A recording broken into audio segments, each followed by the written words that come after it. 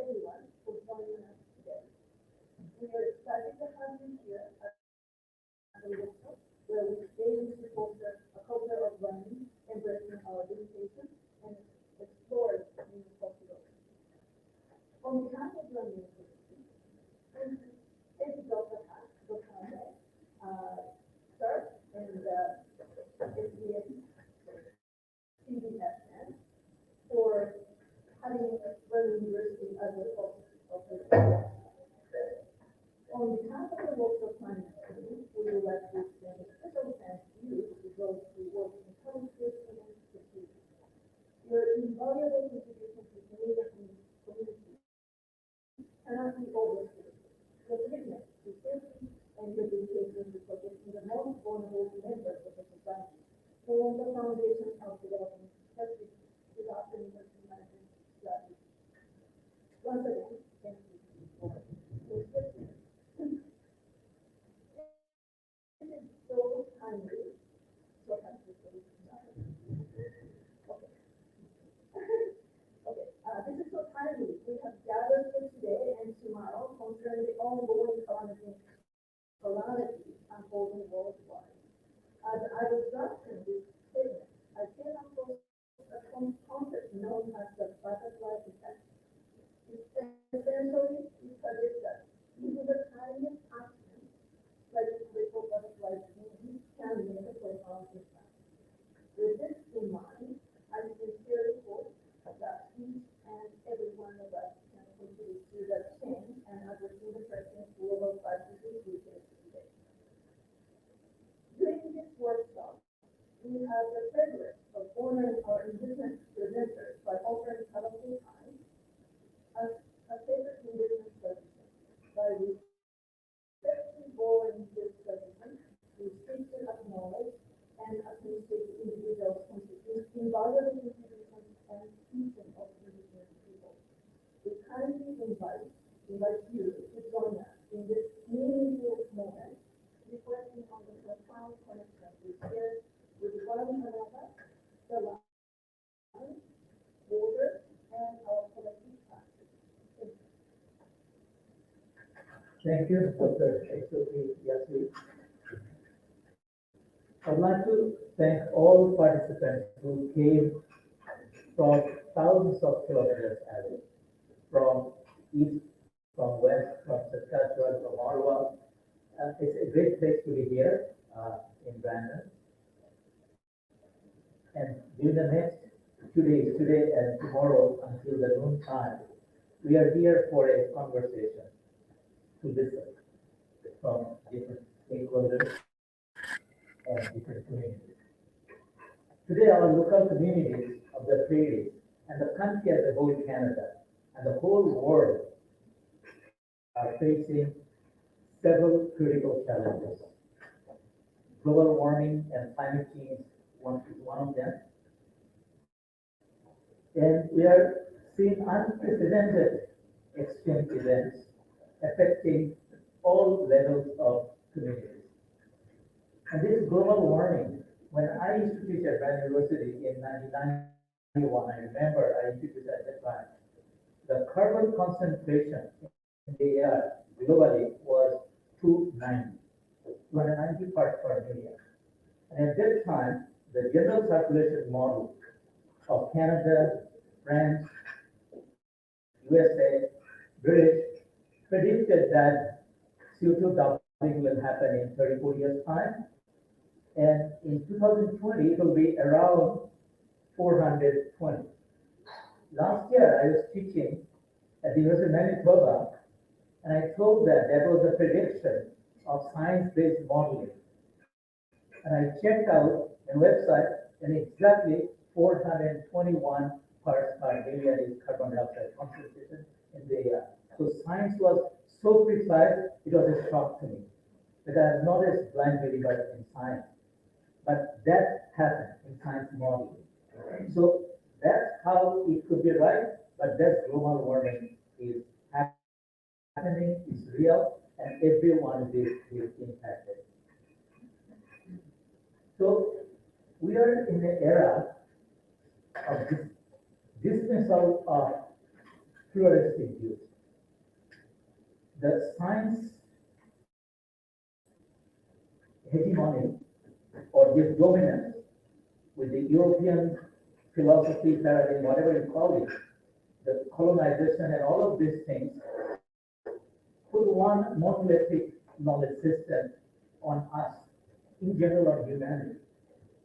So science brought in a lot of good things, but also destroyed many things as well. And science dismissed other knowledge, and that's a problem area. So we are here to recognize and learn from other knowledge systems, from other people, from indigenous communities, people from other color and other gender and so on. But our previous generation, present generation, has spoiled our air, our water, and so on. And the future generation is our hope, and that's why we are in Brandon.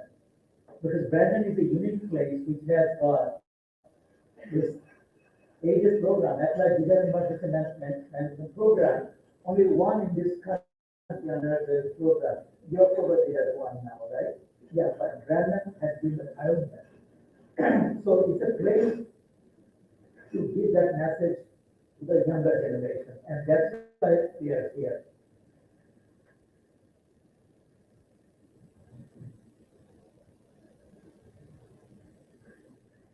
So our hope is with the future generation, and our hope is if we engage ourselves with other types of knowledge.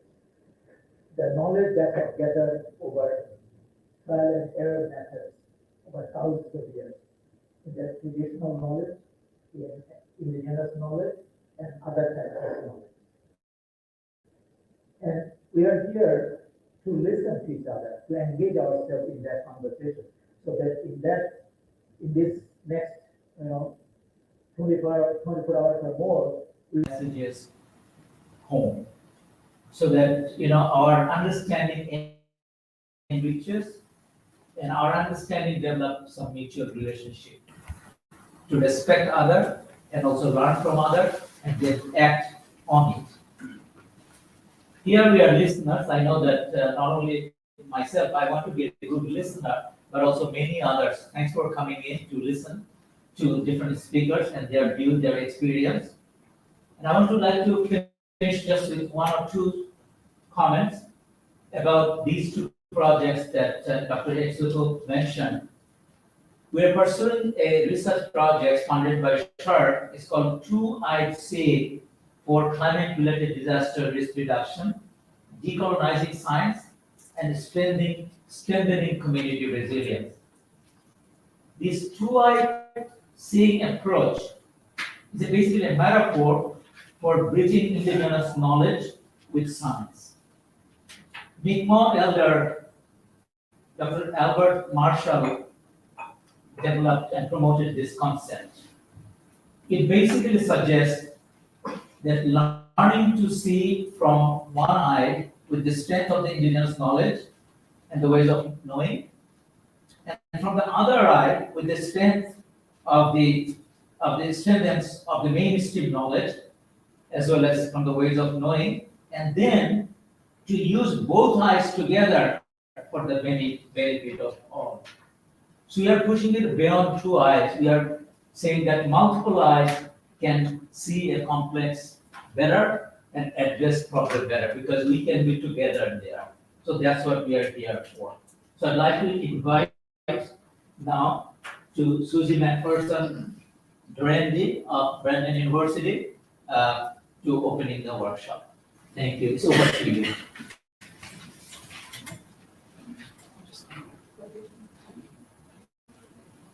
It could be there. Good morning. Join with me as I open with some words in Cree. Isa manju pinanasa the man and nos kalisiga.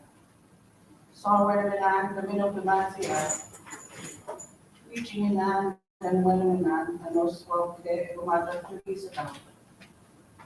Reaching in hand, the west and hand, Kakanoni and hand, which was the sun. Now there are the square. Square is like, now this is like. Minana Ninonosawin Egobino Machikoin.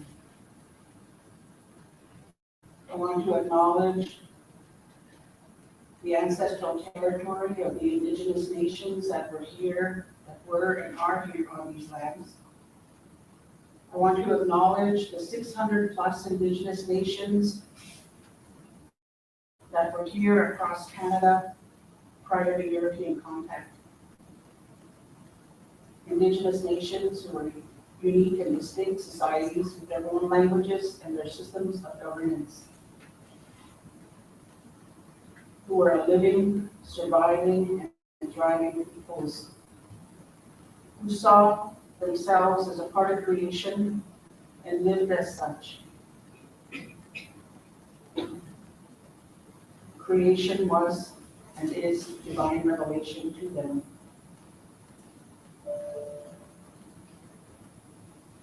They saw themselves as a part of creation and they lived as such, always mindful of the generations to come. They knew the waters, they knew the land, the patterns of the weather and animals, and all that they needed to know to take care of themselves spiritually, emotionally, mentally, and physically. They took care of themselves, each other, their communities, and the land. So we acknowledge from the east, the south, the west, and the north. We acknowledge the indigenous nations from all those directions. And we give thanks for their ancestral story, truth, and wisdom. We turn full circle back to the east. We acknowledge how the story unfolded over time. Looking back to the east, we acknowledge all the nations who now call this place home. Those who came as guests, settlers, visitors, refugees, immigrants, newcomers. And we acknowledge their story and all that they brought here as well. We are mindful of how each and all of our stories are connected to that indigenous worldview that was happening here.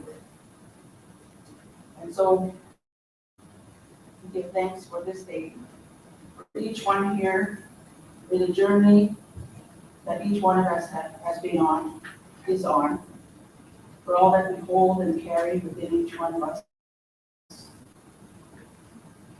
and the connection to the land and all that is, and all that takes care of us. And so I say, Egusanet, Rinanaskamun, Gakino, Muakamano. So I want to end my reading with a song. It's called the Welcome Song, and it's a song that is used as a way to bless a new drum. It's also a song I use as a gathering song. It's a song that acknowledges the directions and the spirit from each of those directions, all four of them, including above, below, and within. And so it's a song also that I use to acknowledge whatever we need here at this time, on this day. Whether it's a spirit of hope, of peace, of reconciliation, of healing, of learning and unlearning. Whatever we need here, I sing this song for this day and this time.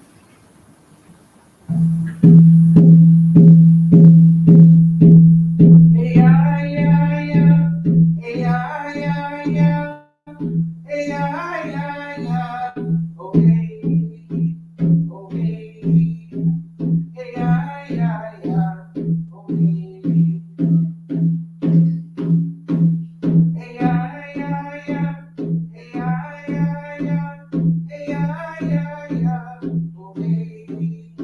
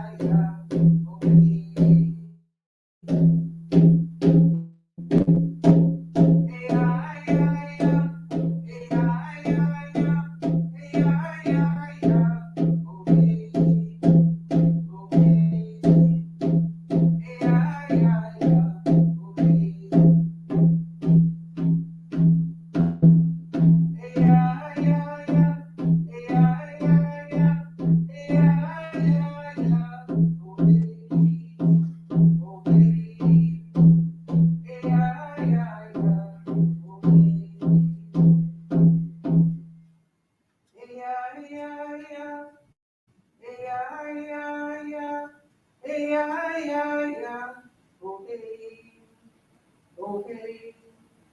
Hey, yeah, yeah, yeah, oh Billy. Thank you very much. Thank you so much.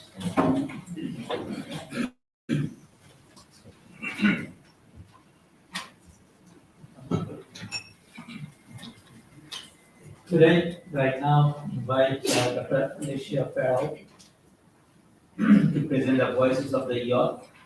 So it's an arts-based approach to dealing with the emotional impacts of the climate crisis on youth.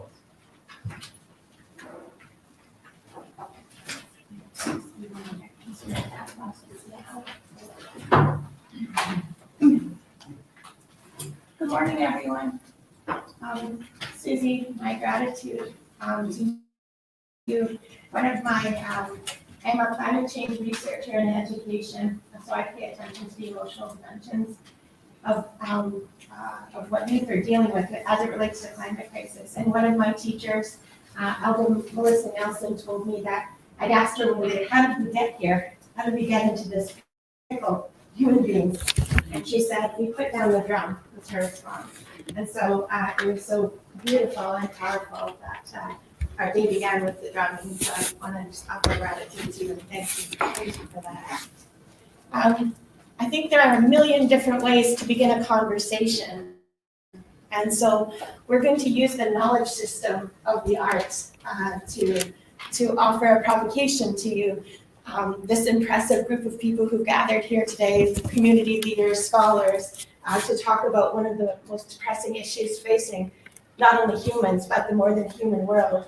And so Jordan and Melanie and Yvette and I have had about an hour and a half together to talk about some of the emotional impacts of the climate crisis on youth.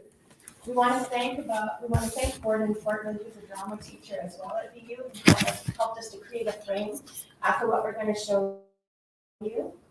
And it's a short little scene, a lot of it improvised. And what we're hoping is after we share it with you, you might offer a comment or a question related to what brings you all here today. So we might not have time for too many, but maybe a couple of thoughts from you. You can't take the teacher out of the dean. I'll always come back to you and say, what do you make of this, right? What are you thinking about this? So I'm just giving you fair warning for that. So are we ready, folks? Yeah. Okay. I'll stop it over there.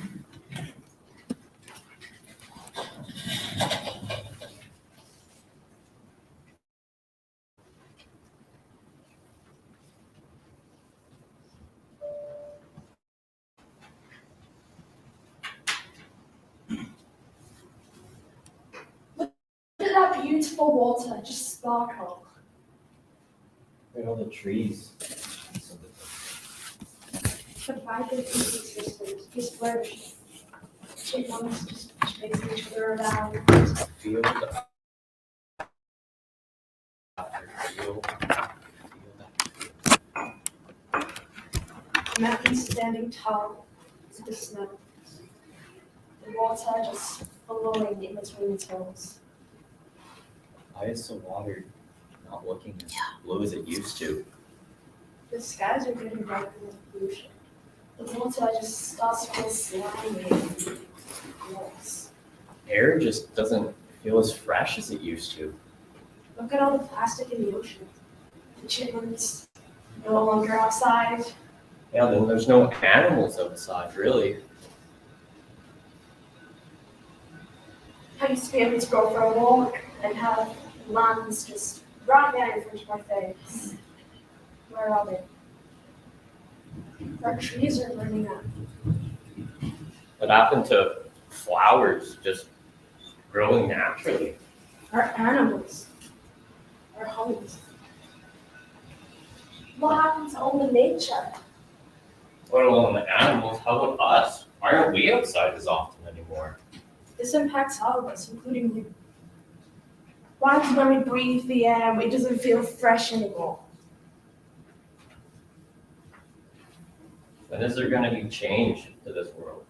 When are you going to do something? How many car dealerships are enough? Where are the kids supposed to play outside anymore? When are we going to be able to embrace nature again? Look at all the damage you've done. Why is it that outside just doesn't feel like outside anymore? How long can we keep living with this? How long are you just going to let it happen? How long is staying inside gonna help the world grow in any way? We're having a funeral for an iceberg. When are you going to do something? What are you going to do? When their numbers gonna show how the earth looks? How do numbers show how the earth looks? What are you going to do? When are you going to do something?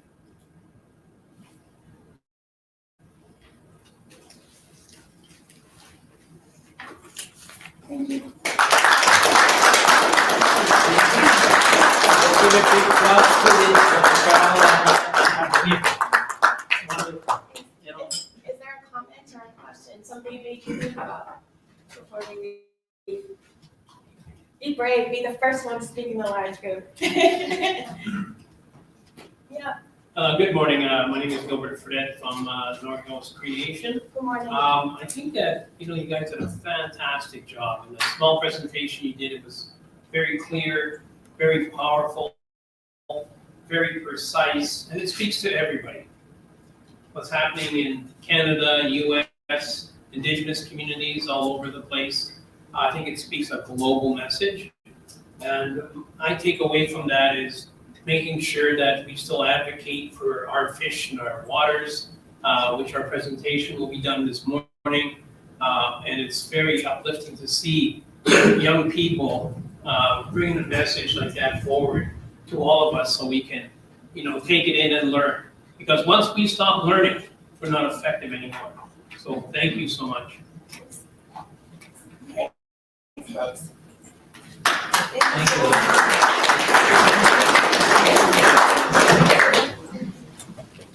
Great, thank you so much. I appreciate it. Keep that, guys. Let's go. Take care. Thank you so much. Thank you very much.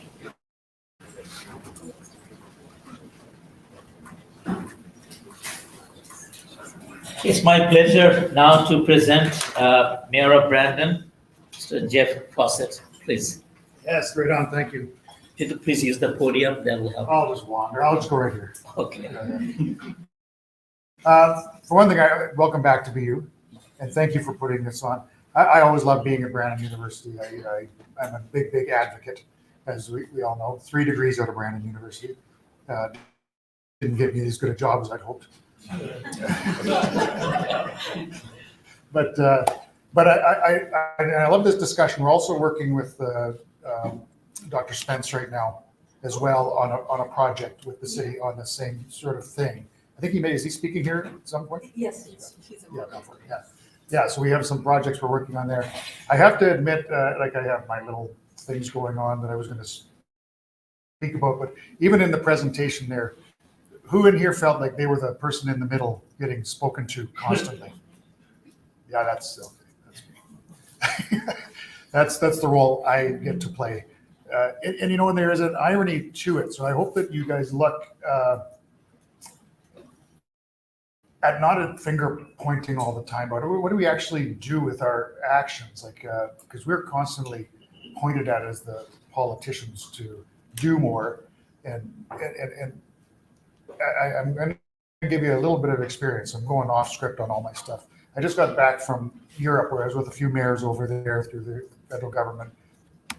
And, one of the things we were doing was a lot of cycling and how to use green space more efficiently and transit. And all the data we were getting back from them was the exact opposite of the way we were trying to do things. So we always try to convince people over here, ride your bike, use transit, do this, it's better for the earth, better for this. And when they went down, why were people using more biking? Why were they doing it? It was the last on their list. The last reason they were doing it is because it was better for the earth. The last reason they were doing it was for exercise. They didn't even think of it as exercise. They did it because it was efficient. It was the fastest way to get around. It was cost effective. And we kind of sell it as the bottom part. Like as our politicians, we go, and admittedly, we sell it as do better for the earth, exercise, do this, when the reality is if we supply where it's more efficient for people, they will do it. And then the byproduct is it's better for people. If we make it more efficient, people will do it. And so we sometimes have to figure out how to switch our message. Because I don't know, it seems like people don't like the finger pointing. And we need to advocate our own actions more. Like, and I'm guilty of that. I get accused of it by my peers around here. I was the first in our city to put solar power up on my house, consciously live in a small little house, riding. I'm the only person who's ever ridden their bike to council meetings, but I don't put it on social media or anything like that. It's cheaper. I'm super cheap. We don't have that many vehicles at our house. So we want to make sure that we send this message to make it realistic for people to do it, not to feel guilt about it, but realize their actions. If you can help us with implementing mitigation things, with implementing things that make sense for the big picture, and then we can kind of push it forward so people, they do it. Like if our transit system was better, we would use it more. Admittedly, in the city of Brandon, the only people using transit are completely out of necessity. Because if you can get somewhere in 5-10 minutes in a car and 45 minutes on a bus, you're not taking the bus. So we need to sort of, hopefully through here, get what is our message we actually want to send. Not people, you're not doing good enough. We don't know that. What are the things we can do that we can do better, that by default, we help everything else? So I am hoping we can get that. That wasn't my original speech. We did put together all the things we're supposed to do. We've got our climate change and environment committee that the city's put together. We have a very active plan on how to do things. We have a great staff that does stuff. We have lived experience with our flooding and mitigation and all that. Brian Kays was Brian Kays, he was the head EOC in Brandon for a long time. So he managed our major flood that we had in 2011. And I'll give you, this is the political role. Early, very, very involved, like active in communication and everything, but not really in the weeds. About 2 weeks in, things are settling, things are okay. I ran down to the EOC, I ran into Brian Kays in the hallway, I said, Brian, what can I do? What do you need for me to do? I've got a bit more time. And this is what you need to do to the politicians. He grabs him by the shoulder, he says, thanks for telling me, keep out of the way, I know to get older. And send me away. Which was exactly what you need. Like I didn't need to be out there doing more stuff. They knew how to take care of things. When he needed me, he brought me in. That was that. So I love that we're doing the research. Let's try to get a good message out. I would like to take in even more, but anytime BU is doing stuff, I'm an advocate. I love our school. And U of M too. And all the other colleges. And I do want to appreciate the Indigenous partners we have. I got to admit, like in the world that I'm living in now, like I work with the Indigenous community on lots of things all the time, and it is always on economics, because there's some pretty sharp cats doing some work out there, and it's like most of our discussions are around economic development. So there is a whole big world. We do have our own little discussions about what we can do for everything else, and that is an underlying thing on it all. But I have to admit, in most of my discussions, it's all economics. So how do we make the economics work for our goals here? That's my little speech from the pulpit rather than the one I had. Thank you, Mayor Jim Fawcett. I appreciate it very, very much. In a place like Brandon, you can make a sustainability dream. You can make it happen. The scale is very manageable. That's great. Thank you very much for coming and inspiring us. So now I'd like to introduce our keynote speaker, who is Distinguished Professor Emeritus of the University of Manitoba. He's based at Natural Resource Institute. He was Canada Research Chair, TR1 on Community-Based Resource Management, and is one of the pioneering scholar in the area of common water resources. So we are very fortunate to have him here. I would like to invite Professor Friedberg, please. Please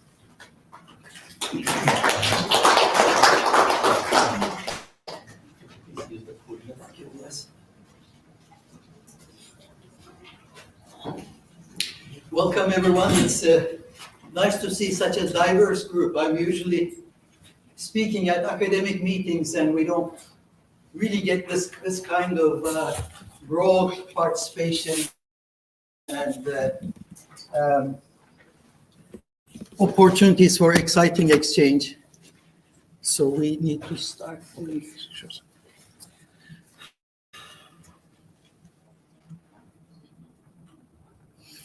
I'll stand behind the podium because I need to control the slides. I have a few slides, but I'm not talking for very long, so I won't bore you too much.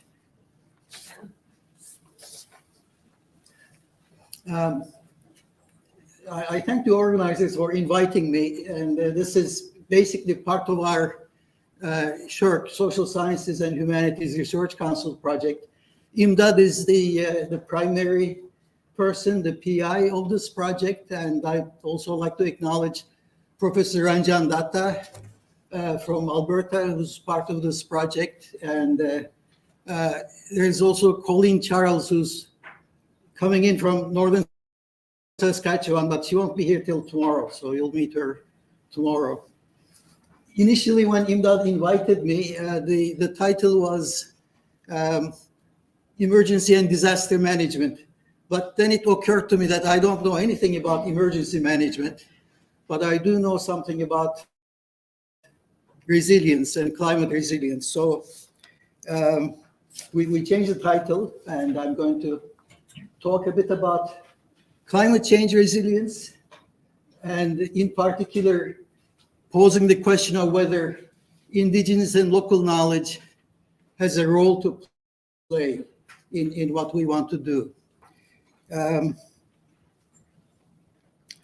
course, emergency management is when you have emergencies, but there are things we can do before we get to the point of emergencies, and that's about dealing with a problem before it occurs, and that's the whole idea behind resilience. So the argument I'm making is that resilience is not, or rather, emergency is not something we have to wait and deal with, but rather there are proactive things we can do. So we can really talk about dealing with climate change and not wait till we get to those future generations. I think we can do things right now, and part of it is informed by what First Nations can teach us. So that's the main message.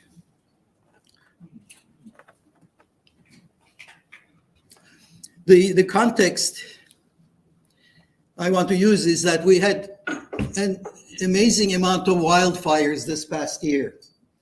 This is only one kind of extreme events we've been facing. And of course, these other extreme events, including not just in Canada, but globally, the recent unexpected hurricane on the Pacific coast of Mexico and so on. That's part of the new normal. And we have to deal with this new normal by doing different things. And part of it is that two-eyed seeing that IMDAD introduced, which in fact is in the title of our SHRC project. And that's why we have participation from First Nations here. That's really good to see. Obviously, they will have more to say on this. I'm not First Nations myself. I'm just an academic elder.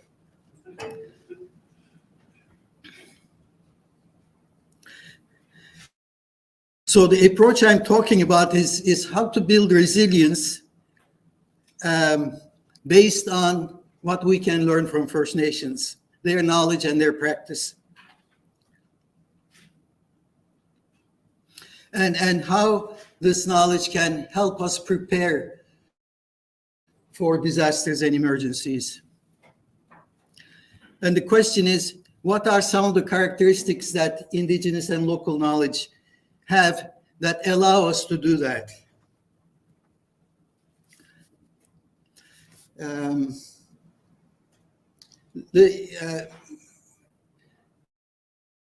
The reason I'm showing these two pictures from Fort McMurray, Alberta, is that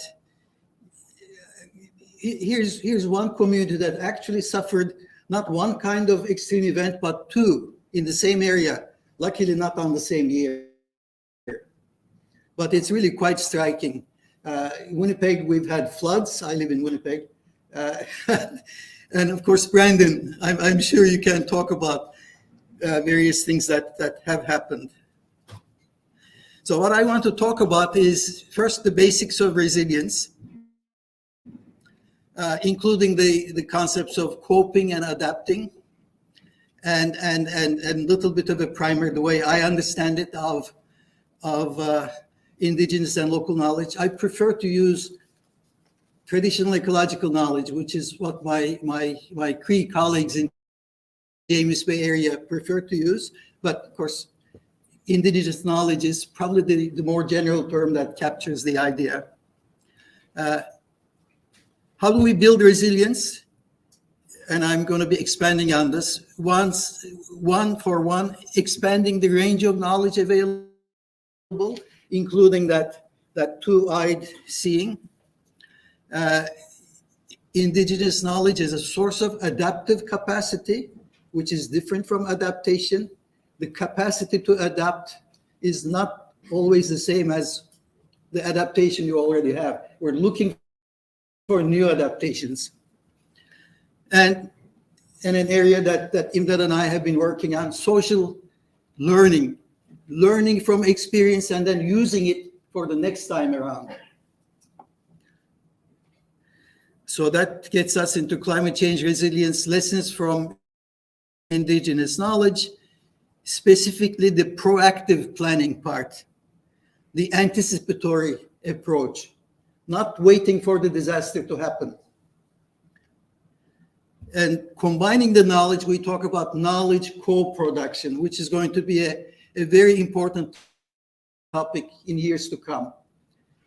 From the municipal, the provincial, the federal levels, the First Nations, you realize First Nations now make up a fourth layer of government or fourth layer of governance in Canada now. People don't quite catch on, but that's what we have. And all of that leading to decolonization of knowledge, but of course that's also part of decolonization in general and reconciliation. So that's where I'm going to finish up. Okay, what's resilience? Basically, it's the ability to respond to change, preferably before the change happens. Once we start recognizing the change, the new normal, then we can start planning for resilience.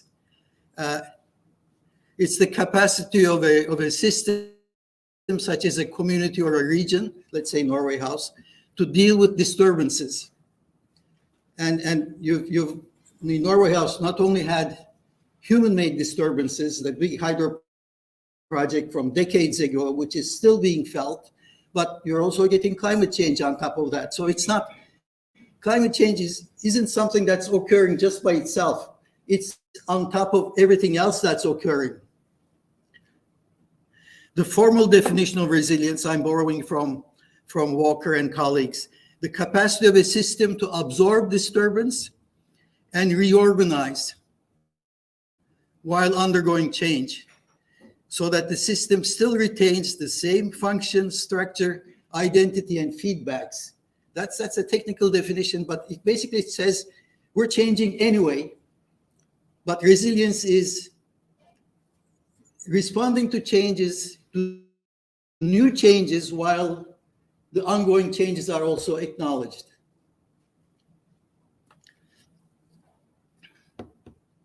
It's important for dealing with disasters, especially related to climate change for our purposes now. And there are really three reasons.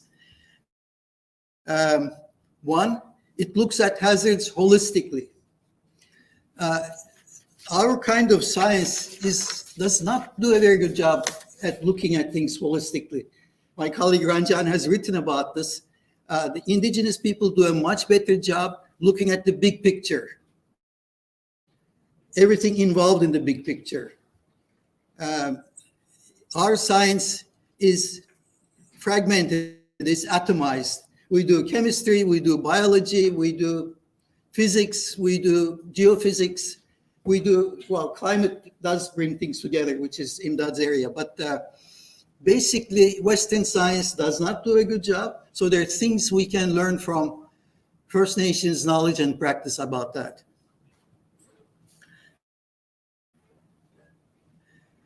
The second reason for the importance of resilience is that it puts the emphasis on the ability of the system to deal with perturbations, coping with or adapting to it. Coping is the short term, adapting is the long term. And thirdly, it emphasizes what I've already mentioned, the proactive approach rather than a reactive approach and reactive thinking. Graphically, resilience people talk about resilience as including these three things.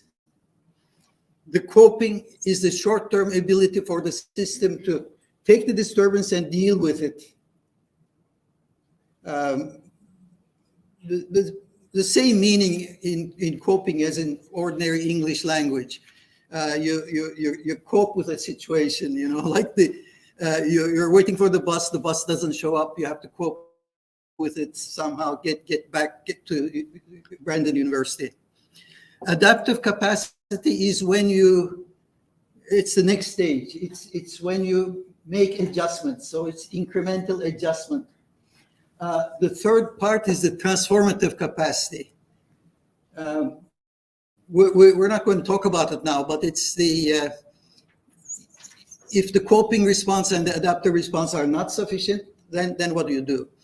We had a situation like that in the Western Arctic where in the community of Sax Harbor, fewer and fewer hunters were out on the land because the ice was getting so unpredictable that people who weren't really experts were having difficulty getting out. And so what happens if it becomes even less predictable? Well, it's a small community. They can just pick up and relocate in Yellowknife or Tuktoyaktuk or Inuvik. That's transformation. But that means you lose everything. And we don't want to get to that stage. Now, indigenous knowledge, again, I'm not the expert, and we do have people who are experts. In particular, we had an elder in the program for tomorrow, but there's going to be a change there because he wasn't able to come from northern Saskatchewan. Basically, I've been talking about indigenous knowledge is a cumulative body of knowledge, practice, and belief. Three things together, not just practice, not just knowledge, but there's also a belief component, which scientists are not comfortable about, but that's what it is. There is a belief component in traditional knowledge. These are handed down. They evolve. They're not static. To me, indigenous knowledge is not static. It's always changing. It's always evolving. And it's handed down through the generations culturally. It's not book learning. Caribou hunters in the Northwest Territories hate it when a scientist shows up and says, I'm the expert because I wrote the book on it. Well, too bad. Do you know our caribou, our land? If you don't, then you better stay here, learn from the elders, and then you can become an expert, not by writing books. This is a bit of a self-criticism because I write books too. So I define indigenous knowledge more broadly as local knowledge held by indigenous peoples or local knowledge unique to a given culture or society. So it's fairly broad. Farmers have local knowledge, and in some cases it's multi-generational, it's indigenous knowledge. I mean, it's traditional knowledge, not indigenous knowledge. I use the term local knowledge when it's not time-tested, it's not multi-generational. I have a garden in my balcony. I live in a condo. I have local knowledge on how to grow tomatoes on my balcony, but that's a different kind of knowledge. Now, this is important because there's some cautions in using indigenous knowledge. When we're talking about multiple knowledge systems, we should be talking about bridging knowledge, making links between different kinds of knowledge, not somehow mushing them together, because when that happens, indigenous knowledge loses out. There are power differences. So if a scientist picks and chooses, I'm using Norway House now. Okay, what's your knowledge of the local fish? Okay, let's use bits of your knowledge and put it into science. That's not knowledge co-production. And that's not a good way to bridge knowledge. That's basically a colonial approach. We take your knowledge, we put it into our knowledge. That is one of the cautions. We don't want to do that. Important to note that indigenous knowledge is part of empowerment. It's part of what people are, part of what people are proud of, recognizing the validity and importance of indigenous knowledge is part of empowerment. And it has to be recognized that way. The key word that indigenous people often use is respect. Respect, relations, reciprocity. Sometimes we talk about 3 R's. So indigenous resilience is the use of knowledge and learning by indigenous peoples. And in this case, we're talking about climate change related knowledge. So there are barriers to the use of indigenous knowledge and indigenous resilience. And what we need to do is, and what we're trying to do in our project is we want to decolonize knowledge by making it important, relevant, empowering. So graphically, and we're not talking Manitoba, we're not talking Canada, we're talking internationally. This comes from some of my Swedish colleagues, Maria Tengo and others. We're talking about bridging knowledge, the first. So these are various strands of knowledge. And remember, not only indigenous knowledge is unique, each First Nation has its own knowledge, which may be somewhat different from the next one. Cross Lake knowledge is different from Norway House knowledge. But also within science, there are differences. Not only you have the natural sciences, social sciences, humanities, but within sciences, ecology, for example, is very different from economics. Ecology builds from the bottom up. Economics builds models from the top down. Those are very different approaches. So we're really not talking about just science versus indigenous knowledge. We're talking about different kinds of knowledge and how you can combine them. You can bridge them. You can use them to enrich what's available to deal with climate change. And you can also co-produce knowledge with this your stereoscopic vision with the two-eyed seeing.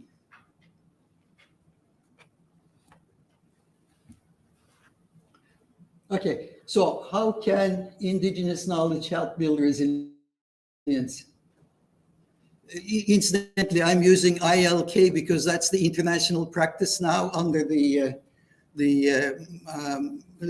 a big international, there's a big international climate change organization. There's also a big international biodiversity, and they're using the indigenous and local knowledge as the ILK as the common acronym. Okay, how can it help build resilience? 1, it increases the range of knowledge. 2, it's a source of adaptive capacity. 3, it leads to social learning. and I'm going to expand on these. And I'm expanding on them by linking them to one aspect of climate change. We're dealing with wildfires. Again, I'm not an expert on wildfires. I'm not a forester, but you know, we're all experts on climate change, okay? I mean, everybody in this room is an expert on climate change. So here's my version.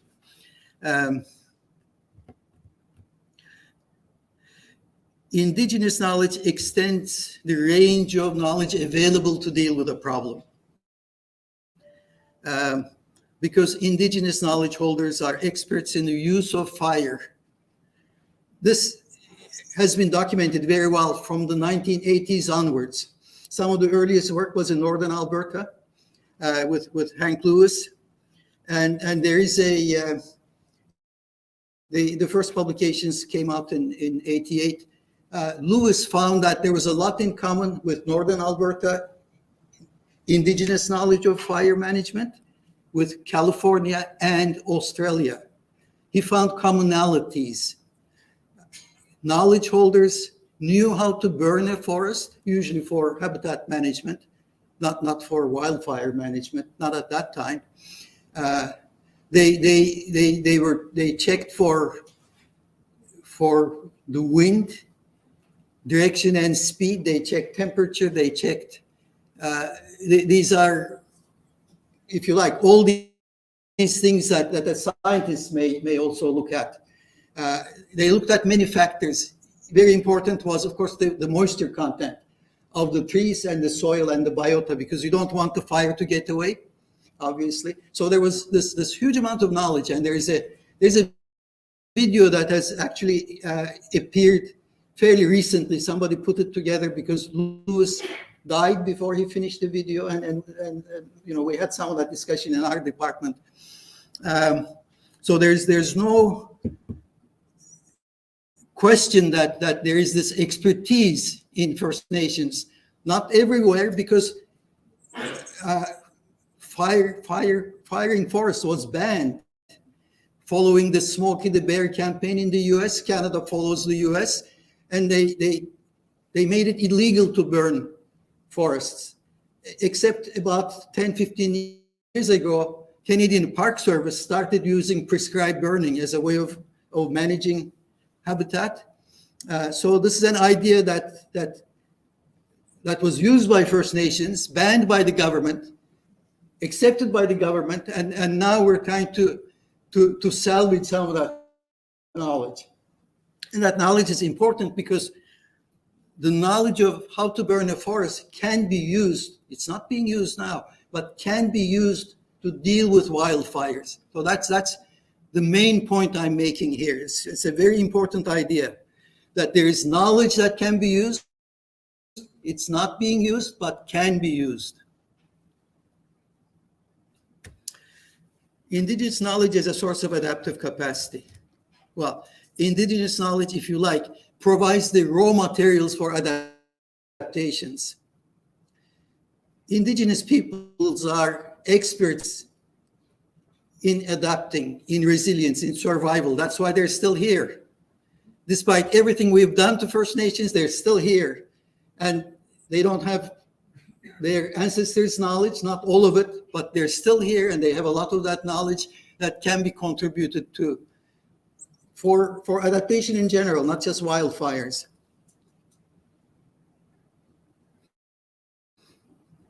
Now, who knows about the forest that surrounds the First Nations area? Is it the local people or is it the government? Well, I mean, right now, we use various prescriptions at provincial and federal levels on how to deal with wildfires. But the people who really know the forest in their area are the people themselves, people who live in that area. So that knowledge can be used. We're not throwing away government knowledge. We can put these together, and then you have co-production of knowledge.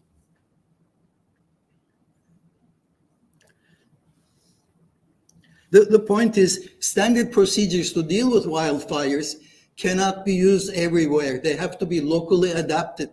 And to make them locally adapted, it has to involve the local people, the First Nations, the elders, the knowledge holders, the knowledge keepers.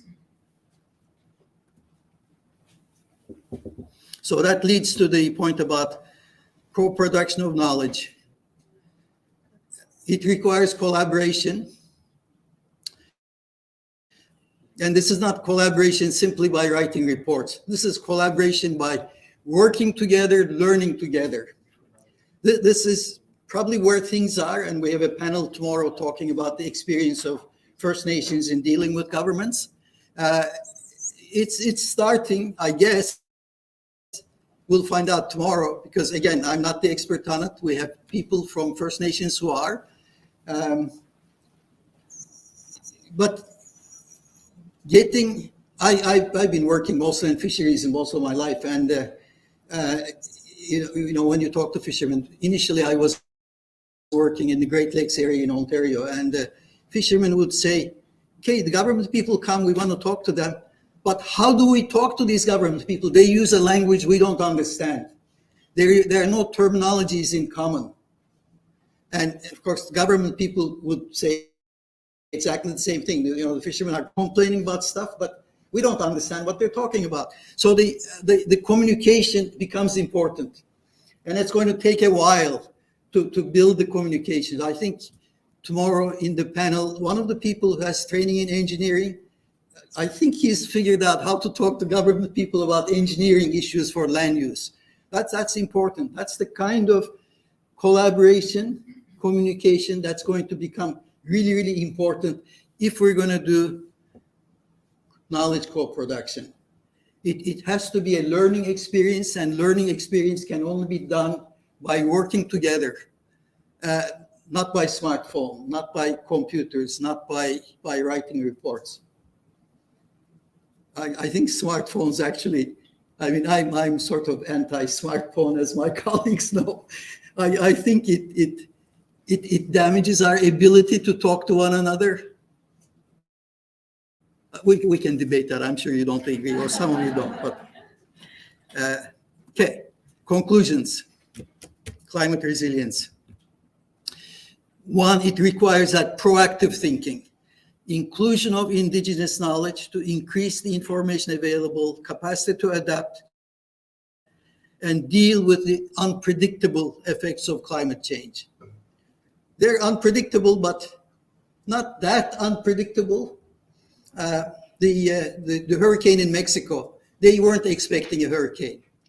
But it turns out that their coastal waters were unusually warm. So what was a low-grade tropical storm picked up extra power in the coastal waters. So the next time they know, if there is a disturbance coming, and it doesn't look very dangerous, but the coastal waters are very hot, then they will know. Okay, so that's social learning, if they can carry it through. Governments are not very good in carrying through knowledge because people keep changing. First Nations are very good in keeping knowledge. They have a long memory. First Nations, indigenous people in general, have a much longer memory than unfortunately, I'm saying, than the government. But we can work on that. And First Nations can help government work on that longer memory. The hydro project from, 3 decades ago, 4 decades ago, you have a long memory of that. And you won't find that many people at the Freshwater Institute in Winnipeg that have that long memory, because all the personnel has changed since that big project. So that's something we have to work on. Now, the proactive thinking, but also the collaboration, the co-production of knowledge and social learning. Those are the keys. And if you can put these two things together, it's going to be about decolonization. We want to decolonize knowledge by acknowledging and accepting and using properly, using respectfully indigenous knowledge. Okay, we're getting to decolonization. And to community empowerment. You don't tell people in communities what to do. You have to listen to them first and then work out solutions together. And once we start getting into that, then we get into reconciliation. Reconciliation is not just words. It's not just issuing apologies. Also, it's not about throwing money at people. It's about respect and working together. Thank you.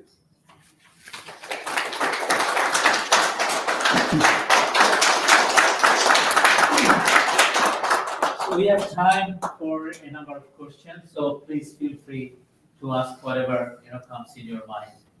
Anything that's relevant to this discussion and presentation. I'll go first again. Please, Deborah. Good morning. Thank you so much for your presentation.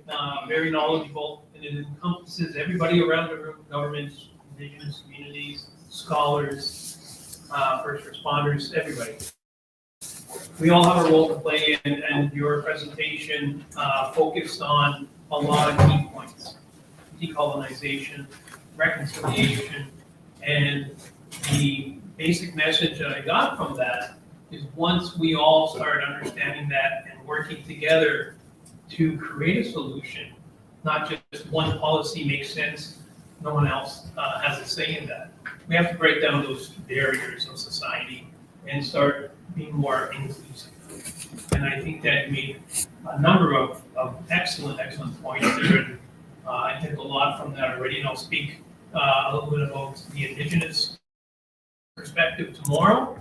My colleague here will be presenting next from Rory House, and he'll add to that all your key points, but excellent presentation. I hope everybody got a little bit from that, which I have. Thank you so much, and I appreciate it. Thank you.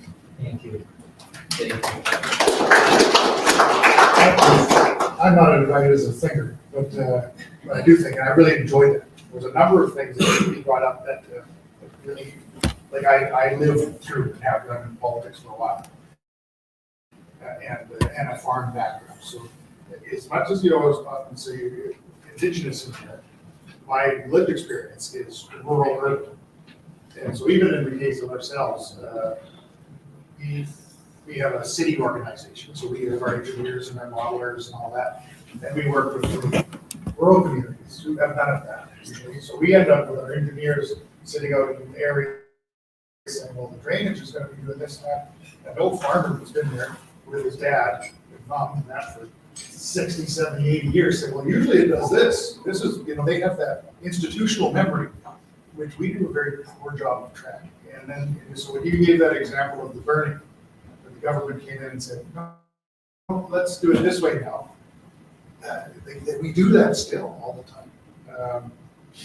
I do know up in Riding Mountain National Park that they do burn now in the last probably decade or so. They're very conscious, controlled burns, and it is interesting to see. So they've obviously put some of your thoughts there into action. Yeah, it's interesting you mentioned Riding Mountain because it used to be an area where 2 or 3 First Nations were active, and they did practice burning, and they created a sort of a mosaic of habitats. And when it became a national park and burning was banned, Riding Mountain National Park actually lost biodiversity. Biodiversity went down because it was the burning that kept the mix of habitats and the mix of species. Yeah. So they actually are not right now, and I can't speak to them too, but they're out there a lot because I love the outdoors and outside all the time. They do use a lot more indigenous. Like Lake Catherine is still sort of known as, that was where people lived for generations. And so you can, what you're saying here is they're maybe a little ahead of the rest of us in starting to move shared knowledge. Yeah, I also want to comment too, the other thing that I learned as a young child, and I'm not good at what I recognize it, is the ability to articulate in a language people understand, which is what we also don't do very well.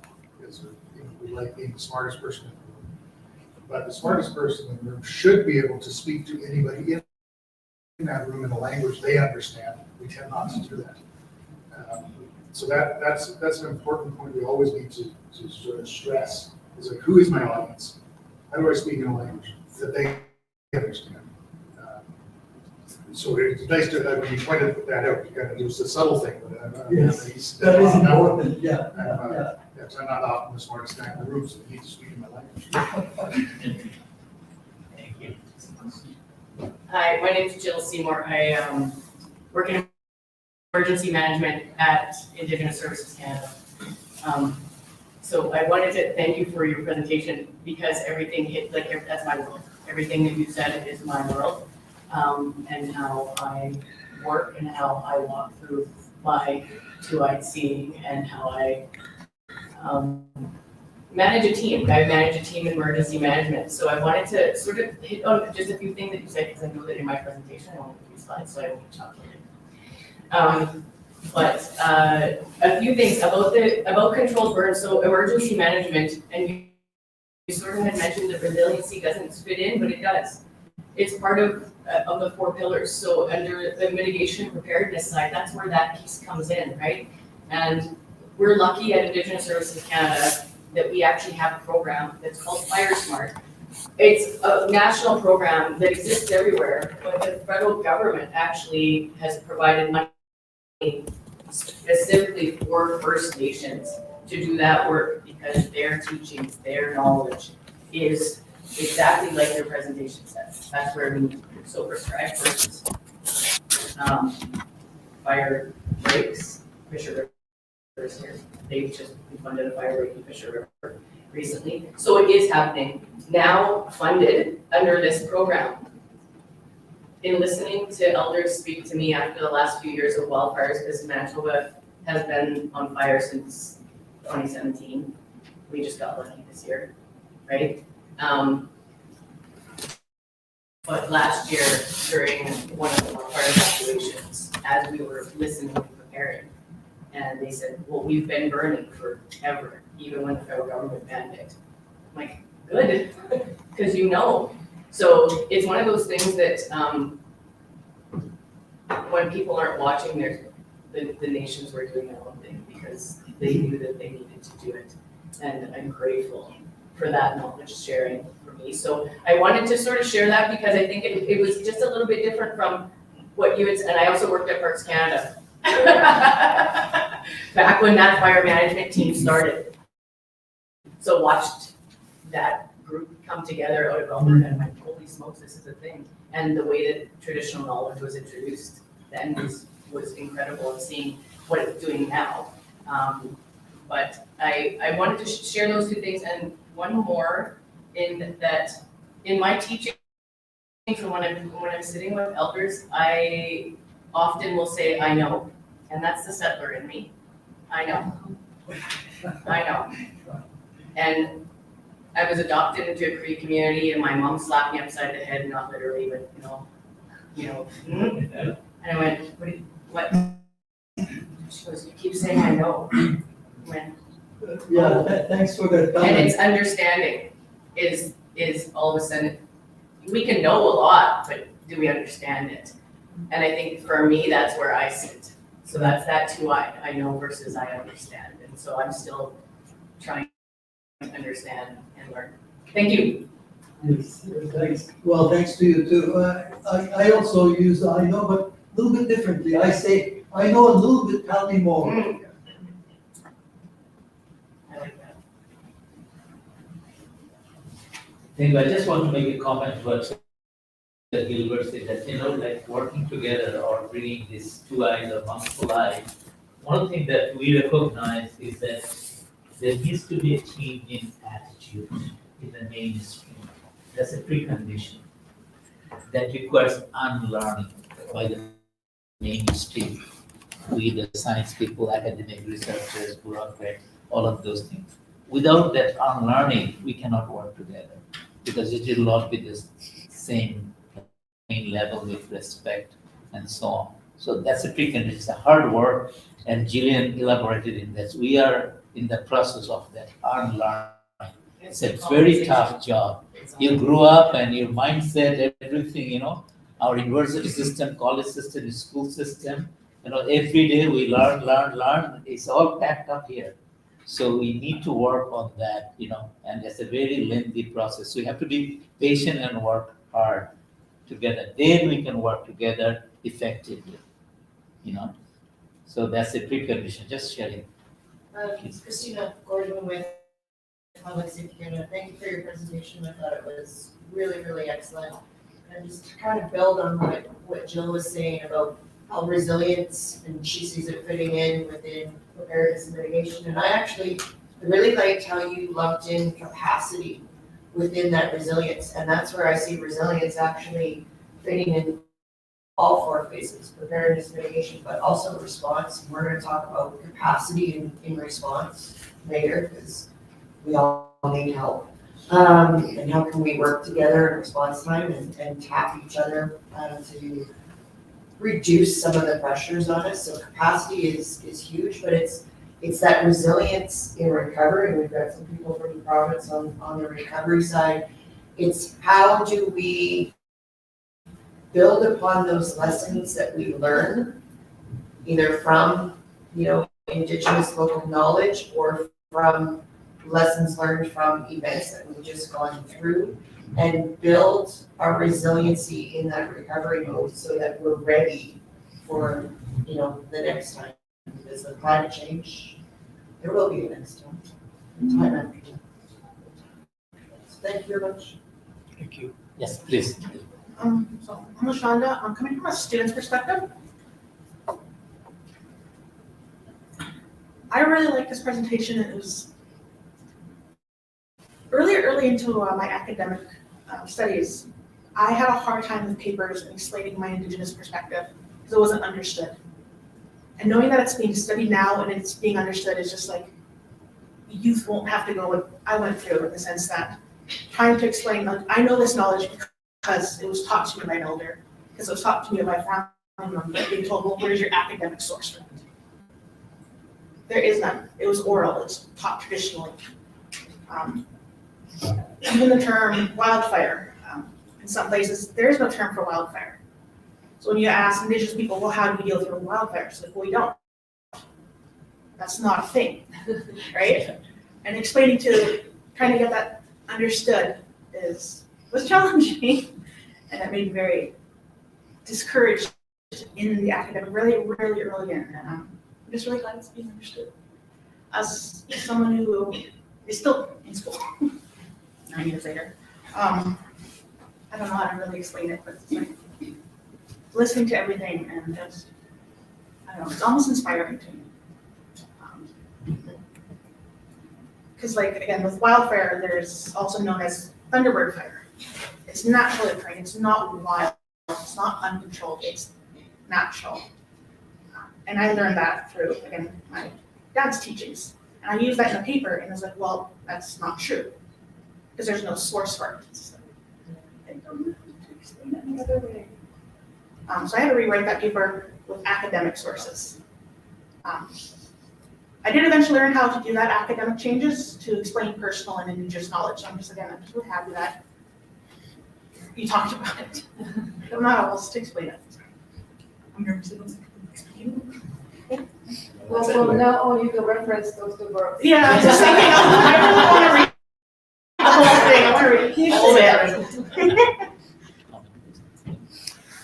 bit. Your comment about the thunderbird and wildfires, it's true. Wildfires are natural, but the conditions we have now have changed.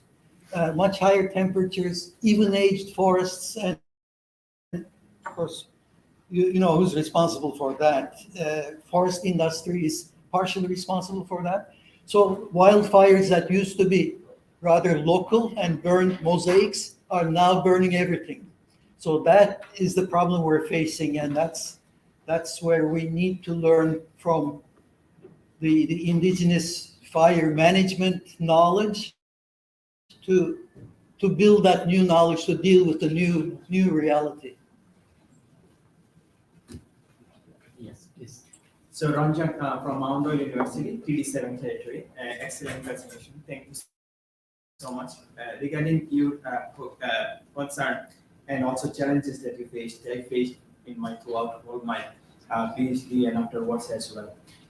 Currently I'm working on understanding what is fire, even climate change mean. The community I had opportunity to learn in Canada and Bangladesh, they don't use climate change. They don't use the natural disaster. Because in Bangladesh particularly, even here, there is nothing natural. It's all human created.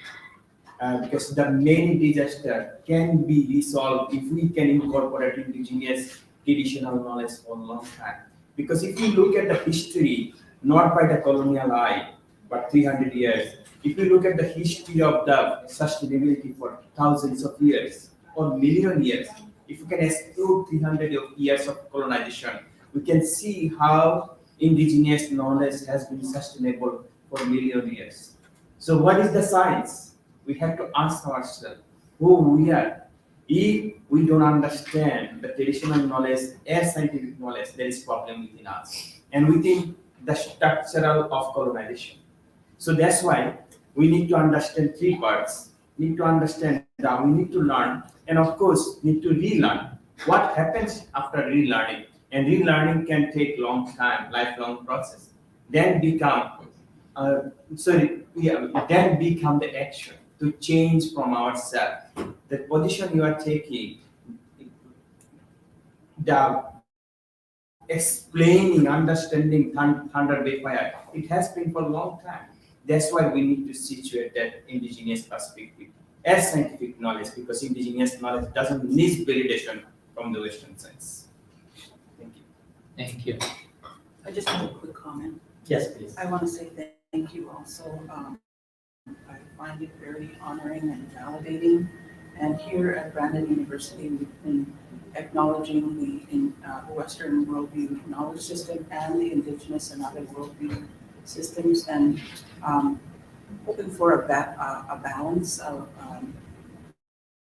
also in terms of leadership. I think leadership affects the hierarchical leadership as opposed to the collaborative, where everybody is involved is something that will also affect those kinds of things. But I just want to say, in reconciliation, one of the best definitions that I found, and something that really I think about all the time, is that reconciliation is a win-win situation where we all win at nobody's expense, where we are each honored and we all participate. And I hear that in your presentation, so I say, Usane Nenanasko. Thank you. So thank you very much. Thanks to our keynote speaker. I think Professor Cliftonberg has laid the ground now to listen to indigenous people and the communities, because he explained what it's all about, indigenous and local knowledge. So let's listen from one of the indigenous leaders. Chief Larson Anderson couldn't make it, but we have Chief of Staff, Mr. James Dixon. James, please come over here.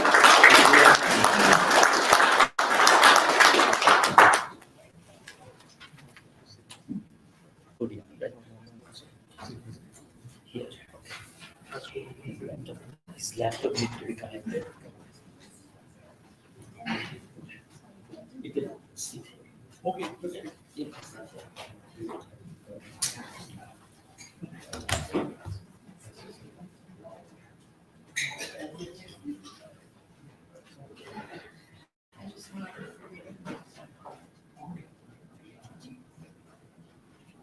Thank you.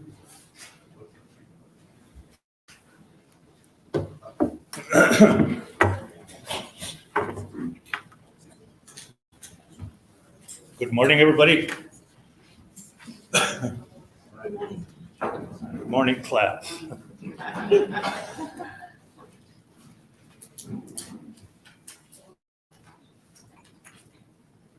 thank the presentation by Professor Burgess. It was really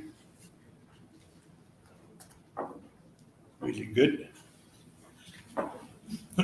So last night I wrote maybe a 3-pager on what we think should be said here. Some of the memories that Norway House experienced through Southern influences, industry and stuff like that. that would become a challenge for Norway House. Danse. My name is James Dixon from Norway House Cree Nation. I am the Chief of Staff and proxy for Chief Larson Anderson. He sends his regrets and for not making it here this morning today to this important workshop. So in 2022, Norway House Cree Nation and Dr. Ahmed signed an MOU. Apparently I wasn't there, but they signed an MOU as being the first First Nation to partner up with Dr. Ahmed to help Norway House Cree Nation in partnership with Dr. Ahmed in looking at some risks of climate change and climate-related disasters, right? That's awesome. So Norway House is situated 855 kilometers north of Winnipeg and is at the top of Lake Winnipeg, where the inlet is known as the Gateway of the North. And note that it's the Gateway of the North where the water flows. There's no other exit but through Norway House, our front door.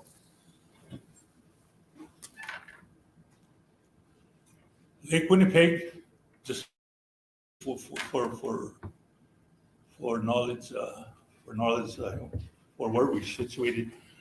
Lake Winnipeg has the largest watershed of any lake in Canada, receiving water from 4 provinces: Alberta, Saskatchewan, Ontario, and Manitoba, and 4 US states: North Dakota, and Minnesota, and its tributaries of the Red River, South Dakota and via rivers draining into Lake Traverse, and Montana via tributaries. So when you calculate over 10 million people, plus industries and all the chemicals leaching into the water system, surely we will end up at our front door in Norway House Cree Nation. Of course, there will be a possibility to be a trigger happening soon. Sooner or later, that can be a catastrophic event. Water, or nipi, we call it traditionally water, nipi, is sacred and is intricately involved in all aspects of life for Canada's First Nation people. It is essential for life and good health and is recognized in international law as a human right. The people of Norway House Cree Nation are spiritually connected with the water because it is part of their identity and it surrounds their environment. Norway House Cree Nation, there are many hunters, trappers, and fishermen. I am those 3 who still exercise their traditional pursuits. The community still has wealth of traditional knowledge in regard to the environment and the changes that is inevitable. Norway House Cree Nation was one of the 5 communities adversely impacted by Manitoba hydroelectric projects on the Nelson and the Churchill rivers. Many concerns still arise in terms of water quality. Also, health concerns are prominent in the community, including cancers, miscarriages, and diabetes, leading to questions of whether the water in the area has been contaminated, increasing the health risks for people. 2 of the main contaminants of concern are hydrocarbons and mercury. Hydrocarbons are organic chemicals which are found in the environment in complex mixtures. These chemicals enter the environment through the natural processes such as forest fires and through human sources such as oil spills and leaking fuel tanks, as well as industrial activities. These are all evident at the 2 and 8 mile channels where remediation work is underway. Each day brings more surprises as men dig for new pollutants. Hydrocarbons are a suspected contaminant because during early hydro development, diesel and other fuels were used and stored in areas. It is currently unclear where these tanks and fuels were disposed of. Hydrocarbons are also suspected contaminants because there was a contaminated site that was located in the area, which is currently remediated and monitored. Many questions have arisen in the community on whether there is hydrocarbons leaching into the waterways from the soil, and whether those chemicals are getting into the food chain or affecting the people who rely on wild foods for sustenance living.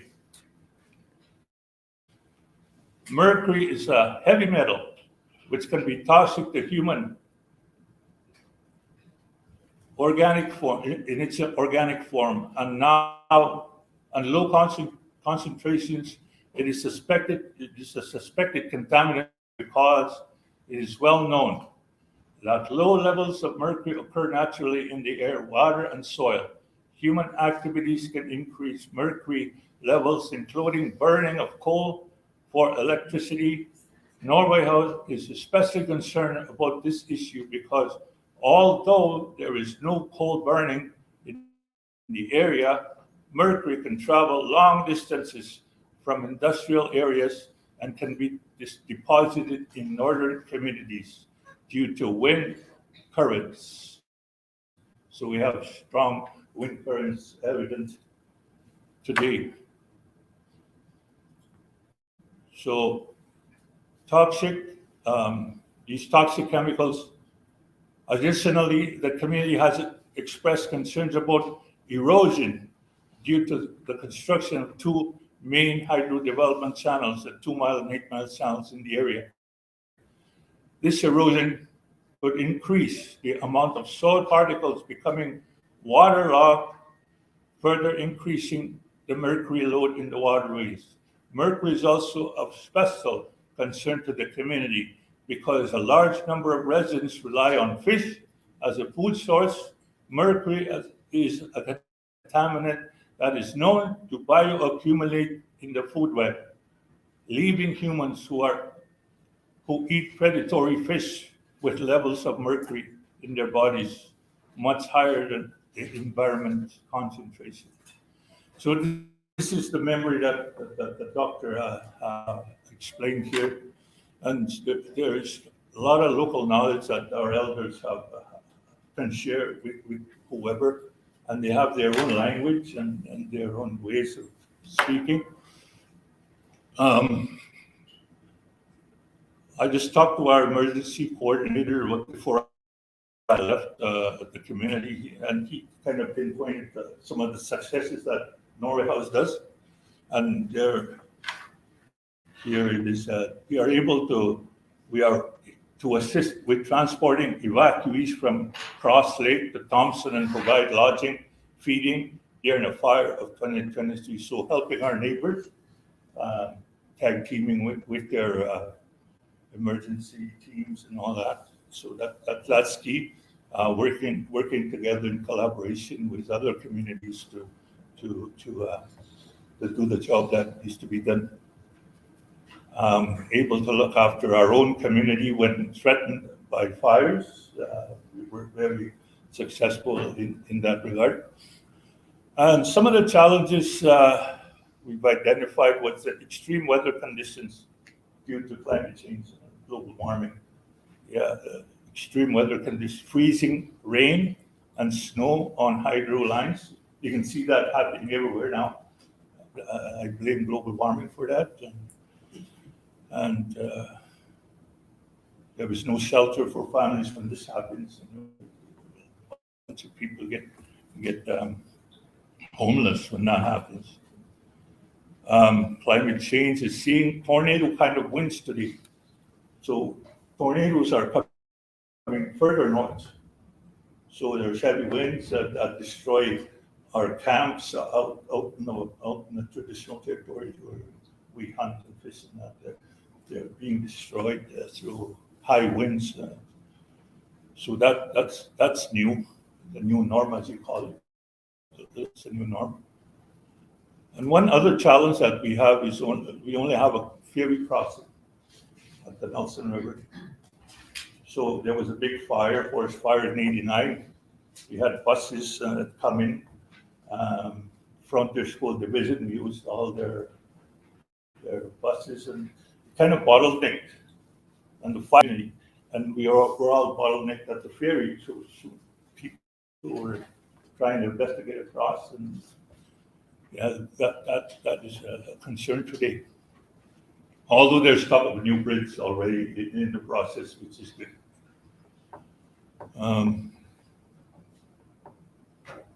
There's another thing that we're concerned about: invasive species in the waters, zebra mussels, and what does that do to the fish, to the environment, the ecosystem? What impacts are there? There's also smelts that are new. Other things that you don't know about, and also the algae on the lake is very hard. Just a few weeks ago, I went hunting, moose hunting, and my boat, it splashes, the water is white when you splash. Today it's green. It's all green. My goodness, I thought, and this is basically traveling in a lagoon. I thought I was driving around in a lagoon, just green. And I kind of felt like, oh my goodness, where am I? Another planet? This is what's happening. But the others foretold these things would happen, like there'll be tornado forms. They foretold things are going to get difficult, and we have to prepare ourselves.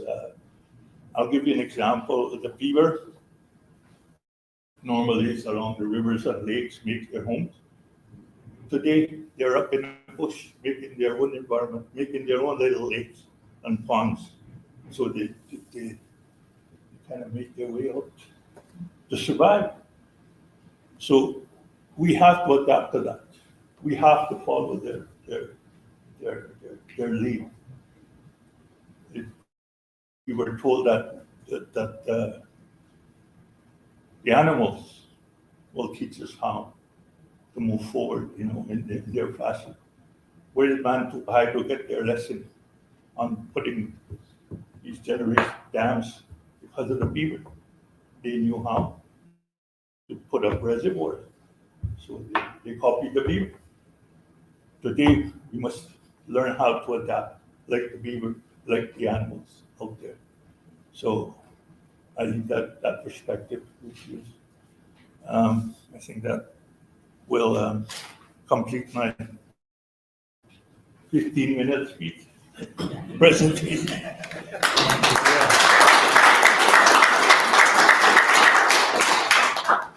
So you have a few minutes if you have any question or any comment on this presentation. Just want to put in perspective a couple of things that James was talking about. Lake Winnipeg, as everybody knows, is a body of water. And because of the 2-mile and 8-mile dredging that was done in the 70s, has made North Creation. It used to be, my sister is almost 80 now, retired teacher.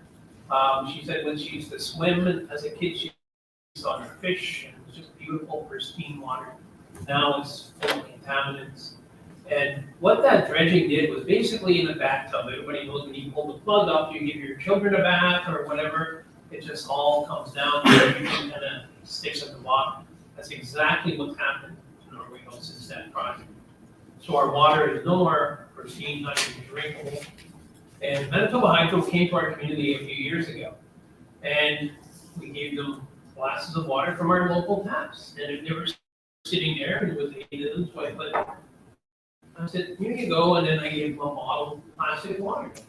I said, this is from our drinking supply that is from our local taps. And at the end of the presentation, none of these were touched. They opened up all the plastic bottles, so they understood what we're talking about.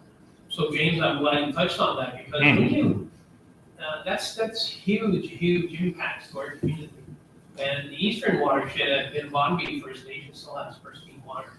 But the water is like a lifeline. You can't just say it's your jurisdiction.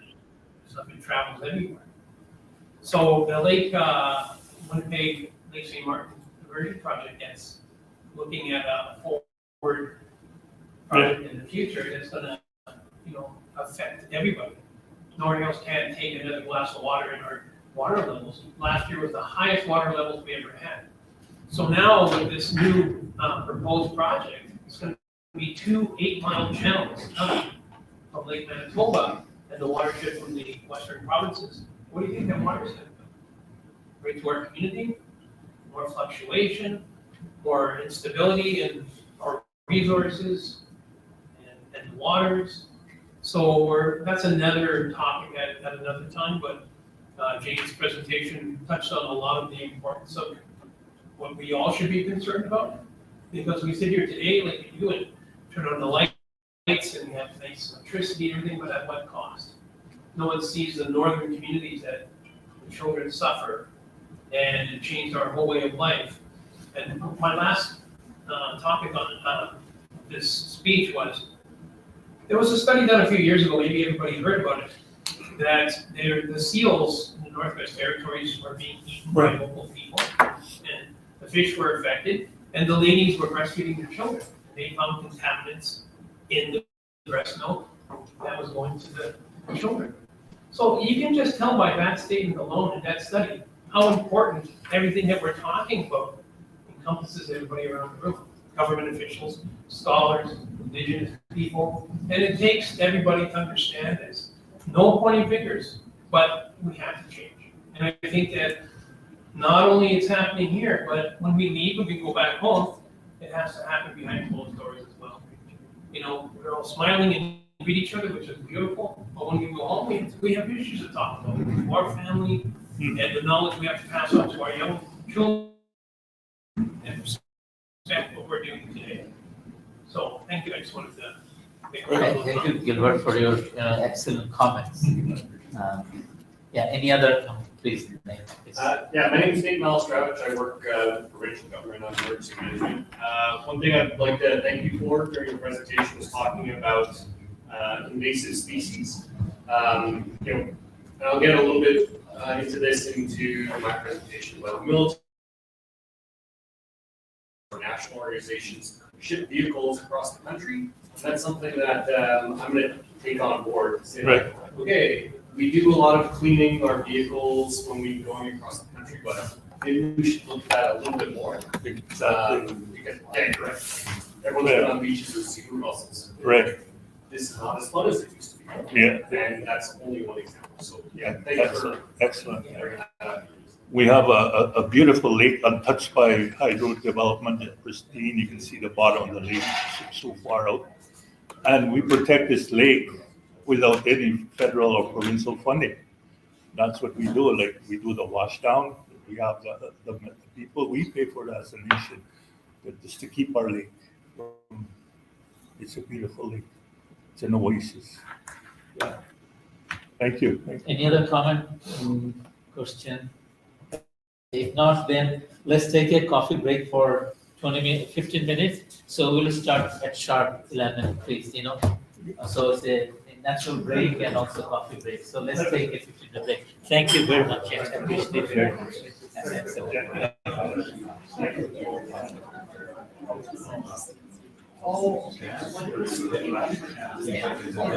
Okay, so now you can fix things and we have 15 minutes break. My energy.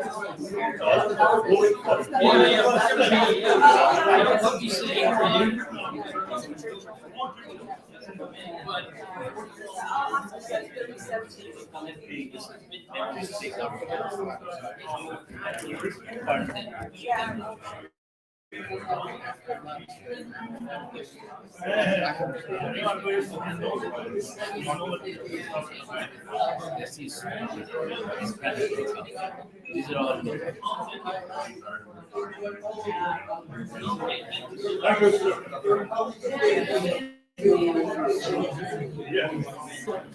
I don't know what that Major General is going to.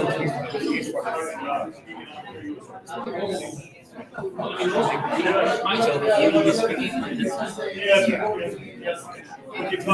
Whether Dr. Kausar is going to have any presentation. That will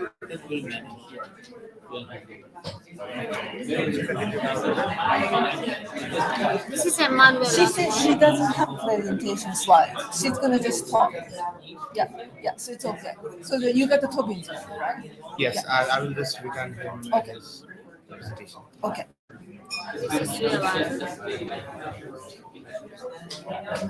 I need water in the back now,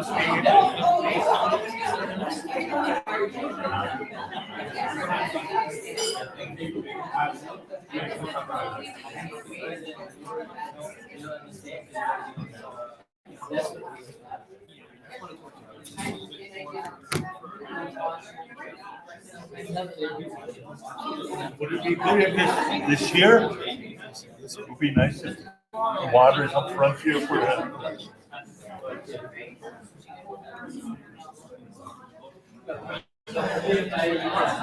Whatever James said.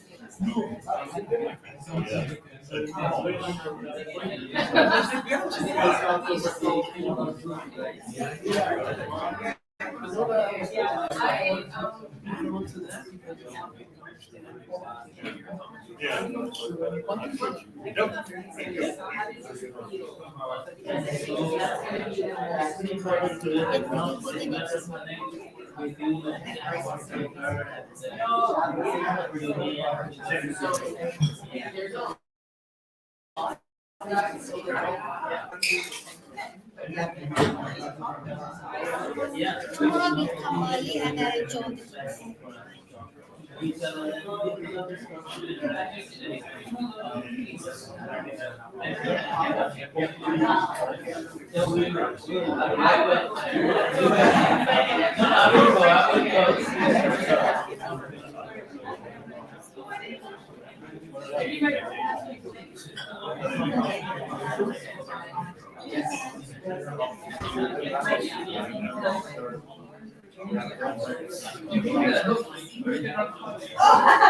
Just after the lunch.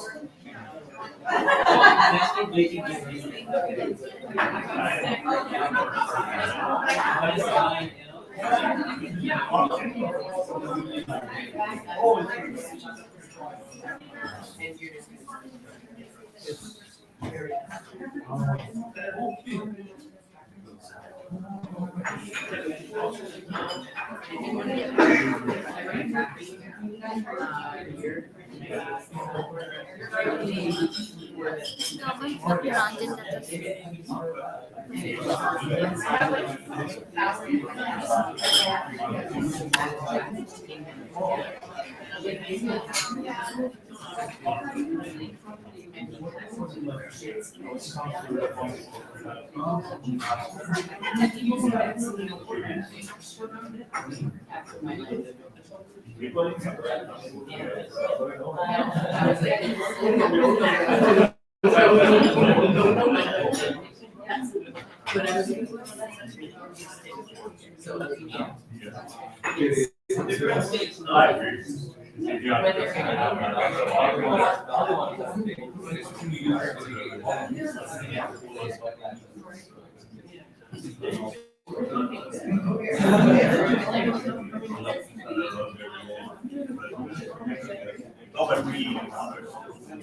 Ranjan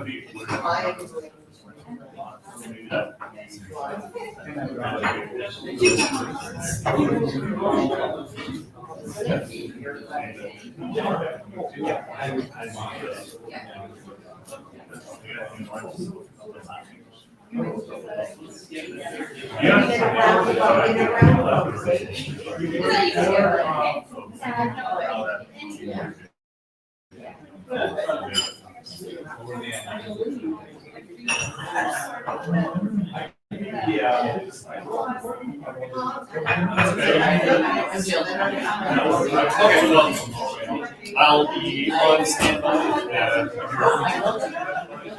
It's like, yeah, I don't know last. Is there? Oh, I guess it's here. So, I'd rather stand. okay, so I will, let me just.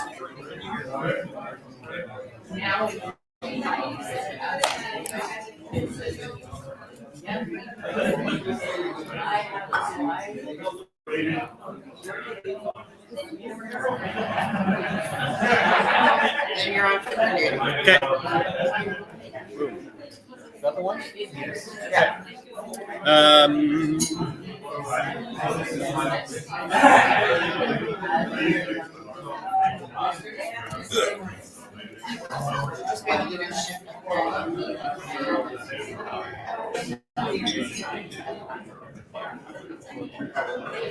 Yeah, so you're gonna have to. You guys should just sit there. Oh, that's okay. I can do it.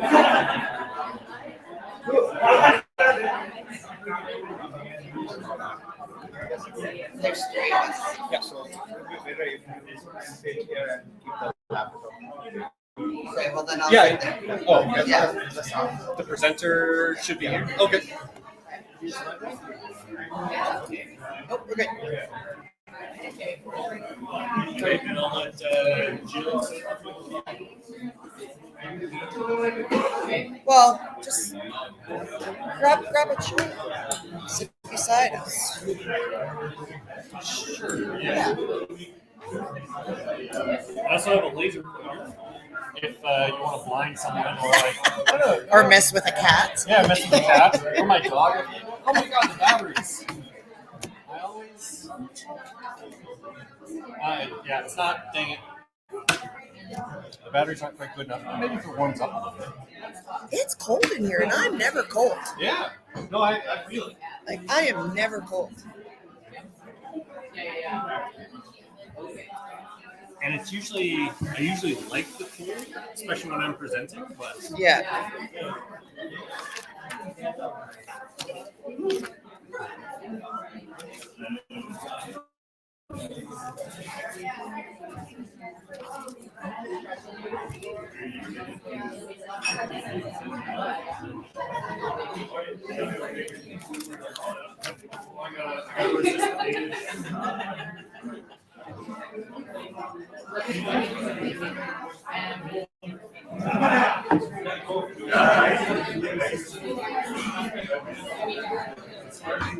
Ah, thanks.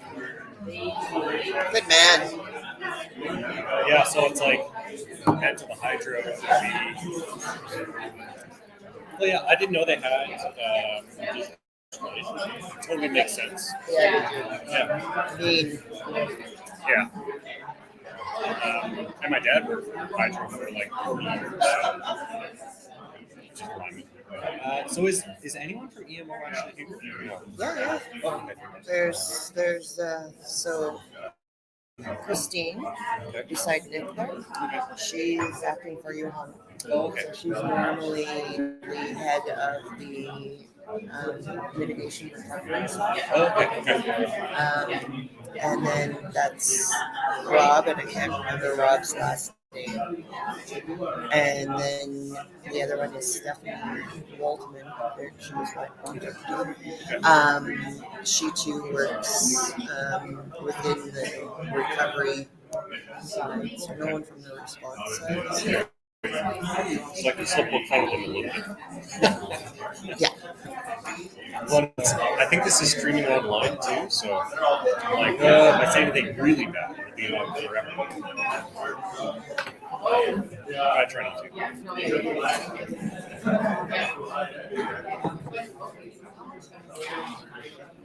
So, yeah, that'll be good.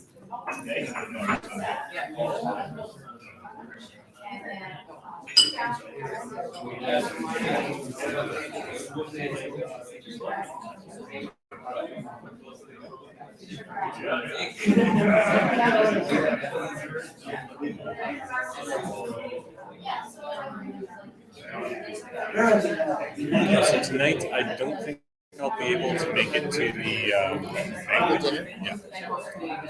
I went out for dinner with one of my friends on base there, and there's another meeting tonight on base. So I pick up my daughter. Then you're already there. Yeah, I'm already there. So No, that makes sense. Yeah, I don't know if I'm gonna make it or not. We'll see. you should put on like a good spreads. Yeah. Well, it's all DRDC money, right? Or CDSN, whatever. They're all one and the same. They're all one and the same.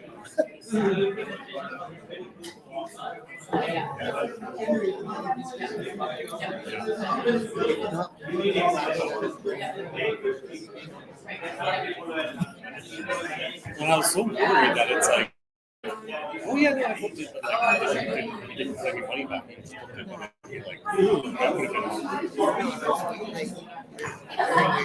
yeah. Very weird.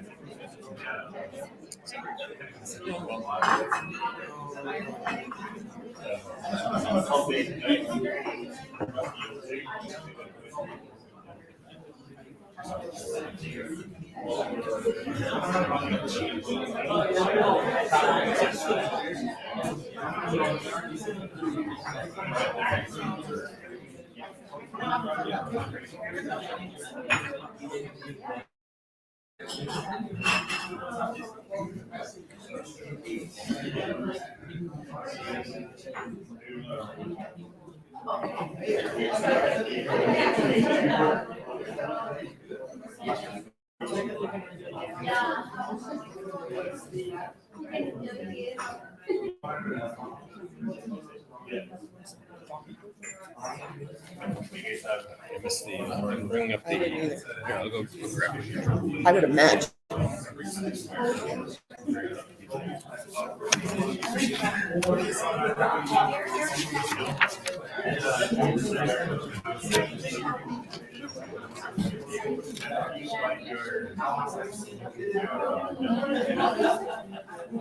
Yeah.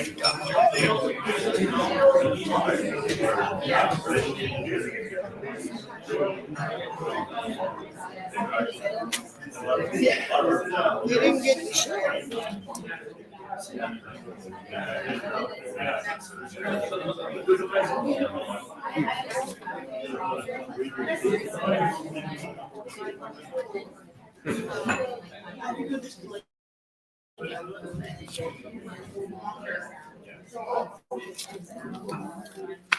Next time.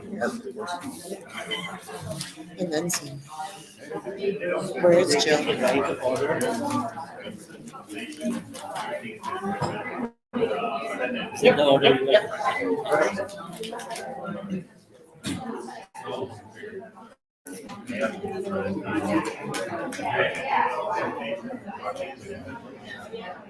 Where is she?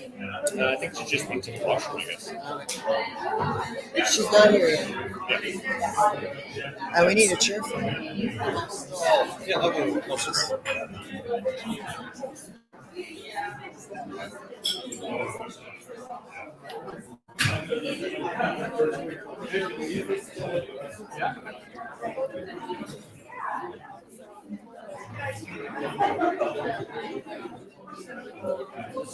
There we go.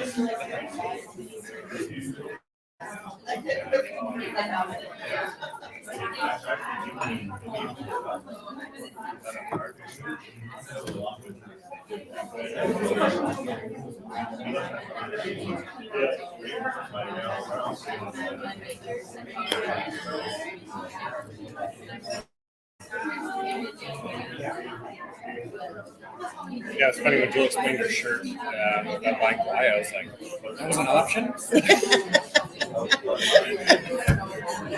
I totally got jumped on that. I didn't know that was an option. Yeah.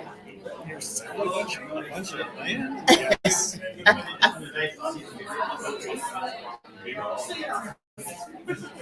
Yeah, I remember when that fire happened, like, that was crazy too.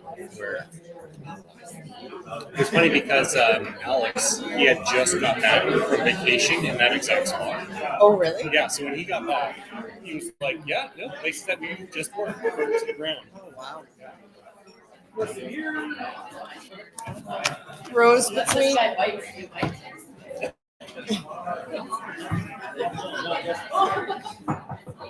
We'd like to get back to business. So let's start our next session.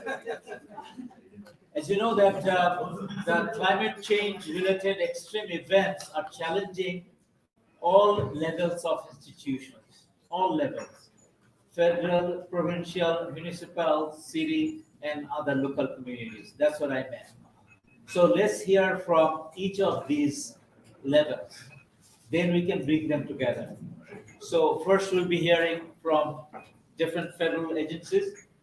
Christina Gordon from Public Safety Canada, then Jillian Semmer from Emergency Management for Indigenous Services Canada, and Major Nate Maladzewicz from Department of National Defense. So I'd like to invite them for their presentation, please. Okay.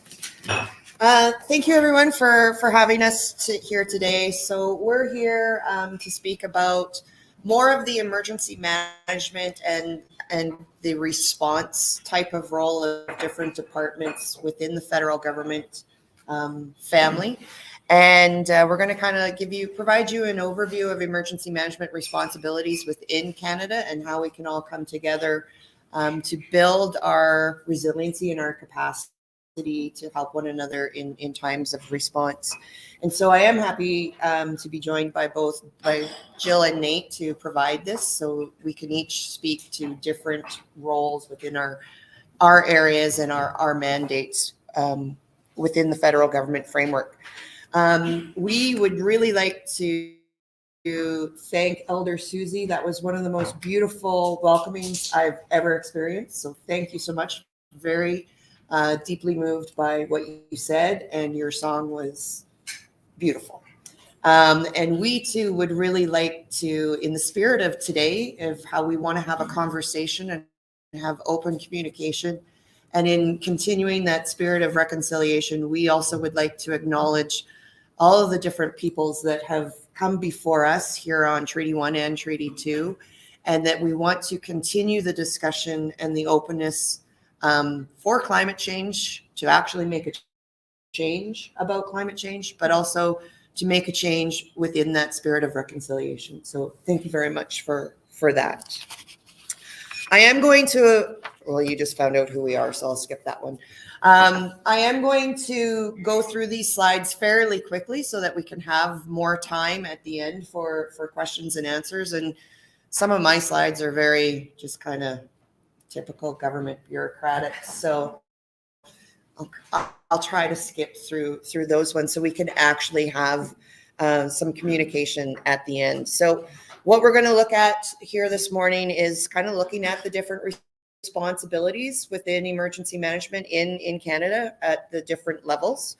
We'll talk a little bit about the role of Public Safety Canada, the department I represent, and we're going to get into the request for federal assistance. So that's about, you know, that capacity and how we can help one another during times of response. And we'll have Jill speak to where the First Nations communities fit in within this framework. And when we get to the request for federal assistance, Nate is going to discuss how to work with people like Nate if and when they show up in your yeah. Nate likes to say when he travels with us that he's like our arm candy, but I think right now he's the thorn between two roses, but we'll go from there. He called himself the arm candy, so just so that you know. Yeah. She called me a thorn. So just talking about, the levels of responsibility when it comes to emergency management within Canada, I think the goal of any successful emergency management is to create that robust and resilient community. And therefore, most of the primary emergency management activities are done at that local community level, right? And this includes not just the response and recovery, but also a lot of that prevention and mitigation activity as well. But when an emergency, when an event becomes too large for that local community to handle on their own, and they've exhausted all of their available resources or their personnel, or even tapping into some of those mutual aid agreements that each community will have with one another, they can turn then to the provincial and territorial government for help. They might declare a state of local emergency, and then the province or the territory can then activate and help to allocate funds or resources and to help coordinate and support the municipality, the community, or maybe multiple, depending on the event. And then there are those rare occurrences where even the province or the territory becomes overwhelmed with the event, and then they need some support as well. And then it's at this point where the province or the territory can then turn to the federal government for some assistance. And it's Public Safety Canada that helps to facilitate the coordination between the province and the territorial government with the federal government resources that we can bring to the table to help assist in the event.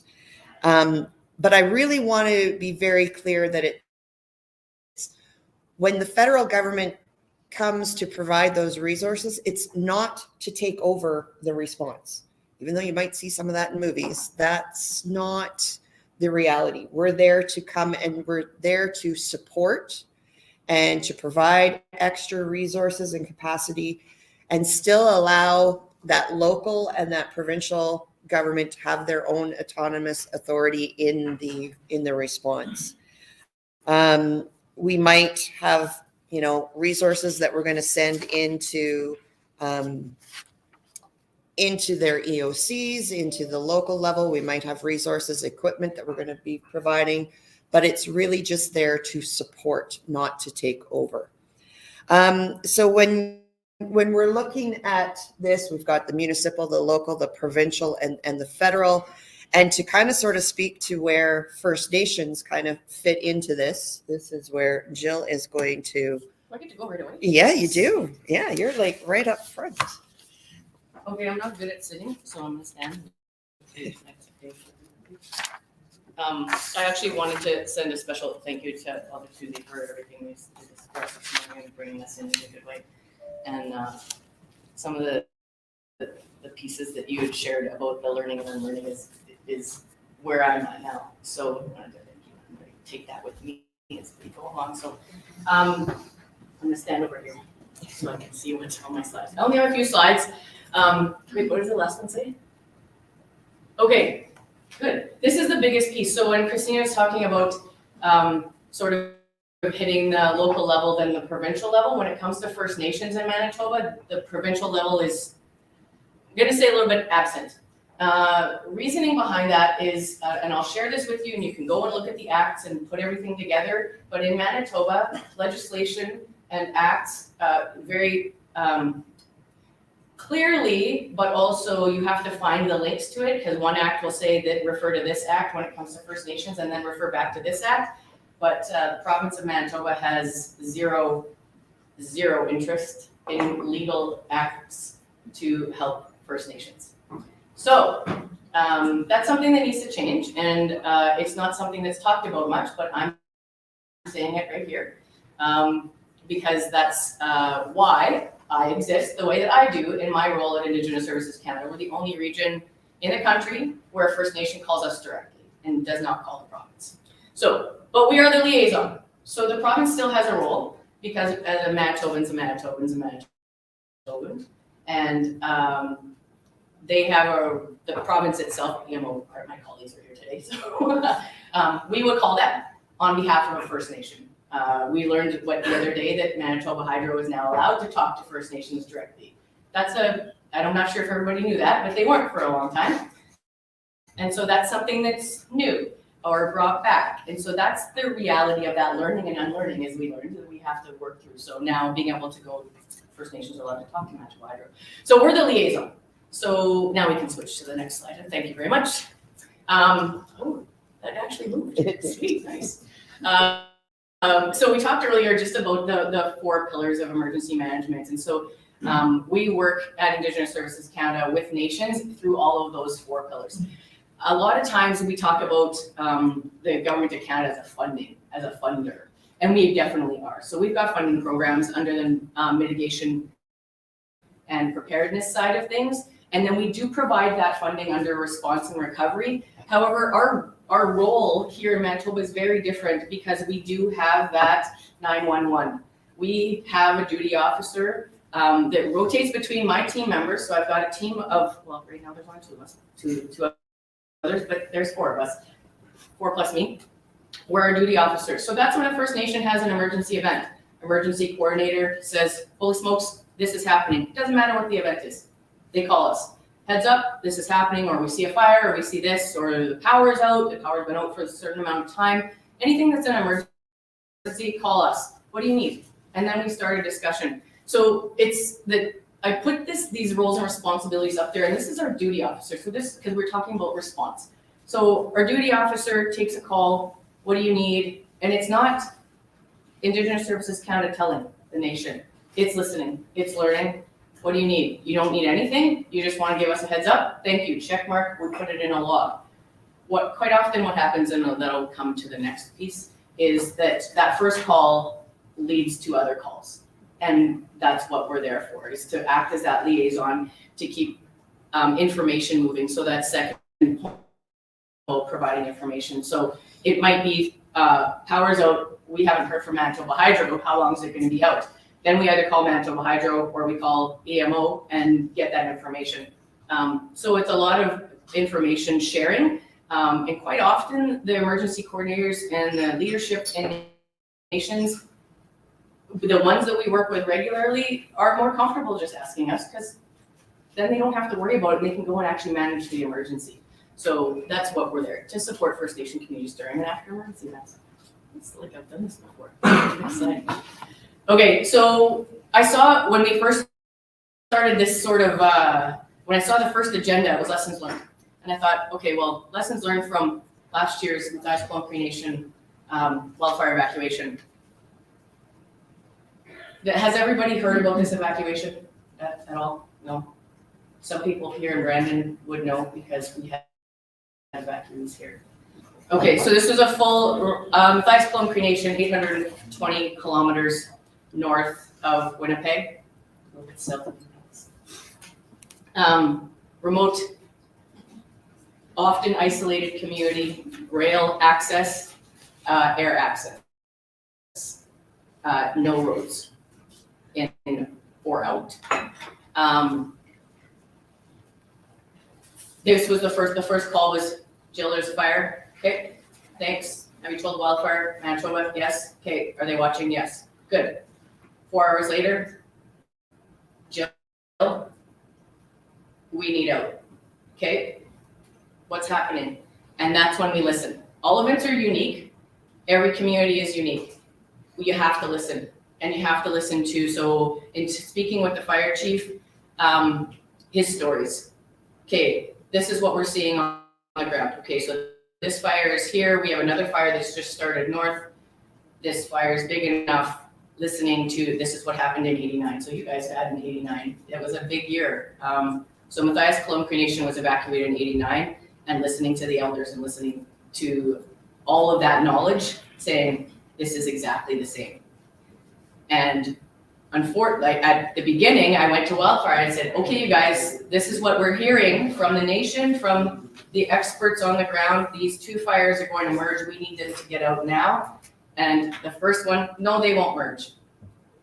And that's the struggle that I'm at. That 2-eyed seeing, going, no, I believe them, that's gonna merge.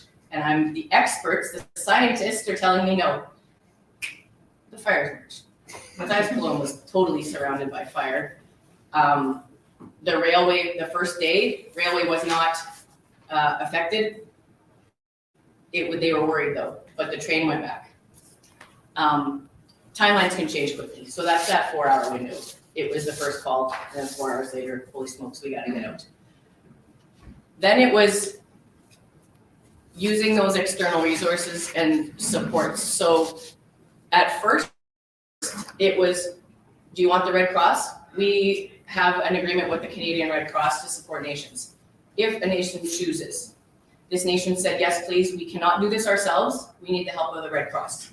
Great, okay, so we pulled the Red Cross in. The Red Cross is very good at accessing airplanes and getting hotel rooms and feeding people. That's what they're very, very, very good at.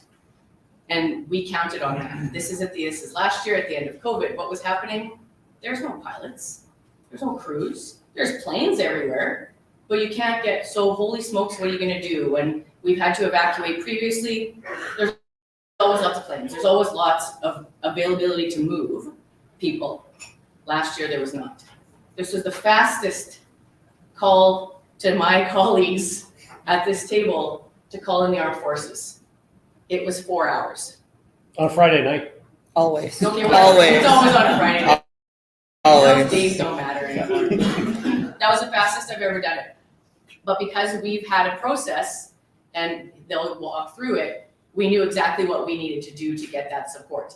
We had to use those external resources. I'm not going to do the whole storytelling. Those external resources weren't as helpful as they had been in the past. I've now learned lessons from that in how to access those resources and what to ask for. What ended up happening is that the armed forces, so when a nation calls for the armed forces, they think, like you said, we're gonna come in and save everybody, and we're gonna come and do this. And the armed forces, and I'm sorry I'm gonna do this to you, it's not you. Yep. The armed forces were able to take 40 of 2,100 people. 40 out of 2,100 people out of Matthias Plum Cree Nation. For different reasons. That's when we go to use the nation's expertise and resources whenever possible. The resources that evacuated Matthias Plum Cree Nation last year were their own railway and their own airplanes. The pilots at Mississippi Airways from Matthias Plum Cree Nation were the only ones that were fighting for their people. And that's how I'm gonna say that. They were the ones that once that big Hercules, whatever aircraft was there was flying, it was smoky, right? There's massive wildfires, just smoky. So that big plane's up there, 6,000 feet, they called it off. The landing strip in Puckawagan, 800 feet. You only need 800 feet. There's just no instruments. So those guys that were flying around had to leave the area and then all of a sudden land, planes. But they had to wait. So then we had to use the rail because we couldn't get those planes to land and they were smaller planes, right? They're the 9-passenger planes. We had, I think, the biggest one we landed was a 19-passenger other than the CAF plane. So then it was, what do you do? Can we get the train in? Can we bring the train back? And it was begging, okay, please bring the train. But those are their people. They brought the train in, they brought all the high railers in. If there's anybody from Transport Canada here, I'm sorry I lied to you guys. This is what happens. I go on a call with the Government Operations Center, the big instrument of government when it comes to emergency management. And I'm sitting on a call in the middle of all this. They're saying, oh my gosh, what's the plan? We can't land. And I said, this is what we're doing. Trains, planes. We can't go out by boat. That was part of the nation's plan. The nation has its own plan. They have their own expertise. There are waterways. They could have gone to Saskatchewan. They couldn't. They were surrounded by fire. Couldn't get them. Their expertise was their trains and the people that were running their trains. Their people. On that call, Transport Canada, I made my presentation. We're using the trains. Okay, so we're using baggage cars. Or no, we're using passenger cars.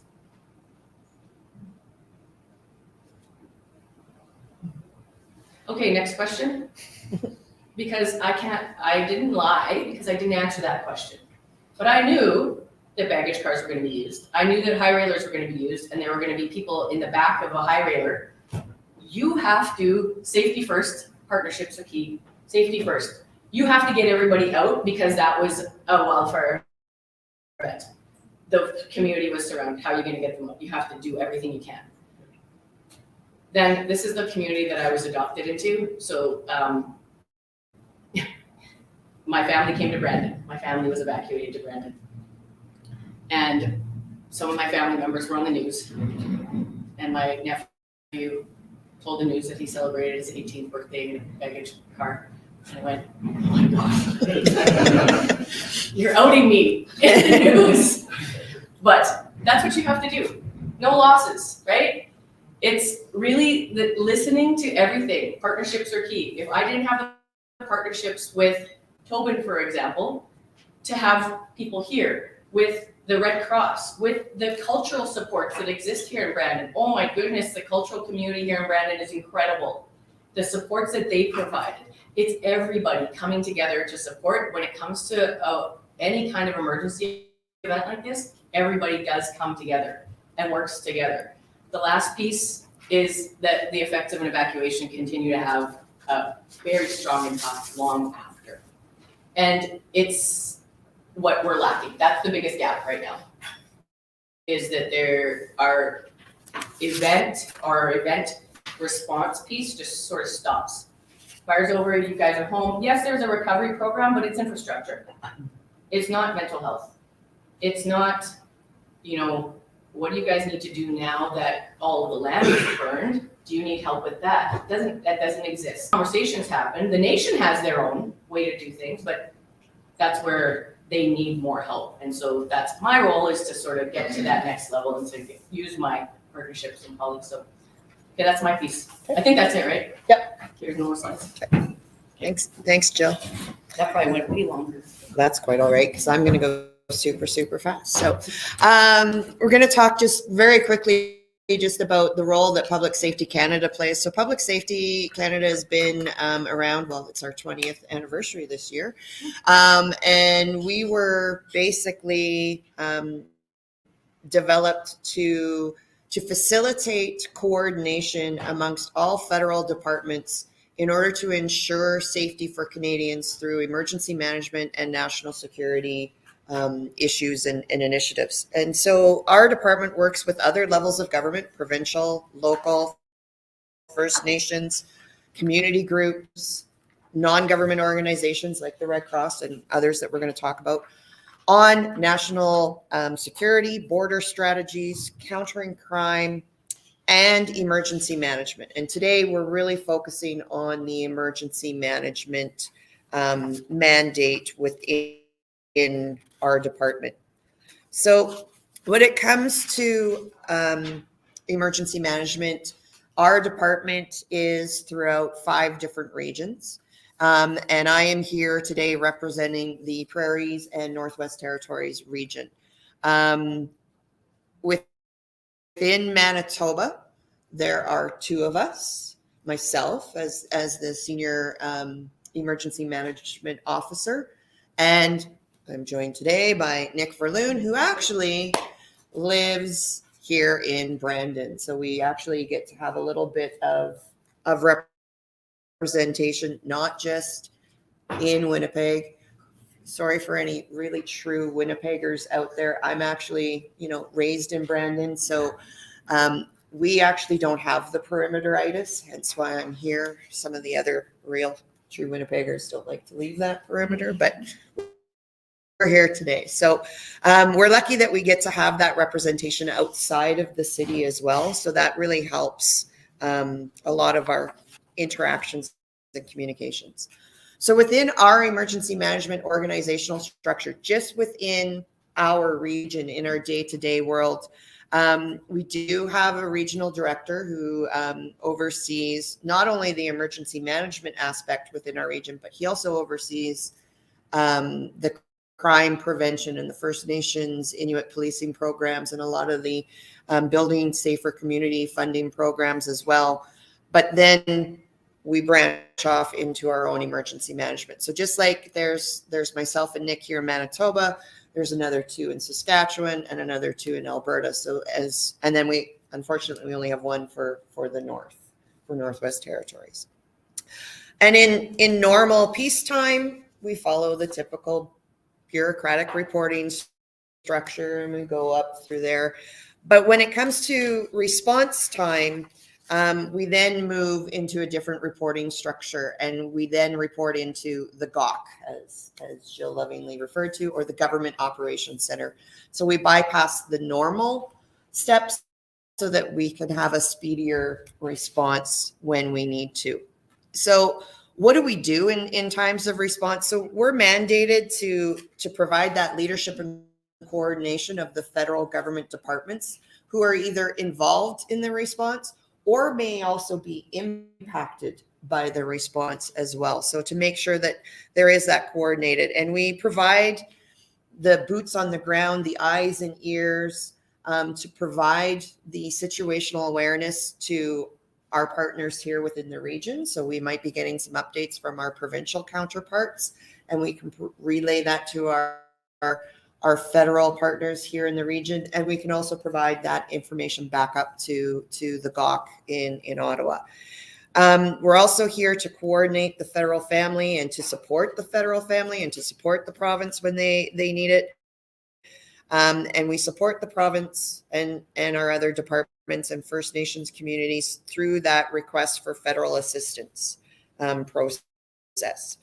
And how we can do that is by tapping into the federal community within our own region. It's not just the three of us. There are so many federal government departments that are within Manitoba that have a lot of resources. They have people, they have equipment that we can tap into in times of response. And you're going to hear me say this a lot. Yes, we always like to think when we go to the government, when we go to the feds for help, we always think of Nate.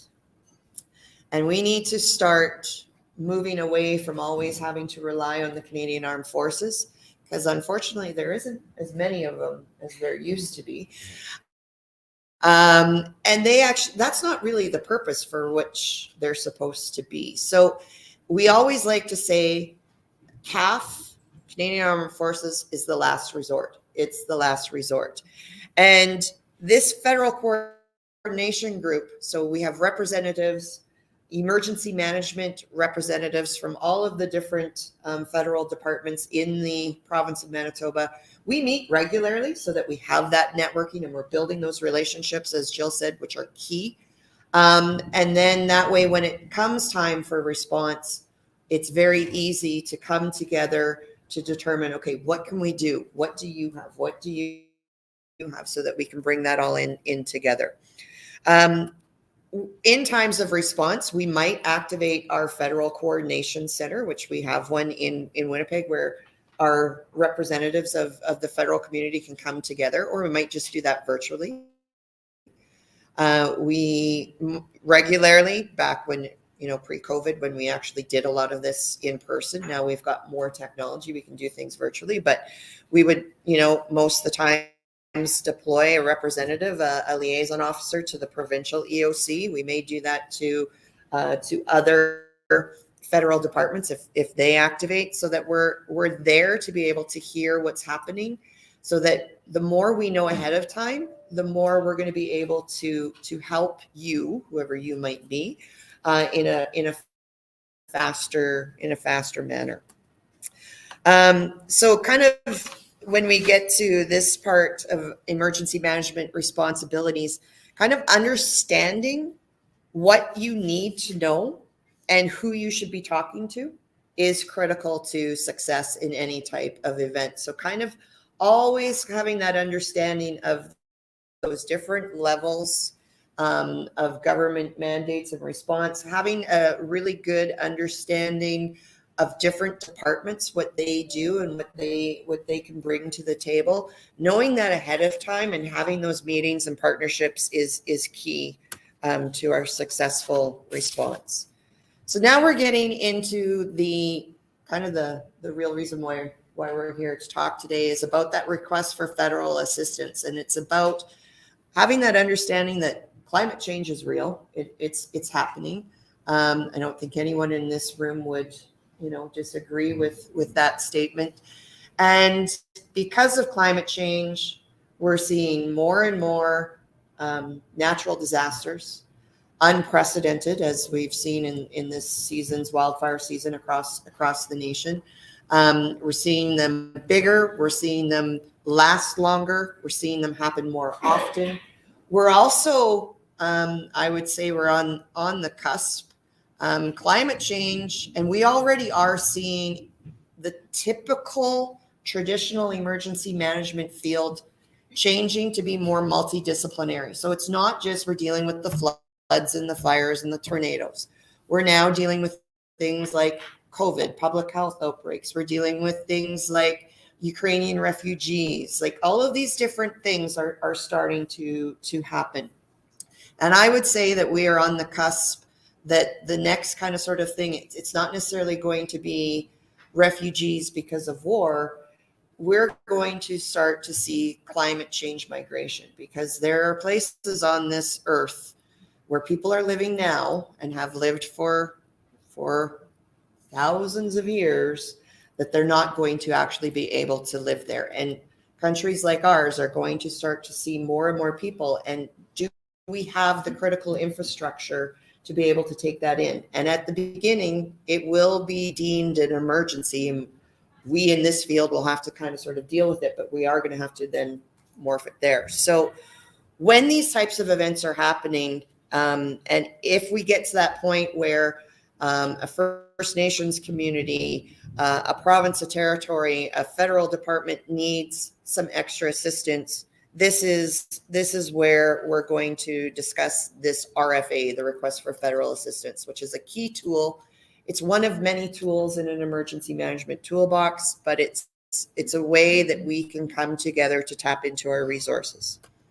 So who can access the RFA? So the provinces, the territories, and then the municipalities through that provincial. So the municipality, Mayor Fawcett, sorry, he had to leave, or Tobin, can't just call up Public Safety Canada and say, hey, we need Nate, right? Or you can't just call Nate directly either and say, can you come help out, right? The municipalities would be doing that through the province, right? The province, they will try to deal and support and coordinate with their provincial resources first. But at some point in time, they may find that they need extra support. So then they can access. First Nations communities can also tap into this RFA process, just like Jill kind of laid out her example of Matthias Colomb. And in some other provinces, that would be done, the First Nation community through the province, and then to us, right? Manitoba, it would go through ISK. Even other federal departments can tap into this. So when you look at things like COVID, the Public Health Agency of Canada needed to tap into other departments and said, hey, we need some support, right? As well as non-government organizations. We're going to talk about what's known as the Humanitarian Workforce Initiative, and sometimes they need our support as well. So when do we want to bring in that RFA? So basically, if you can answer yes to the following questions, that's a pretty good indicator that you might be wanting and needing to go through this request for federal assistance. So is life or critical infrastructure in immediate danger, and have all local and provincial resources, been exhausted? Is there another solution that maybe we could look at? No, it's not feasible in the required time frame. Okay, we need to tap into federal. The number one that Nate likes to say is question number 2: do the risks preclude non-military solution? Right? There are some times where the risk is too much for maybe a civilian organization to go in. I'm not trying to say that you guys are disposable, because you're not, but they've signed a different contract than most civilian organizations. Is that a fair way to put it? Yeah, that's fair. Yeah, right. And then is there a realistic plan to actually utilize?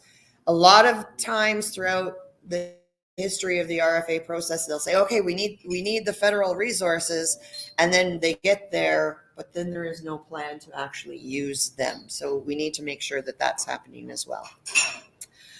There are some principles with the request for federal assistance process, and the principles that I would say the most important one is to engage us, the Public Safety Canada office, early and often. And whether that be, and that's one of the main reasons why, as soon as there's an activation at the provincial level where Public Safety Canada, the regional office, we're very much engaged with our provincial partners. We sit on their calls, or sometimes we're physically in their EOC, so that we're hearing what's going on, so that we can have that situational awareness, and we're going to say, okay, yeah, they're running low. They've been going at it hard. We can foresee that something is going to be happening, so that we're ready, right? Jill, your duty officers, sometimes you're getting that call just for, hey, just a heads up.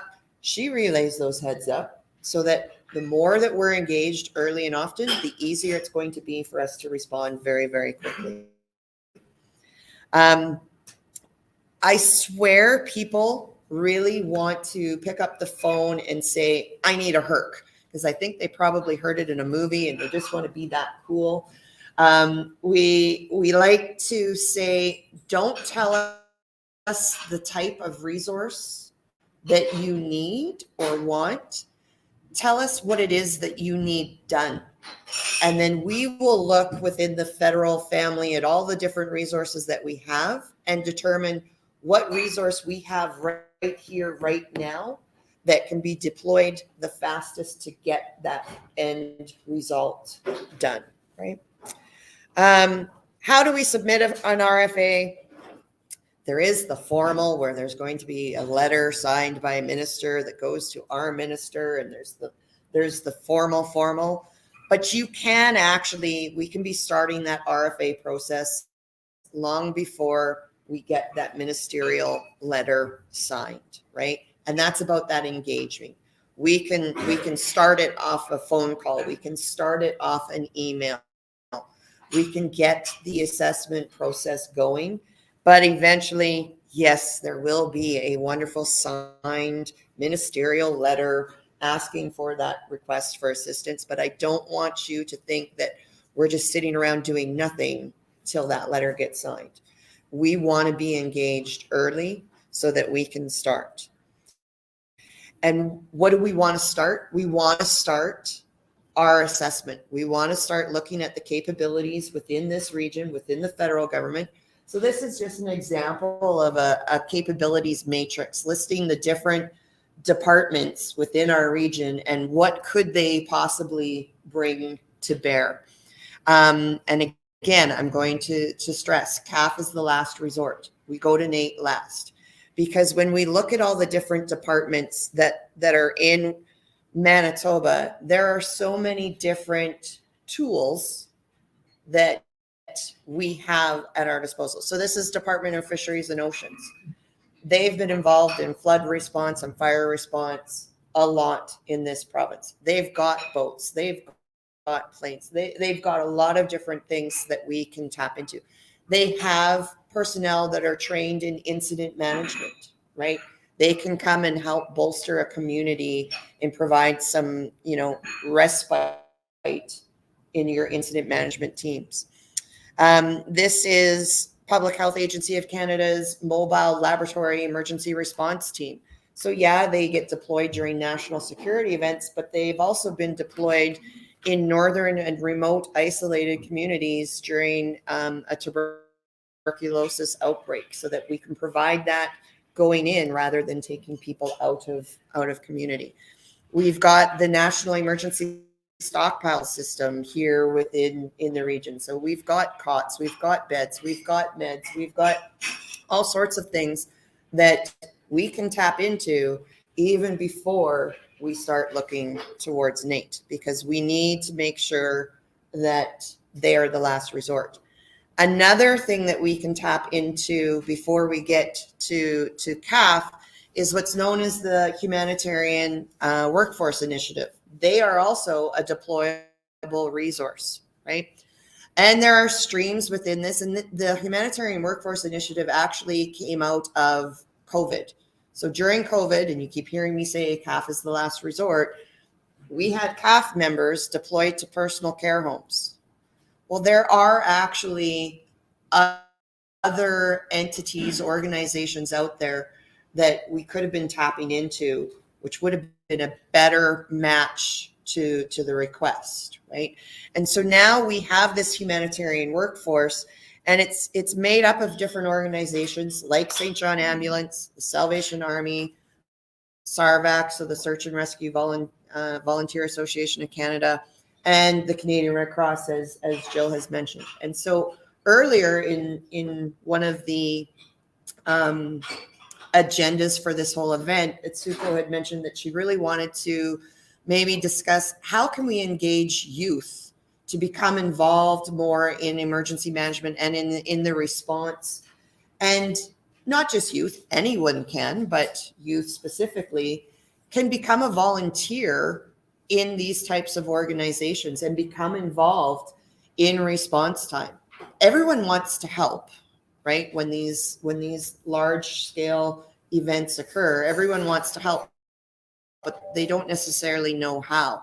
Well, there are organizations that each and every one of us can become involved in. I personally have been a volunteer with not just the Canadian Red Cross, but the International Red Cross. I'm not going to tell you for how many years because that would really age me. But I mean, I've deployed to many places around the world with the Red Cross after natural disasters have hit. And it is a wonderful, rewarding feeling to be able to go and help people when they are at their absolute lowest. And just even sometimes it was just going and being, a shoulder to cry on for some people. Sometimes it's actually taking them supplies, but it's about that. A request for federal assistance concept. Again, it's all about situational awareness. The local level will respond and do their own assessment. And if it's overwhelming their capacity, then the province is going to come in, do their assessment. If the province can handle it, great, it stops there. If the province can't, then they're going to call us. We'll do our assessment and then work with the province to bring in the resources needed into the local communities. And then this is basically, we're getting into how do we coordinate when those federal resources start to show up in your communities? What is the coordination? So we need to make sure that we're looking at these questions even before we start to deploy. So when they get there, who do you want them to report to? We need to have that name and point of contact even before they leave so that we know where they're going, who they're going to be talking to. How long are you going to need this resource for, right? When are we going to get it back? Because when we look at this past year's wildfire season, those resources needed just to keep moving. So that's important. Then once the deployment is happening, right? It'll be our regional office working with either our primary departments, First Nations communities, the province to make sure that those initial connections are made. And then we need to have regular updates because we need to be feeding back to that home department that provided the resource, the situation, how are things happening down on that site level? How long are we expecting? Are we seeing an improvement? Can we pull them out early? Do we think there might be a request to extend? And then this is where I'm going to turn it over to Nate so that he can speak to you about when the armed forces, if it ever gets to that point, we tapped out everything else we just talked about. And now you are the last resort, right? Obi-Wan Kenobi, you are, yeah, right. But working with armed forces is a little different than working with the typical government department, first responder, public servant. So we're going to get Nate to kind of sort of talk about what you can expect when they show up. Okay, perfect. Thank you. I'll stand up for this to make sure that everyone can see, or sorry, hear me in the back of the room. And I know we're getting close to the end of the presentation. Everyone's hungry for lunch. And if you're like me, you really have to go to the washroom because you drank so much coffee during the break. Okay, so a couple points on here. I won't touch on the force of last resort because we've covered it already. 2 points I want to take away or identify on this slide. You guys see it behind me here? Yeah. Okay, so as it stands right now, the Canadian Armed Forces doesn't allocate specifically resources in our our fiscal plans for domestic operations. And there's an asterisk there because there's a review for how we conduct domestic operations. So that potentially could change in the future. But as it stands right now, if the CAF is deployed on a domestic operation, that those resources that were assigned to training and preparing for overseas operations are then reallocated to support the domestic operation, which is absolutely fine, and that's totally what our role in the military as a department of the federal government is for. But then other priorities lower down a little bit. And the other point I wanted to cover is that our primary job is operating in a theater of war where the risk of lethal force being applied to us is high, and we're applying that lethal force on behalf of the Canadian government. So if we're operating in a domestic context, we're applying what we do in a domestic capacity. Now that can be that's a good thing because it takes a lot of training and professionalism to act operationally, effectively, and ethically in that capacity. So that lends itself well to supporting people in a domestic operation. Slide. Okay, so we sort of covered on this before what to do when the CAF is coming in. So there's been some type of emergency. We're coming in to support. First of all, we need who's the first point of contact. Who are we talking to in the community? There's going to be someone on the military who's going to be the commander on the ground. And you just know who to talk to, whether that's the municipality emergency coordinator, the First Nation community leadership, the people who are responding on the ground. We're also going to need to know who the logistics coordinator is. When we go into a domestic operation, we like to become self-sufficient, and it's one of our rules is that we cannot overwhelm the local economy. So we can't starve the community for food or water or fuel or anything like that. So we want to make sure that even though we are coming in self-sufficient, if it's going to be a longer deployment, that we coordinate our logistics very well.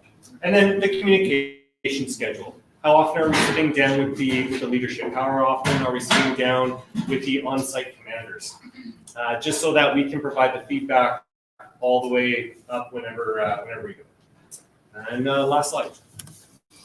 Okay, another thing I wanted to go over is what to do after the emergency. This is really important for us. We want to try to learn as much as possible because every time you do something, if you don't take the time to learn about everything that happened during, leading up to, and after the event, then bad habits can be reinforced, or you're missing out on past successes. So we talked about the after action through the AAR. So we want to identify what contributed to the situation, what could prevent it in the future, what had positive and negative impacts, what positive actions can be reinforced, and what negative impacts can potentially be mitigated. And point that on the AAR, it's not about blame, which was tough for the Army to get into. Usually it was always in the Army, okay, who's taking the fault for this? Who's at fault? It's not like that anymore. It's, okay, what contributed to the situation? How do we all grow and learn and get better? So that's, personally for me, that was really nice to see the Army shift into how we conduct AARs, and that's the way we do it. But for in your communities or in municipalities, it's very, very important to allocate time and resources and personnel to this. If you don't, it's just not going to happen. Because after the emergency, right, everyone just wants to go home, everyone wants to get back to normal and stuff like that. But we always make sure that after an event, after an exercise, after an operation, no one goes home, no one's done until the after action review is done.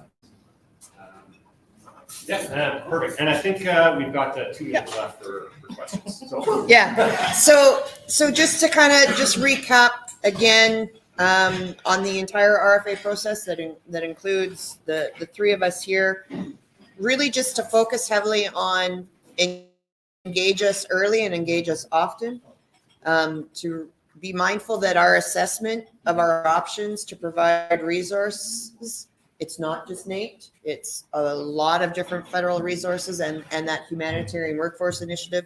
And then make sure that if you are on the receiving end, that you have a plan of what to do when all of these resources show up. Because we sometimes show up and we don't like just to do the, hi, I'm from the government, I'm here to help. Like, we try to actually come with something. So, happy to take some questions. Okay. No questions. So we have time for a couple of questions if you have. Please, go ahead. Hi, I'm Nick Dillon from Public Safety, and I'd like to make a point on the logistics piece you mentioned. So in 2015, I was actually in the military still, and I was with Saskatchewan doing Nate's job that he's currently doing in Manitoba right now. Just the point of the logistics, when the Army shows up, it shows up, and it shows up heavy. Well, it shows up with so much stuff, it's everything and the kitchen sink, because it feeds themselves. But when we showed up this offer in 2015, we were actually worried about using up the diesel fuel for the entire community. All of them. And that was for about 2 days of operations. So for the smaller communities, this is what I saw. Prince Albert supporting about 30,000 in 2015, and we were worried about using all of the diesel fuel for 3,000 people in 2 days. The light armor vehicles and stuff are super heavy. So the logistics is one of those things that the military is just on top of. And don't be afraid to call them, but do be very aware that when it comes to information and the ability to adjust to more operations, they will take every piece of information that your office produce and use all. Yeah, so I was just going to jump on there, and coming into this conference in the first morning, I wrote down in our notes that we had the list of 4 or 5 questions that we're going to ask, and the answer has to be yes for federal resources to come in. We might look at considering adding another question to say what's going to be the environmental impact of using a resource like the CAF. Just like Nick was saying, if you think an SUV is putting a lot of extra emissions into the atmosphere, our military vehicles are huge and they use a lot of fuel and resources. We're trying to mitigate that, in our own internal policies about a no idling for any of our big vehicles. But maybe that's something we need to consider. What's the environmental impact for using the CAF? Yeah. So good point, Nick. Thank you. Yeah. I was waiting for these guys. When the COVID started here, there was a question to we call it the Army. Most of the coordinators, I guess, thought this was a solution, but we won't be watching. We won't have control. You have a true statement. They'll be we're going to be watching. They're going to be taking over everything. Let me start. Yeah. So really good point. And when we did activate the armed forces to help support First Nations communities, it wasn't initially on the health side. It was on maintaining the communities. And because of the isolation protocols and this and that, once COVID started spreading before the vaccines existed, we had nations totally incapacitated. Everybody was isolating. Who runs, think about this. Who runs a water treatment plant? Yeah. Who runs the grocery? Who's gonna go in there? These guys. Yep. Right? Yeah. So that's where, but you're absolutely right. On the medical side, I'll pass it over to you because I wasn't responsible for that side, but it was a different deployment. Yeah, so everything was different depending on the community because, in the smaller communities, everyone knows that it's like, okay, you've got 2 people working the medical station, you got 1 guy or gal who's operating the airport. If they get COVID, then that shuts down, and people had to stay in their homes throughout the community to not spread COVID. So it's like, okay, we deployed the military to go in and deliver firewood for people's stoves and make sure that the co-op was operating and stuff like that. The question was raised about security. We don't like, as a department in the military, to do security on our own population. That's not what we do. We're here to protect. We're here to help. So if there was any security question, we would defer to the RCMP and the local police forces, because that's we're neighbors. We're here to help, right? So that's what we want to do. Does that answer the question? Okay, yeah. But we decided to do it ourselves. Yeah, absolutely. If you have the capacity. Yeah. Thank you very much. I think we have heard from the federal level. So we now want to move to the city and local level. So I give it to Dr. Etsuku to present, introduce the presenters. Yeah. I know lunch is here. I got to run the rest quick. I'm up first. Yeah, please go ahead. All right. We can wait, no problem. So it's interesting. Do you have the provincial here? No, you go ahead, please. Yeah. Do you have anyone from the province, from the EMO? Yes, yeah. Okay, so the EMO was supposed to make a presentation. They agreed to, and we worked together. And then, obviously, as you know, that in Manitoba, something happened historically.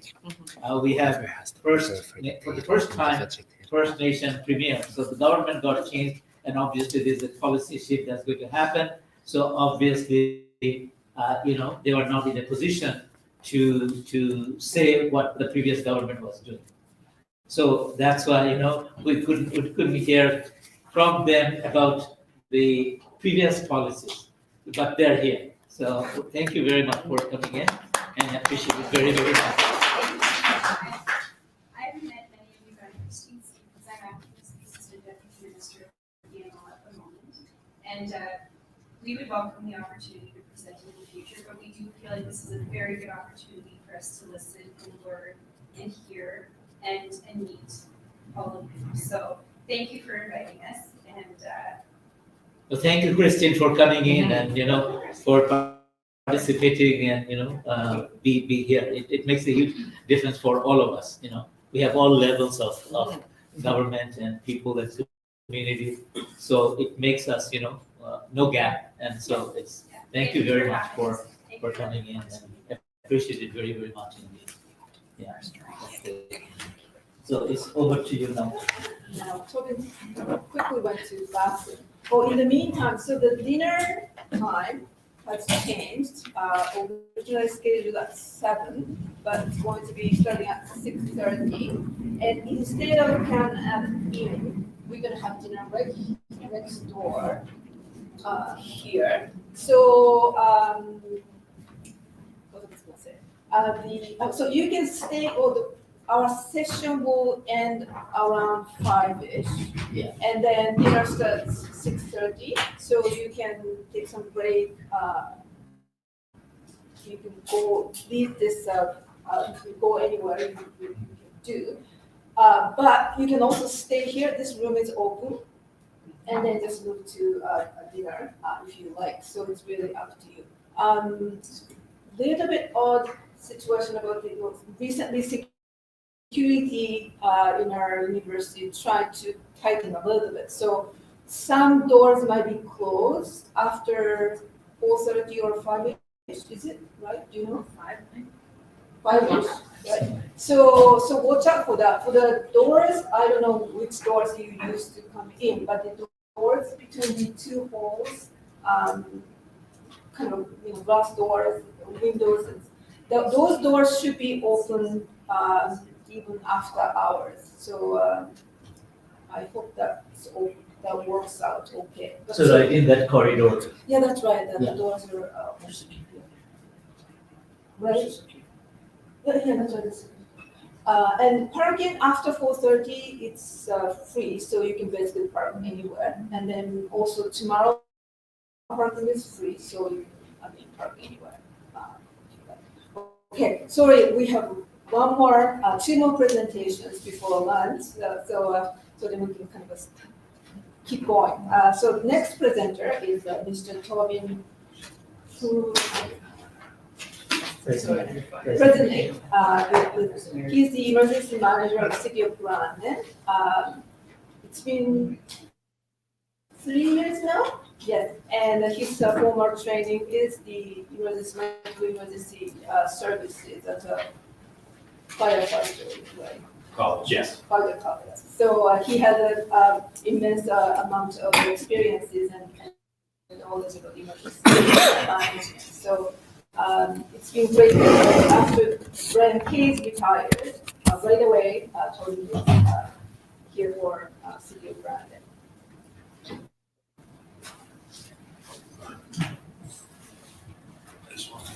Yeah.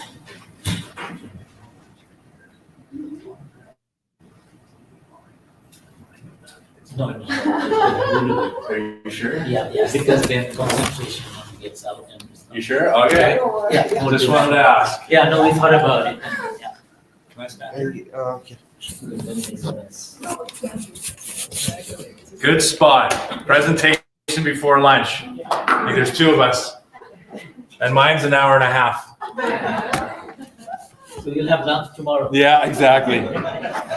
Hope you got some candies in your pockets. Okay, first of all, thanks for the introduction, Tsuko, and thanks for your team and all the planners of putting this event together. Certainly, obviously, the mayor had some welcomings and comments, but an opportunity for us to be involved in this is very valuable. I'll clearly state I am not an expert on climate change, but the opportunity to hear these discussions allows me, because part of my responsibility as emergency managers, prepare our community and our departments for what's coming next. So quite valuable on this end to hear the discussions from all lenses here. So thank you very much. So for my presentation here today, I'm just going to provide a quick brief overview of the emergency preparedness program to those that aren't familiar with it. And then I'm going to touch on a couple of the diversity of our local risks that we've been engaged. I've only been here with the city for a short time of 3 years. However, some great experiences and some challenges along the way. Council just approved in concept our climate change action plan. I'm going to highlight some of the areas of how emergency preparedness is tied into that. And then if time allows, which knowing that I'm here before lunch, I'll likely speed through maybe a couple of low risk incidents that really shed some light, whether it's those incidents that have taken place, but it's the compounding ones that we're continuing to deal with. So yes, we're planning for whatever's coming tomorrow, but we have an incident today, and how do we juggle those two and some of the lessons learned that we've faced. Okay. So quickly, the structure, brief overview on where it sits, and I mentioned to a few people as it stands right now, our emergency manager position, my role, actually fell under corporate services prior to May. That was Brian Kay's, and for the last 25 years developed a pretty strong program here for our city. But as of May, I've now shifted positions, and I now report to the fire chief under Fire Emergency Services Division within the city. Still early on, he's a new fire chief in the position, although with the department for a number of years.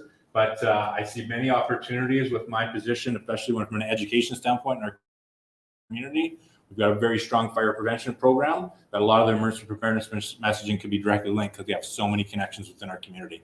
So I've been already dabbling with some of those opportunities and where that sits. Okay.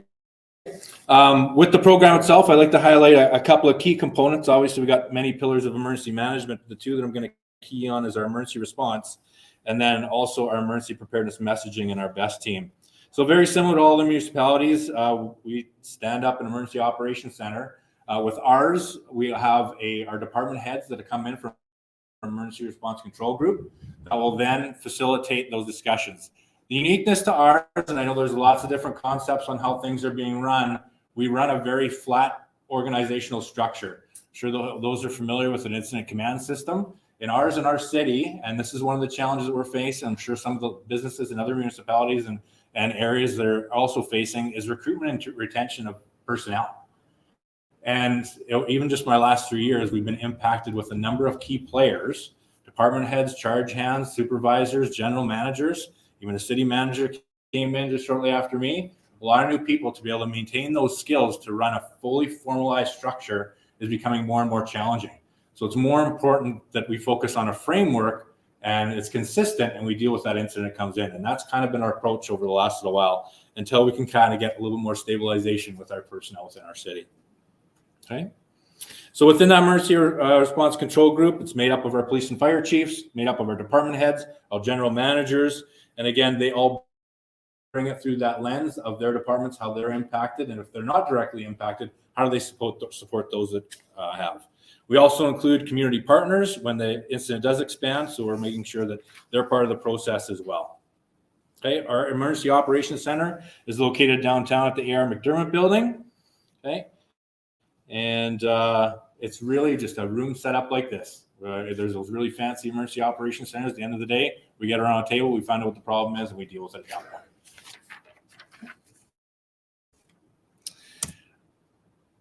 One group that I really need to highlight, because it continues to be unique in most municipalities, is our Brandon Emergency Support Team. I certainly cannot take any credit for this. I inherited this program, and it's my goal to kind of maintain it and keep on growing it. It's a partnership of communities with both, it's again established in 1999, but it's a partnership between businesses, industry, the city of Brandon to provide effective communication and education to our general public so they know what to do during an emergency.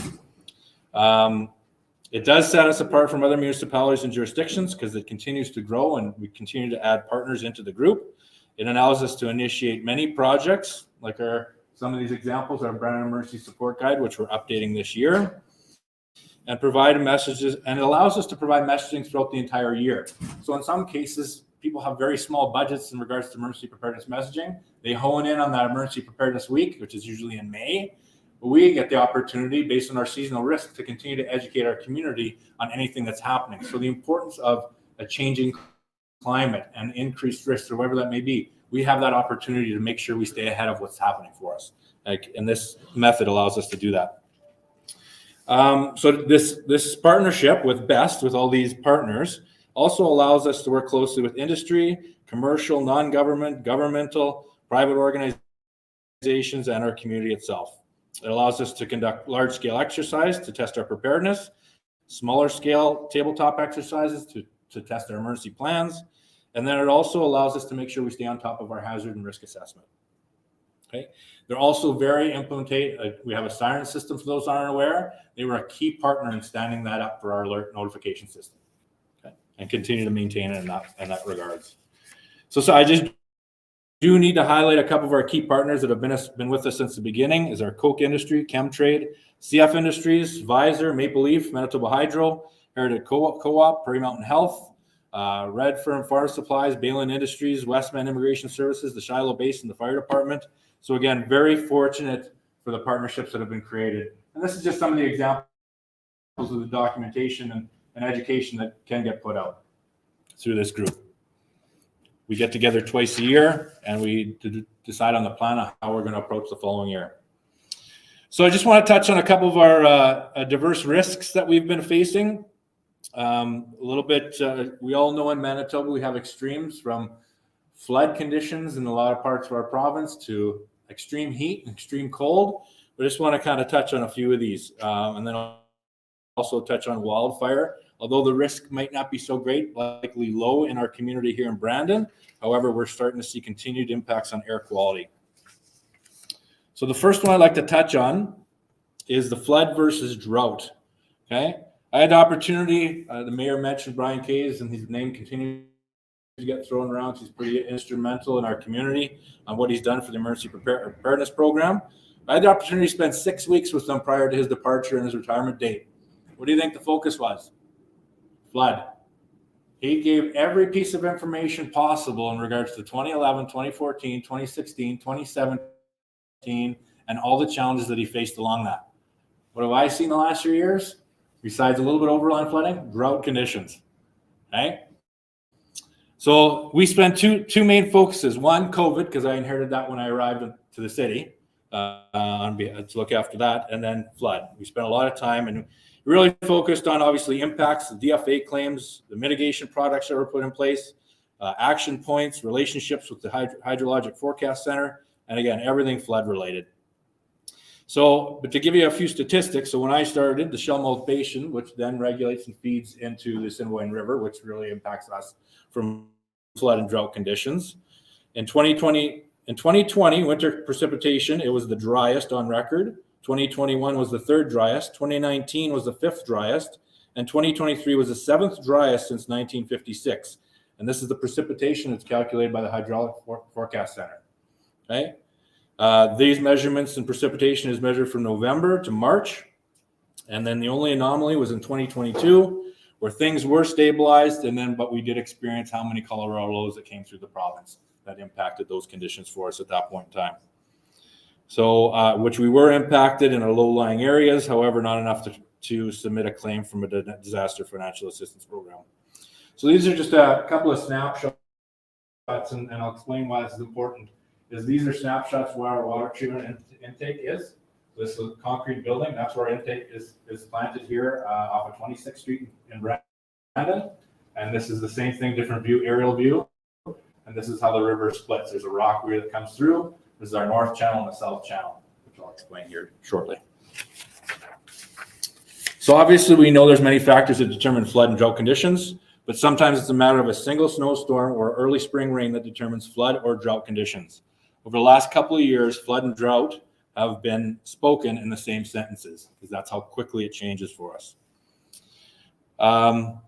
In 2021, spring posed this different threat for us for drought conditions, but in consultation with the province, drought planning began early in the spring, which including regular updates through the Hydrologic Forecast Center. We're fortunate to be a partner on the Shellmouth or a member of the Shellmouth Liaison Committee. So they regulate the Shellmouth Dam and the water flow that comes down to the Assiniboine. And so obviously water supply is one of them for anybody that's downstream of a priority, but also flood mitigation for our agriculture department. And now with the dam in place, obviously the recreation side on the top of the dam into the lake. So obviously we fall in line and we can certainly voice our concerns that we see. So we were fortunate. We did not require to implement our water conservation bylaw. However, we did continue to put out messaging, which that's the mechanism that best is allowed to do when we see these risks of drought conditions. Okay. So this was monitored obviously right through the spring into the summer during that year. So why is this important? Because both conditions have the ability to impact our water supply. We continue to witness changes on the Assiniboine River itself due to erosion and the way deposits are being distributed in the area, especially near a water treatment plant intake. In September 2022, on the pic on the right, we experienced no flow in our south channel. It was completely cut off. So as you see, the river flows in through our intake and then actually cuts around the rock weir into the north channel. That's what we were experiencing in September. There was no flow, and the consultation with the province and contractor, we established this very strong and closely monitored program through the freeze up and then through the winter. Drought conditions are now in. We are now in a position where we have updated plans for both flood and drought conditions, as we don't know what's coming next. Oh, and just so you know, from a mitigation standpoint, so the city does have funding from 3 different levels to actually change the location of this water intake to a much better location as it currently sits, because you can see the challenges and the dynamics of the way the river is changing. If you were to go there right now, there's currently flow down the south channel, but the deposits coming around the rock weir are starting to get higher and higher in through here. So the rock weir was designed to be able to regulate and push the water towards the intake, but you can see the changes in the dynamics of it. That was back in the 40s, so we're seeing change, so we have to adjust. The other one, which everybody else has also probably experienced, is in 2020, and this was just prior to starting, but I ended up getting on be part of the recovery operations when I started in September. So in 2020 to 2021, winter precipitation from November to March was the driest on record since 1956, which I've already mentioned. However, on June 28th and overnight, the city received approximately 6 inches of rain. filling the entire drainage system, impacting hundreds of homes and businesses with water damage. City infrastructure, initial impacts included the water treatment plant, our sportsplex, the city hall, the library arts building, and the airport. We also received additional 50 millimeters of rain the next day to already impacted drainage system, reaching a total of approximately 250 millimeters in 2.5 day time frame. At the same time, the same system presented a tornado risk, and actually Brandon Police Service activated our alarm system to notify our community. And if this wasn't enough, Manitoba EMO advised the potential impact to the Rivers Dam, which is also upstream and a tributary that comes into the Assiniboine River. The Little Saskatchewan feeds into the Assiniboine upstream from Brandon. If it was to fail, we were advised this, the water would arrive in Brandon within 4 to 6 hours. The water event approximately would take 12 hours, and then it would begin to recede. A dam fail response plan was developed and included the review of our evacuation plan, developing and distributing notices to our residents that could be affected in the high risk zones, and installing the installation of our Grand Valley plug within that dike. We did have 25 impacted sites that were identified between city facilities and infrastructure. This is just one example. This is our Second Street outfall that was damaged. Damage assessment was immediately submitted to the province of Manitoba through Manitoba EMO, where we later learned that we'd be accepted into the Disaster Financial Assistance Program. It was the same time that the province initiated the Mitigation Preparedness Program, MPP. If I miss anything, I know you're in the room, please shout out, but it became quite valuable for us. The MPP program allows approved municipalities to submit a project proposal to use the deductible from their overall DFA claim for mitigation or a preparedness project. The proposals are assessed against established criteria, and we were approved to reinstate our flood subsidy program, where residents can apply for subsidy funding to install a backwater valve or sump pump and pit. So a number of our residents were obviously impacted by the overland flooding. Well, the city can't afford to go update every piece of infrastructure in those high-risk areas. So we looked at the residents and provided a program and stood that up so that hopefully they can mitigate it and lessen that impact the next time around.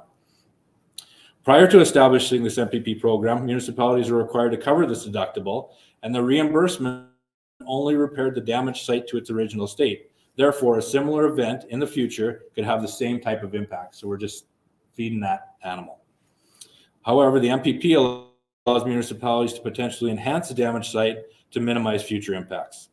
We were happy to report reinstating our flood subsidy program was well received by our residents who live in these high-risk areas and have been impacted by these rain events. And it actually still is in place to this day because it's a 5-year program that we were able to put in place.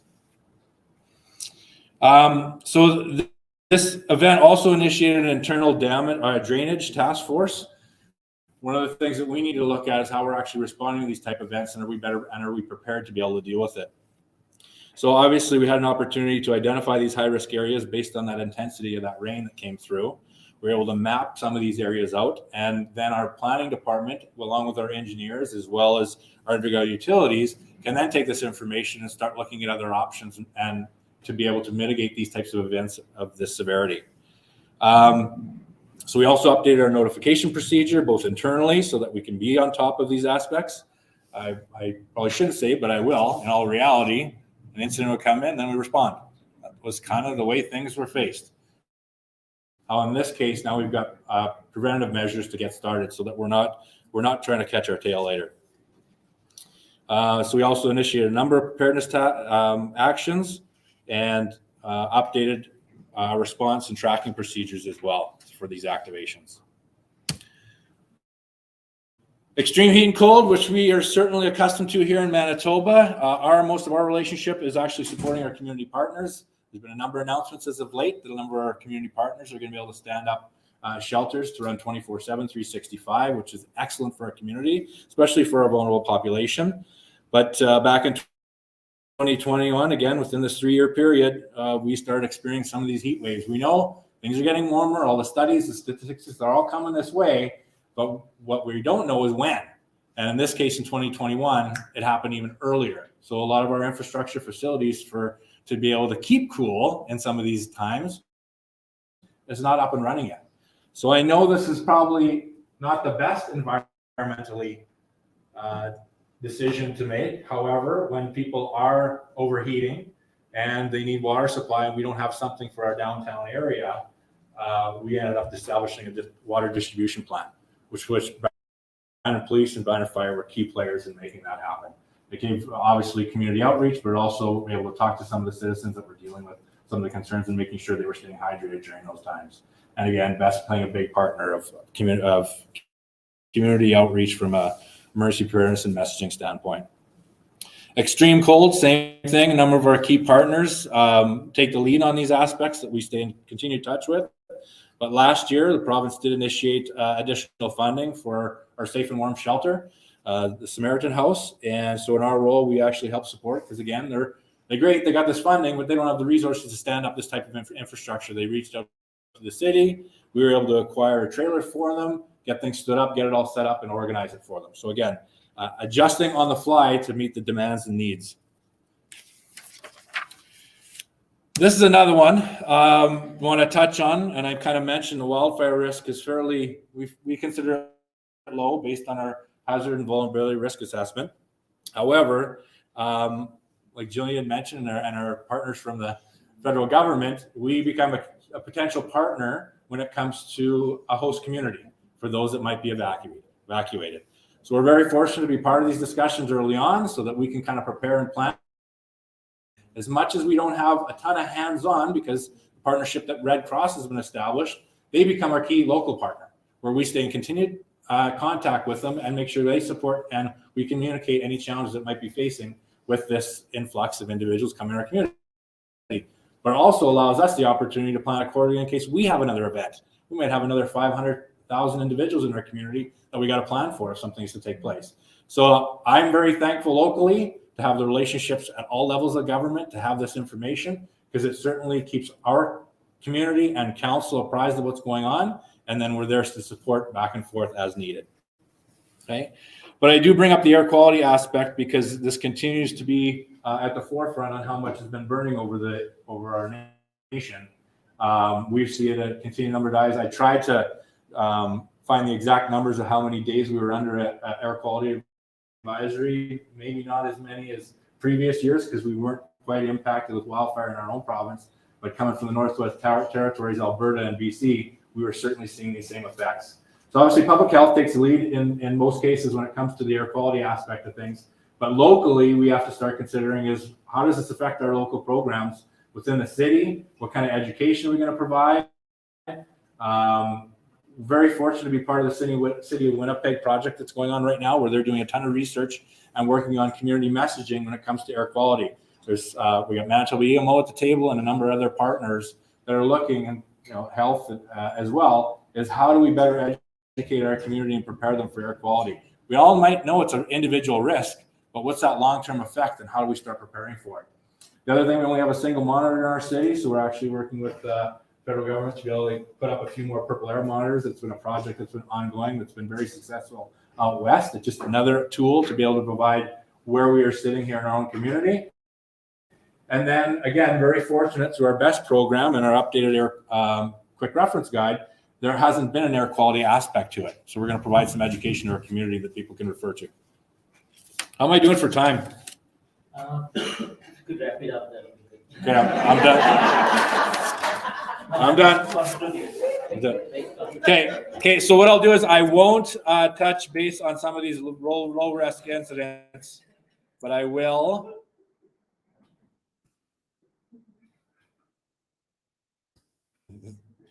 Perfect timing. I was going to touch on a disaster debris plan, but I will avoid that one. But it is something we've recognized here. But I will just close out then with our climate change action plan and how emergency preparedness has been tied into it. Again, it's been approved through council, and obviously it's a big animal to chew on. And the mayor did speak to it already. Is obviously it comes with potential funding and action change and mindset right across the community, but. Preparing for emergencies was also highlighted as one of the key components. And again, working with the province and partners to assess our flood risk. I think we should probably be adding into the drought aspect things as well as we could continue to incorporate and learn from what climate change and what these projections are going to look like. Obviously, best continue to be a key partner, and that's my responsibility to keep them completely engaged to make sure we're staying on top of these risks and emergency preparedness messaging, and work with support and local organizations to make sure that we have emergency shelters. And there's a lot of good news coming out of our government to be able to support that. And then, and again, drought was the last one. So even through this lens, like, I'm fortunate. I got a great relationship with our environmental coordinator. We share and swap stories because she sees sees things through a different lens, especially from a climate aspect. She's tied into a project that's doing a climate. Stephanie, help me. Climate vulnerability, because it's opposite. Vulnerability assessment, where we have the responsibility of a hazard. So how do these two assessments that are being done from a community level intertwine when climate's tied into it? So lots of moving parts. That's a local lens for you. That's fantastic. Catherine, you don't mind to present after lunch? We will do. Are you in our JC? Do you want me to present during lunch, like towards the end, so you can keep You want to do on that? schedule? No, we can wait. We can wait. I think let's have the lunch with please. As long as your time's okay. So I want to make sure just Catherine wants to present after lunch, so that'll be fine. Thank you for accommodating. I would like to request one thing, because in the morning we wanted to save time. So if you could please introduce yourself and go for lunch, that'll be good, so that we know who we are and so on. Because we have been communicating each other, we don't know each other. If you could introduce and then go for lunch, it will, save everybody's time and we'll know each other and so on. So why don't we start going close to the, food? So please start from that corner and then we'll go. So please, introduce yourself and you say your affiliation. Yeah, please. And then go for, lunch. You're all pointing at me, so I guess I'll introduce myself again, but I'm Christine Stevens. I'm acting as the Assistant Deputy Minister for the Manitoba Emergency Management Organization. Hi, I'm Margot Roberts, and I come from the University of Regina, and I work in the area of climate change, energy, and sustainability policies. Hi, I'm Ron Christian. You don't have to wait. Just please go on. I guess that's the perfect point. Hi, I'm Robert Beltsman, Manitoba EMO. I work on the recovery side as a policy analyst. Hello, I'm Stephanie Waltman. I'm the manager of mitigation at Manitoba EMO. So nice to meet everyone. Just because I really want to eat, I'm going to go next. You guys all know Jill Seymour, Manager of Emergency Management at Indigenous Services. Nick Verlew, Emergency Management Operations Officer with Public Safety Canada. Christina Gordon.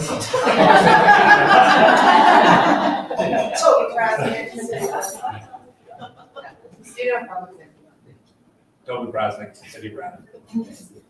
Nate Malstravich, I'm the Provincial Liaison Officer from the Canadian Armed Forces of Provincial Government. Hi, this is Ajay. I'm a PhD student at the National Resources Institute, University of Manitoba. I'm working with Professor. Hello everyone, I'm Abhishek. I'm a graduate student from University of I'm LaShonda Hildebrand. I'm a student here in the Rural Development Program. We focus on displaced First Nations and disasters, and I also work with the Grand Community Residential School Project.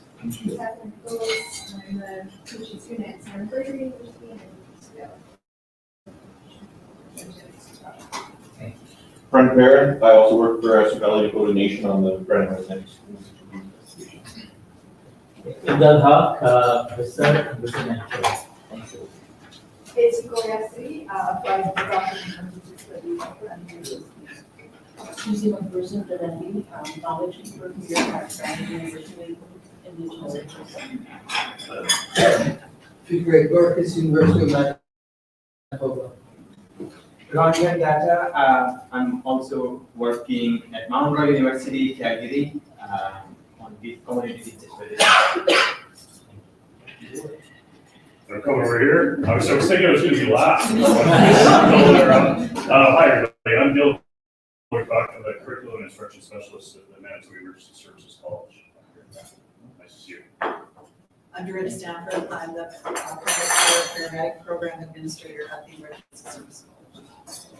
I'm Bruce Mayer. I'm a student here and I'm affiliated with the IPC, so just here for that. Good afternoon, everybody. Gilbert Fredette, Norway House Creation. James Dixon, Chief of Staff, Norway House Creation. Cliff Griffiths, Director of. Delaney Nation, Band Counselor, Victor. I'm Cindy Boganis, and I'm a student here at Brandon University. I'm Sherry LaPlante. I'm the Grants and Partnership Coordinator at Canadian Defense Security Network, Charleston University. Thank you, Sherry, for coming in. I'm Jody Ritson, a grad student at University of Manitoba. Hi, my name is Jemuna Chawla. I'm a Sharp postdoctoral fellow at the University of Regina, and my research is about climate change, and I'm finding indigenous solutions, and I'm looking at from anti-racist and feminist perspective. And my supervisor is here. And here's my daughter, PG. She is 5 years old. Thank you so much for sharing this space with her and welcoming her. I'm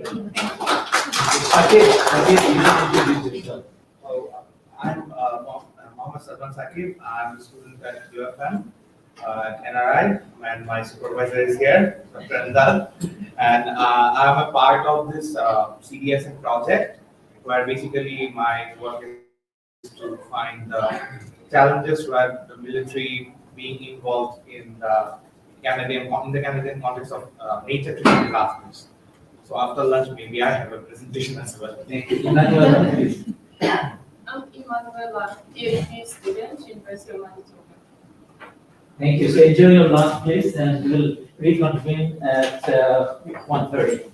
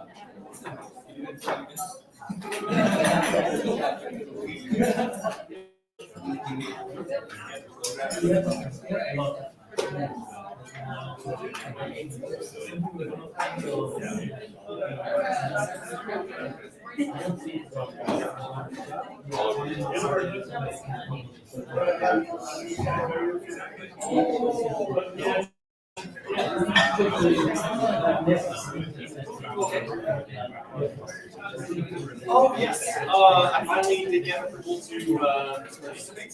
So I just still and so there's one from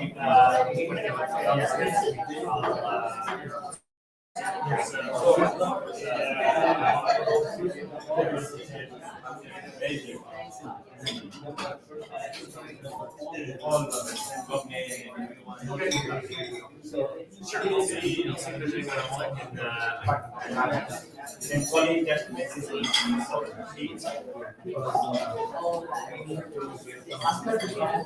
I'm told that can be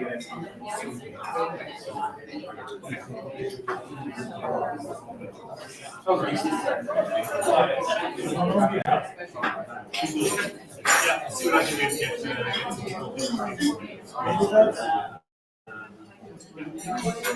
get yeah, next week.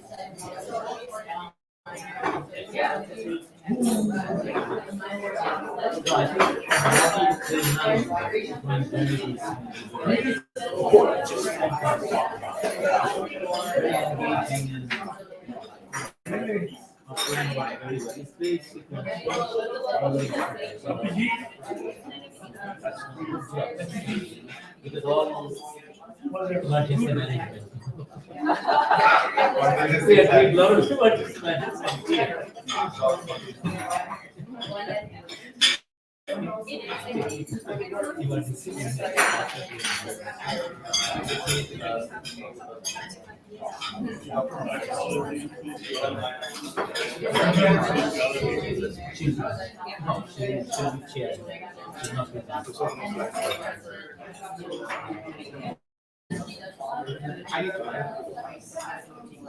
Twice. Yeah.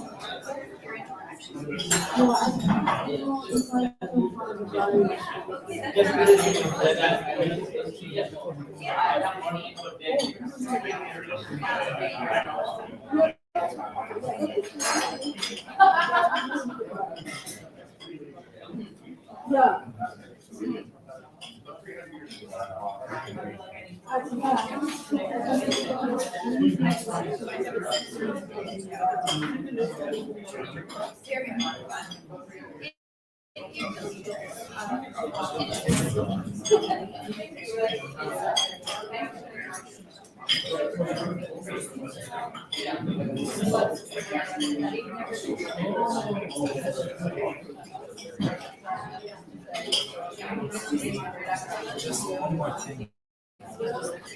So,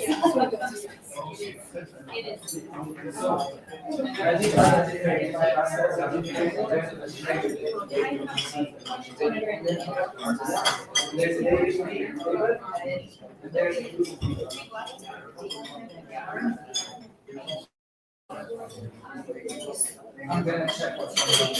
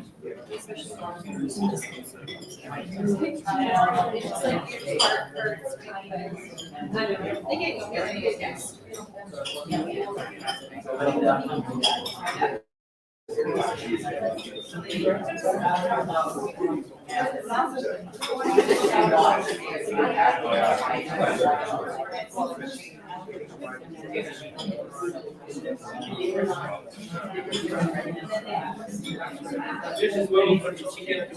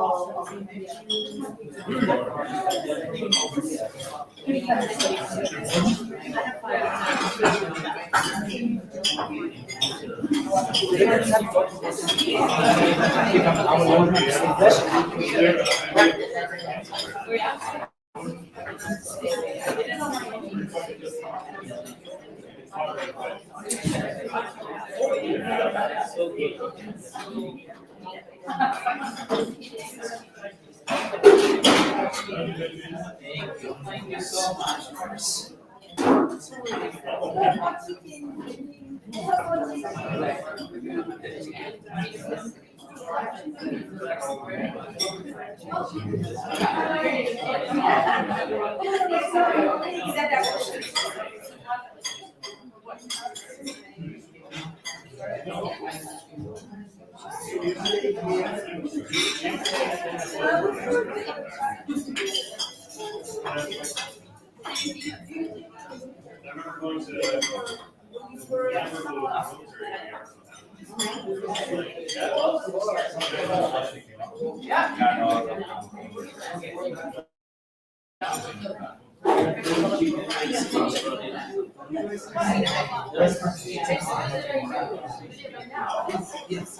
That's what the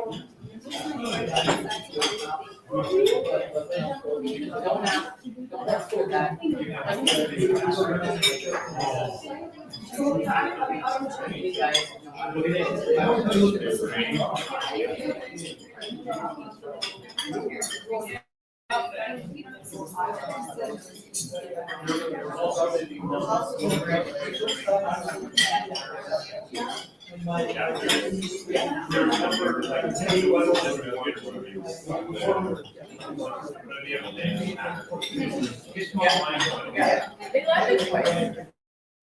They landed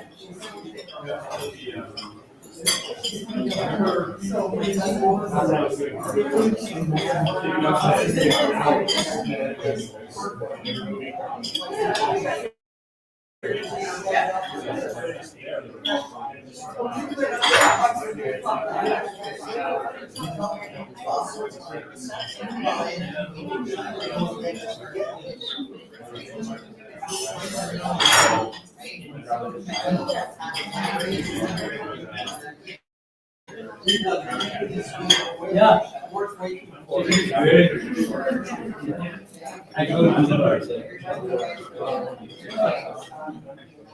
So I was in Norway Did you try one? the first time. This, Did you try one?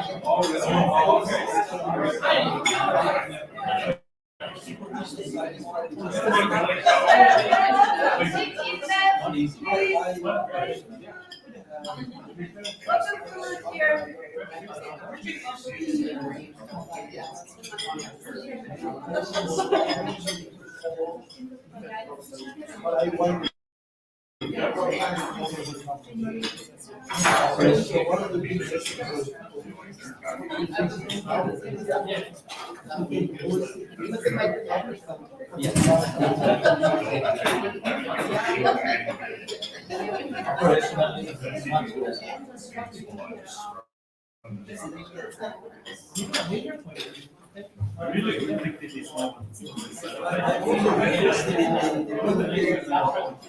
My suspicion always was Bill Gates didn't figure out how to do any of this. And this made it clear, because there's no budget for it. So if you do it, it takes away from the budget. That's right. But Bill Gates shouldn't do it. Go find Bill. So in the new normal, maybe a military rotate on a major would be extremely dense. That when you're navigating. Those military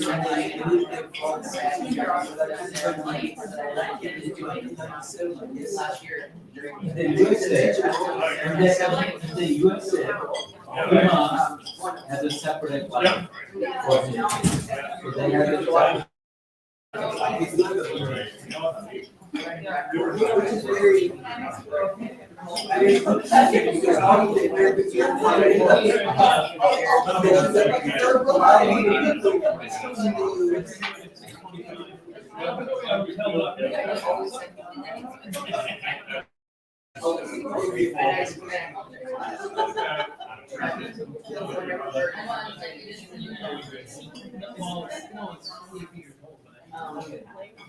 what a waste to go and fight people. What a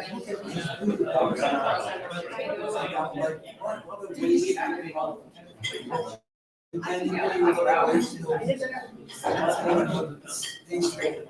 amount of money spent on war, we spent on social services.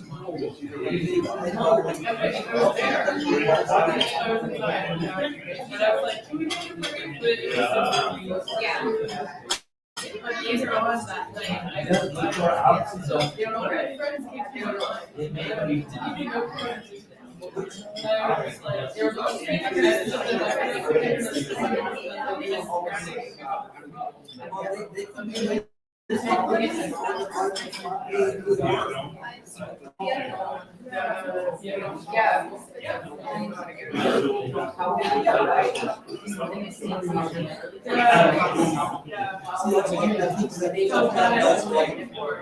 Not wasting money on war.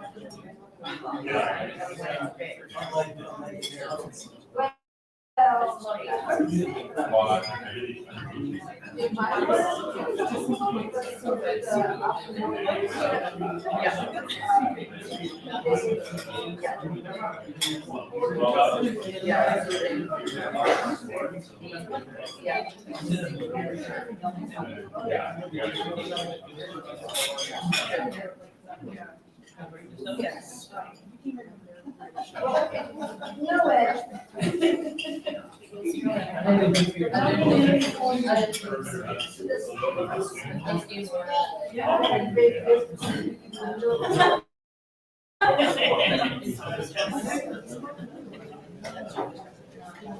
Wait till China starts something. They will. Sooner or later, they will. Taiwanese. It's not Congress right now.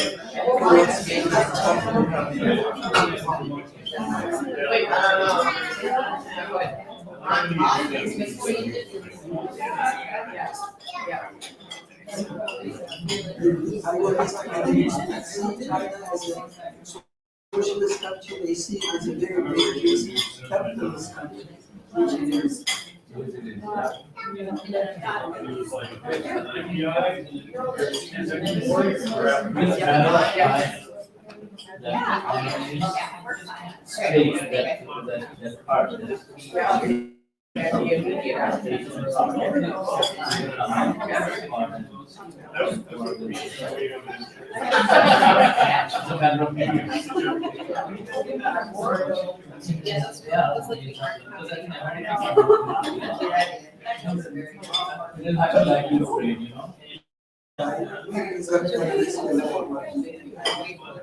But they can make life difficult with sanctions.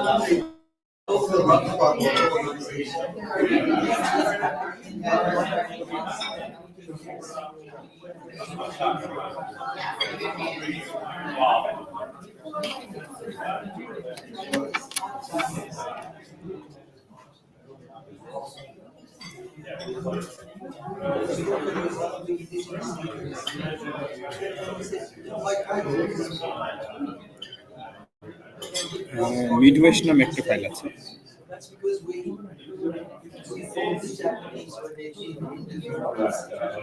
আরো নিচে ফোল্ডারে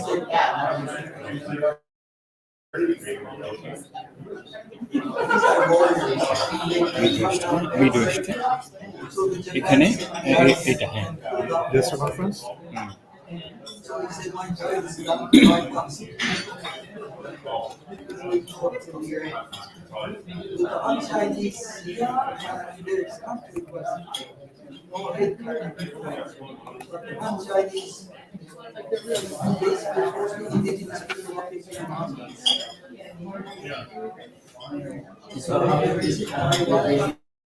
I think so. It's okay. It's there, so you have to tell them the meaning. Thank you, sir.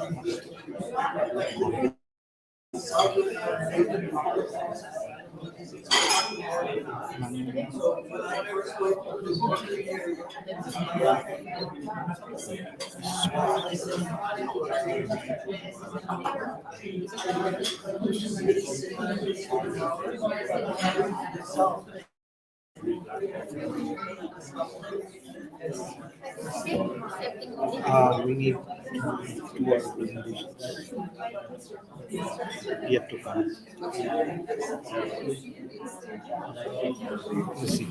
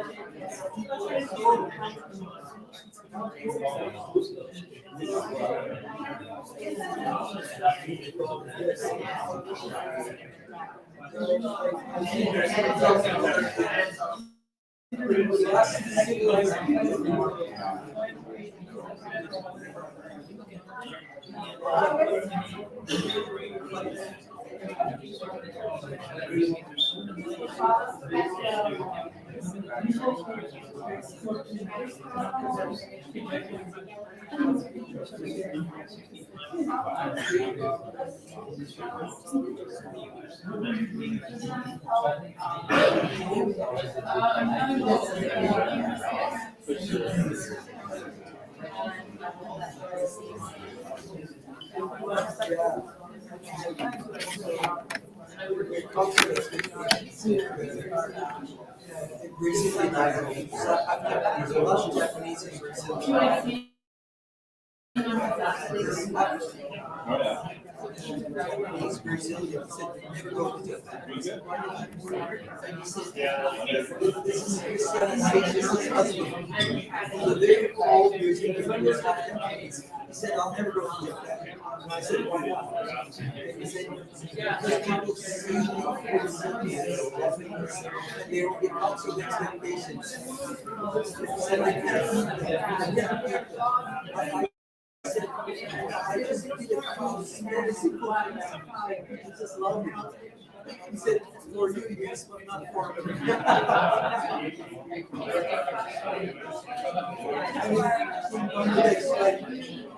I do a few things that I just if I run have conversation, more conflict expectations. But I can Japan, it's even more.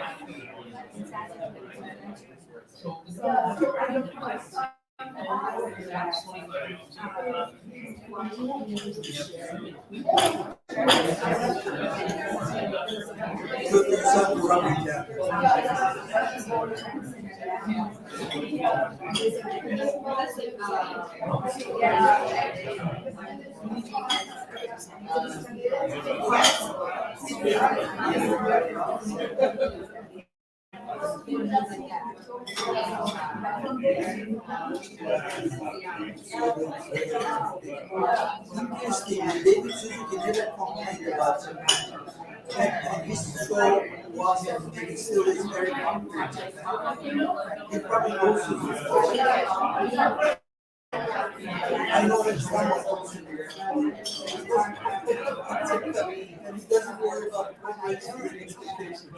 I don't know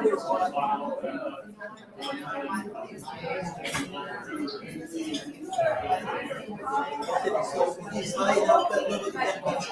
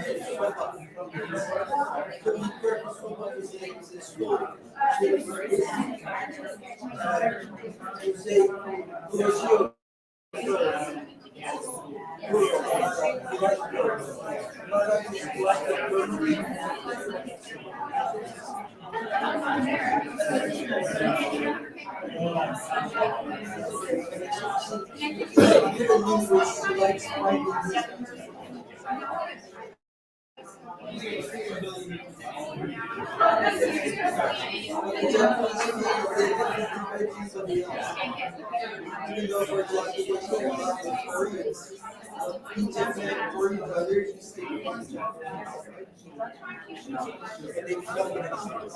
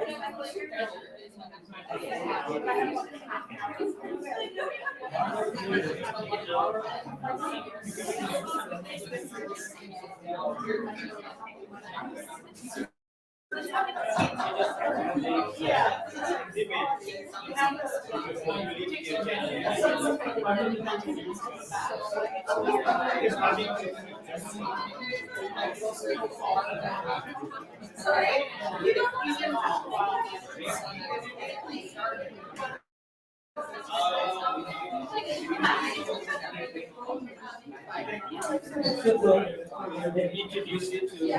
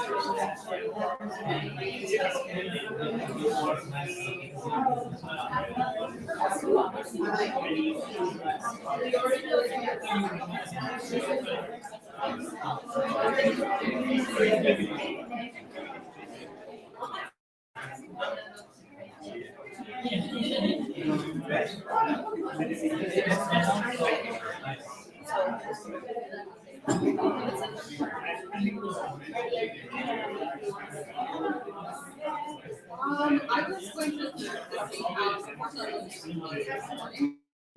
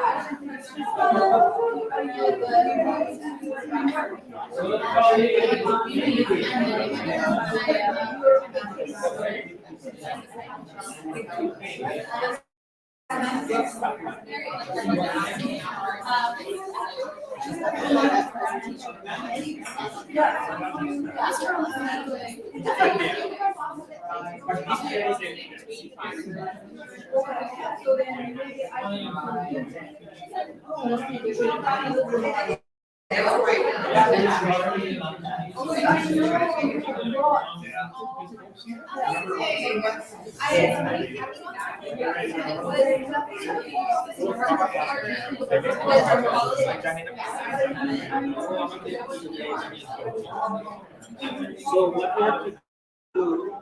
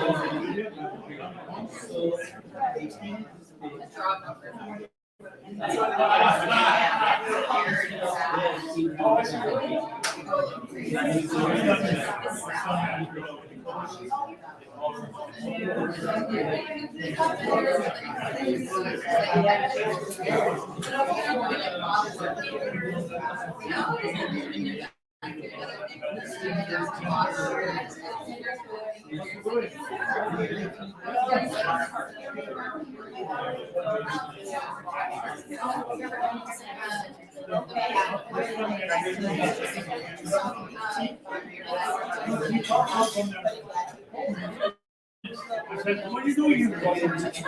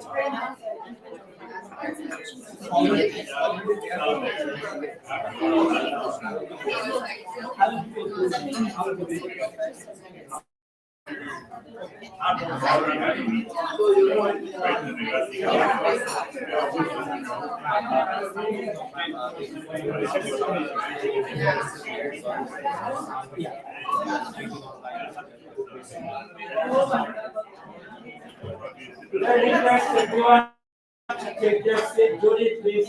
Just photo. Please take your seat.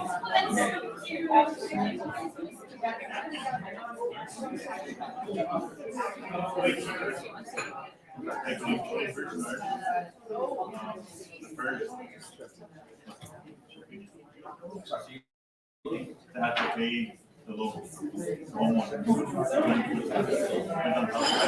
Margo, you should come here. They don't have to pay them. Yeah, but you should come here. But she can sit here, so we can put you in chair. I think you should come here. Bring the chair.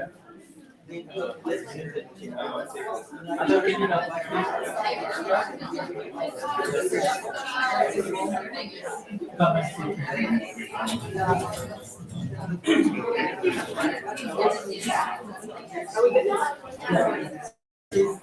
Because if they don't see the chair, it's not easy. That's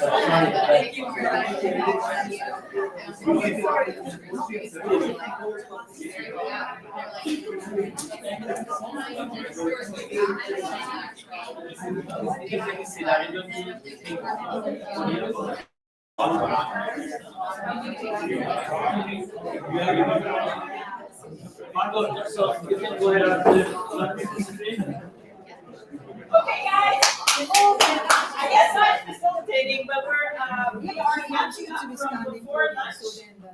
We have a presentation. Stand here? after Yes, so then Nichols, your voice Sioux Valley taking the mic. Coordination Sacred Community Yes. Project.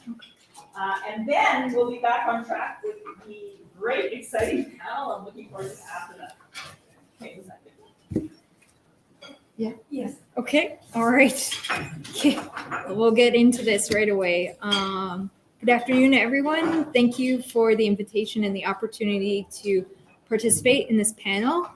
As I said before, I'm a PhD student at Simon Fraser University, and I'm the project manager for Sioux Valley Dakota Nation's residential school missing children's investigation. And it's an honor for me to be working so closely with Sioux Valley Dakota Nation, with the elders, the survivors, and leadership. And I just wanted to acknowledge two of our team members that are here. We have Brent Perrin and LaShonda Hildebrand. So it's good to be here. I'm going to try and do this quickly so you get back on schedule. Some of you might be wondering how I came to be doing this work, especially because I'm not an Indigenous person. And it actually started here at Brandon University. I was born and raised in Brandon, and I was doing my undergraduate degree, and I stumbled onto a darker side of Canadian history. At the time, I was taking archaeology and forensic anthropology. And while I was taking these courses, I learned for the first time about residential schools. The system was violently abusive, and some paid the ultimate price and died while they attended these institutions. So I was young and naive, and I thought, well, I could do something about this now that I know. And I went and I applied my new forensic skills to a situation quite literally almost in my own backyard. So again, even though I'm not Indigenous, I hope this talk will be helpful for those that are interested in starting collaborative investigations. So as I said before, I'm a PhD student, and I went to grad school just for purely practical reasons.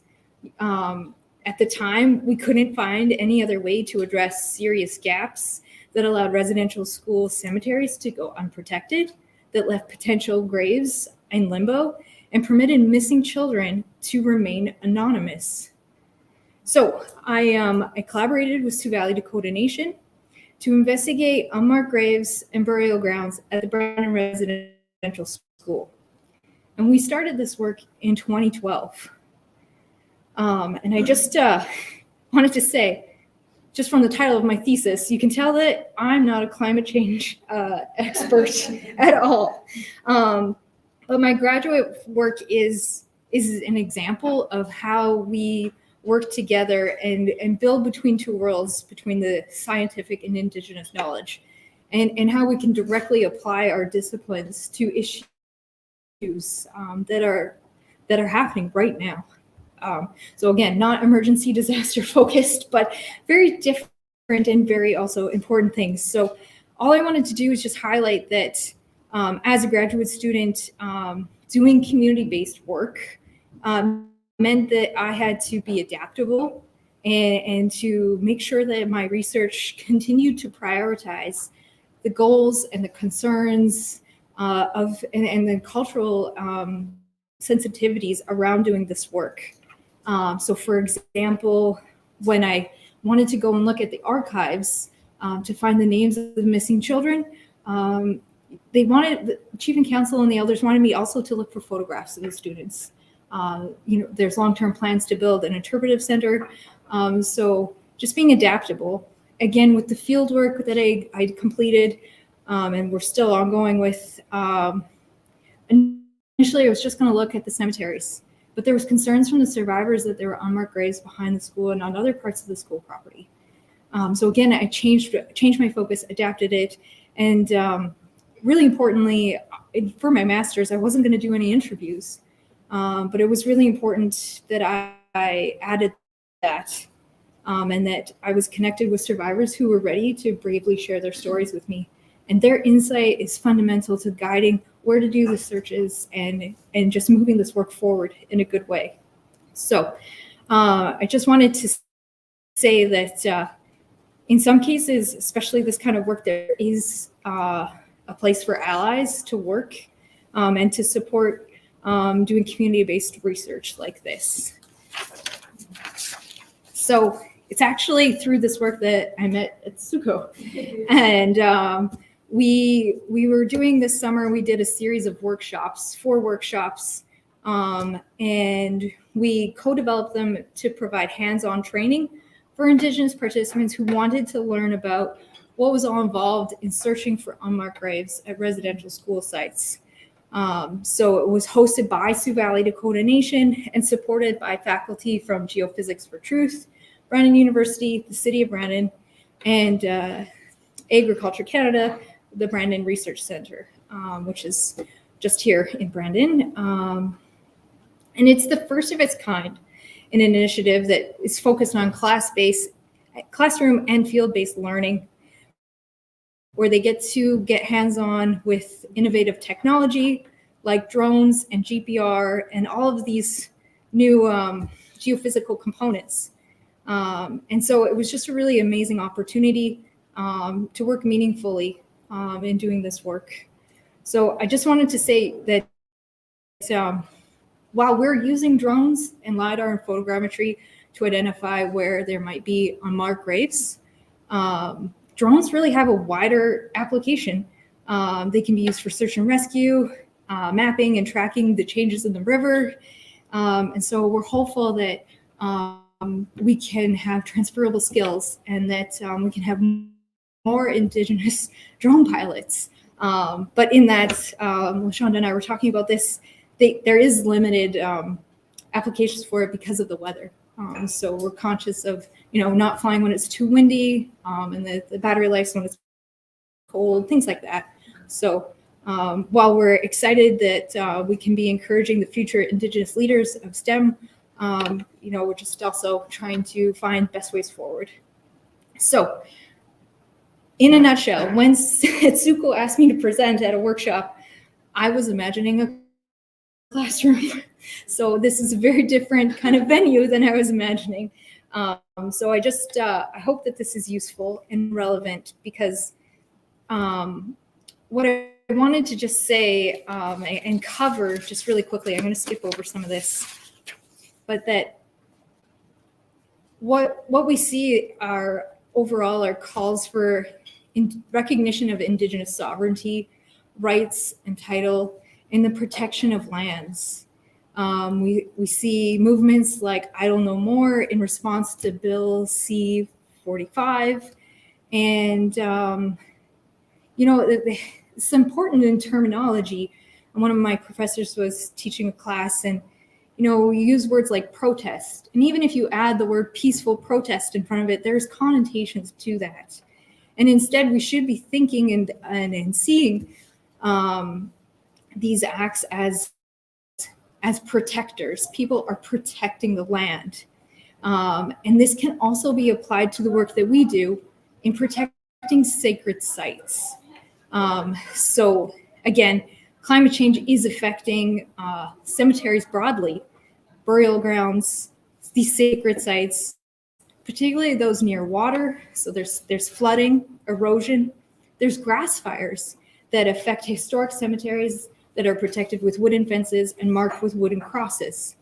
So these all have implications to many different examples that I could say, but just to highlight, well before Kamloops announced their 215 unmarked graves, in Alberta, another residential school was dealing with erosion of their residential school cemetery. And it's case by case on how do Indigenous communities come together to find a solution that works for everyone.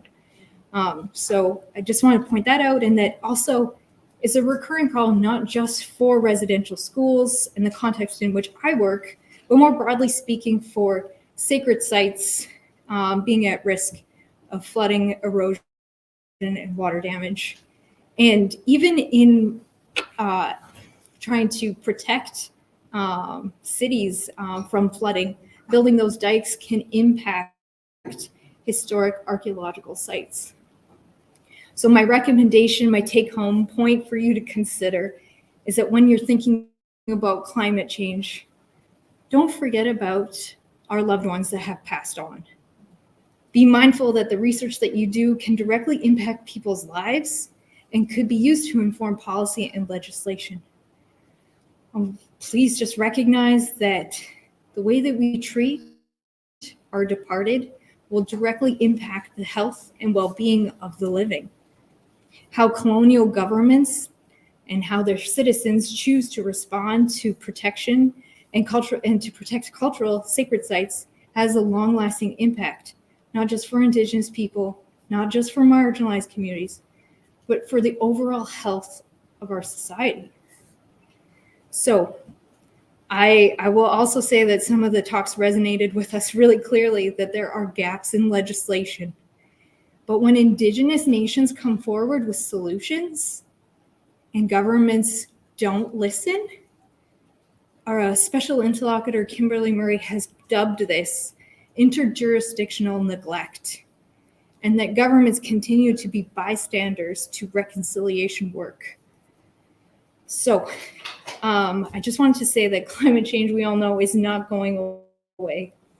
And globally, we need to fundamentally rethink about how we're going to protect cemeteries and sacred sites from the effects of climate change.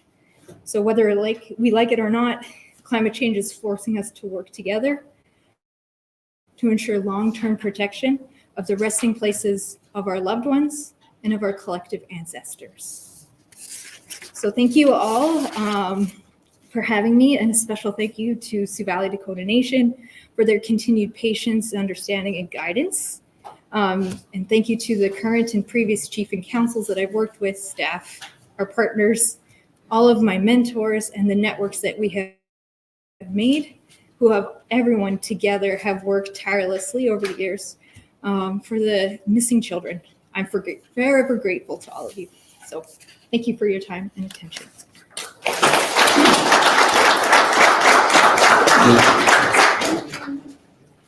Any questions, comments?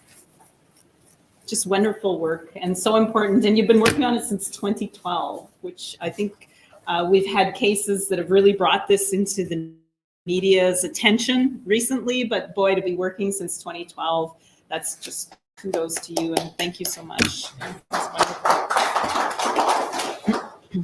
was really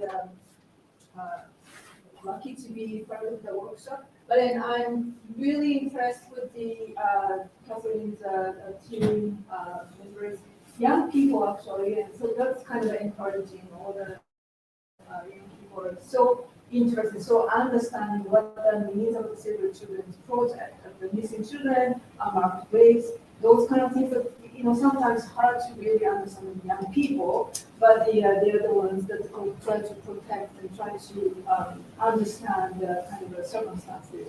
And an amazing thing is really the kind of a combination with science. Really, they have to understand numbers and the math and all the machines that they have to learn with training, hours and hours of training they're going through. It's quite amazing that that's kind of the thing that we're doing.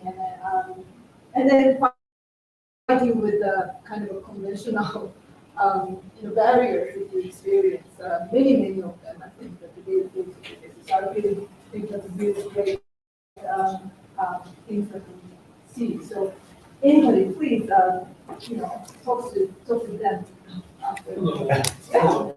Thank you very much for your presentation. We're from the Norrie House Cree Nation with our family of Fisher River Cree Nation as well. And whoever else is from the Indigenous community here, I'd like to thank you so much. It was a great presentation, and I tip my hat to you for taking on such a huge project that means so much for everybody. But you said it doesn't really fit in, and it does. I can tell you that, because we talked earlier about change. We talked about new perspectives of learning for tomorrow. This is not about finger pointing. We can't change the past, but we sure damn well can change tomorrow. And that's why we're all here today. So thank you very much.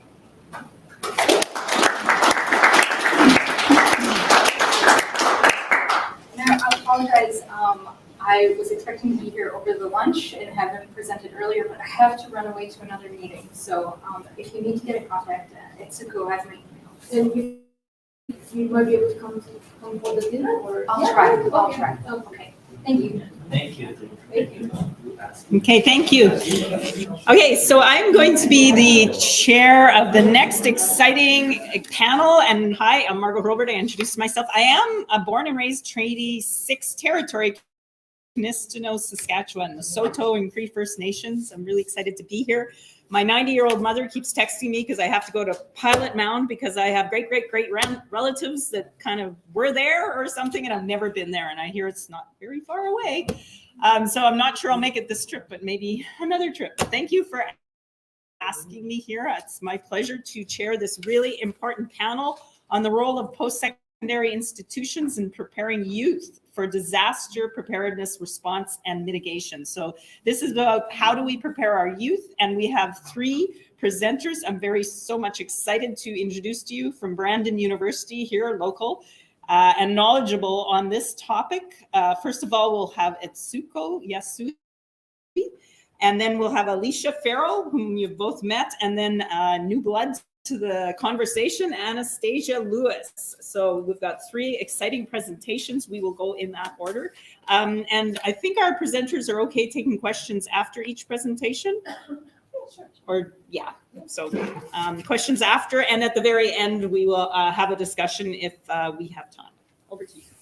Thank you, Dr. Lambert. So today I'm going to talk about what does climate change have to do with disaster education. And okay, so I hope we can all agree on the following statement. Humans are responsible for climate change. And, and climate change creates disaster risks.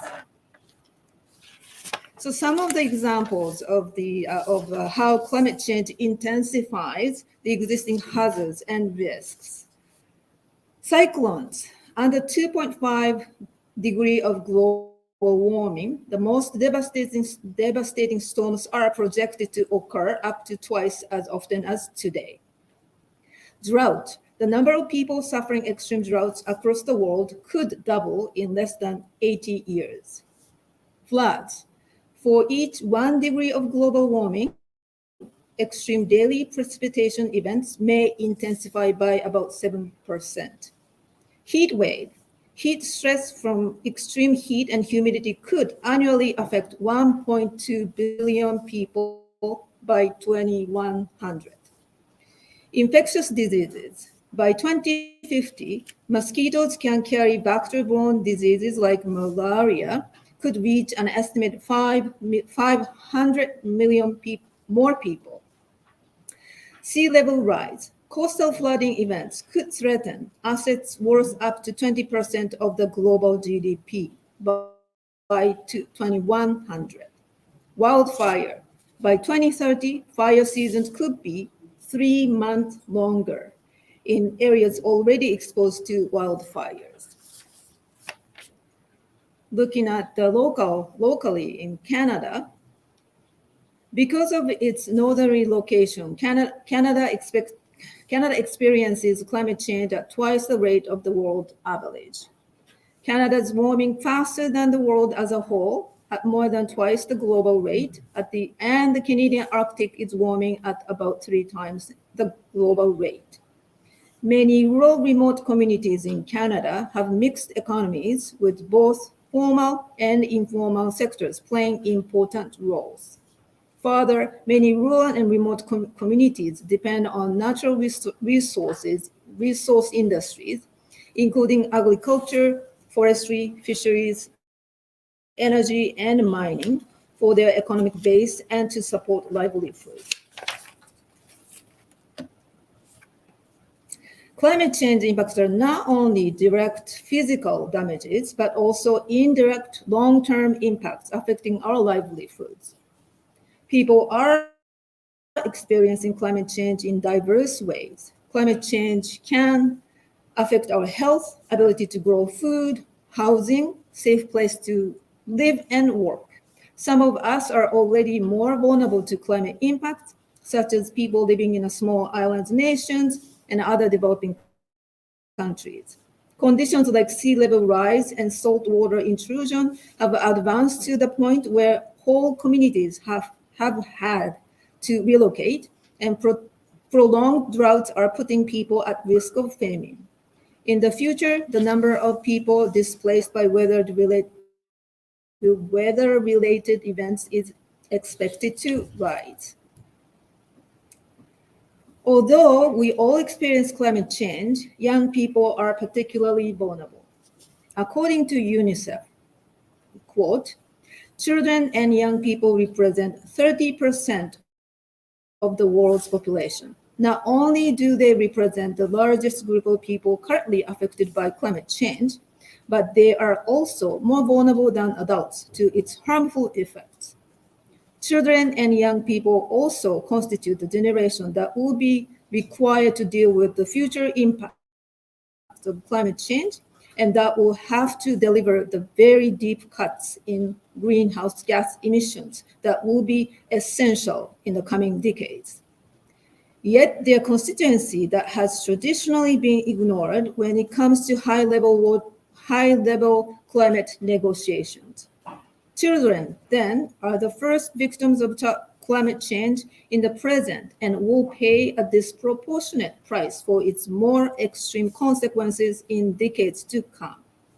They also serve as symbolic representatives of future generations, reminders that we who currently live and work on this planet have a duty of stewardship.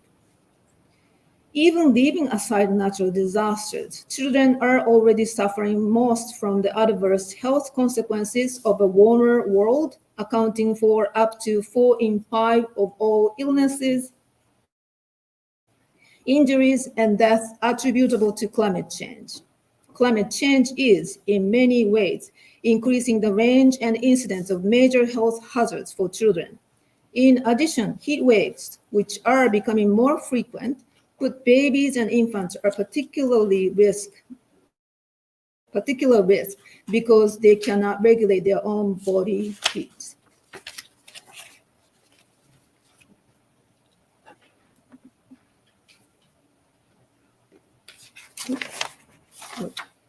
So it is difficult to listen to these facts, thinking of the world we live for young generation, make it worrisome, helpless, maybe pessimistic. However, there is an optimistic view stating that we face a huge challenge, but we already know many solutions. Today, we see many efforts to tackle climate change, such as the development of global frameworks and agreements to guide progress, such as the Sustainable Development Goals, the UN Framework Convention on Climate Change, and the Paris Agreement, focusing to achieve cutting emissions, adapting to climate impacts, and financing required adjustment. We also know technological innovations for renewable energies, green businesses, net zero waste industries go to reduce emissions. Adapting to climate consequences to protect people, homes, businesses, livelihoods, infrastructure, and natural ecosystems. It covers current impacts and those likely in the future. Adaptation will be required everywhere, but it considers to prioritize for the most vulnerable people with the fewest resources to cope with climate hazards. But still, these moves and investments seem not fast enough to slow down the climate crisis. So it seems that how to tackle climate change is very complex and requires a multifaceted approach. How can we speed up climate action while slowing down the climate change? How can we accelerate our efforts to combat climate change while ensuring a sustainable future? What roles can disaster education play in this crucial task? What are we teaching students to equip them for the ongoing climate crisis? Am I providing sufficient materials for students to apply their knowledge effectively in the fight against climate change?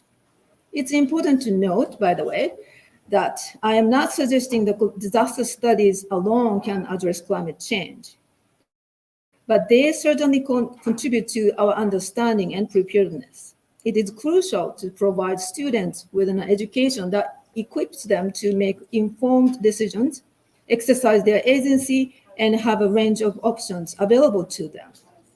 By empowering students to become autonomous agents, we can ensure they are prepared to make choices that contribute to addressing and mitigating the risk of the climate crisis. Take a closer look at the list of topics disaster and emergency management studies often offer. As you can see,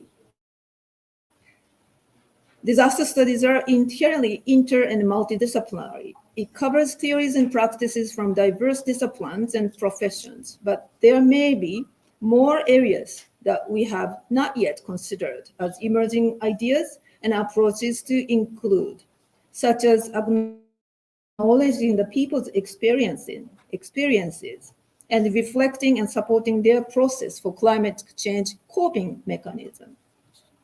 It is time to review the way we teach disaster studies, and perhaps we might need all disciplines and professions to work together to create a new approach for knowledge creation, sharing, and learning.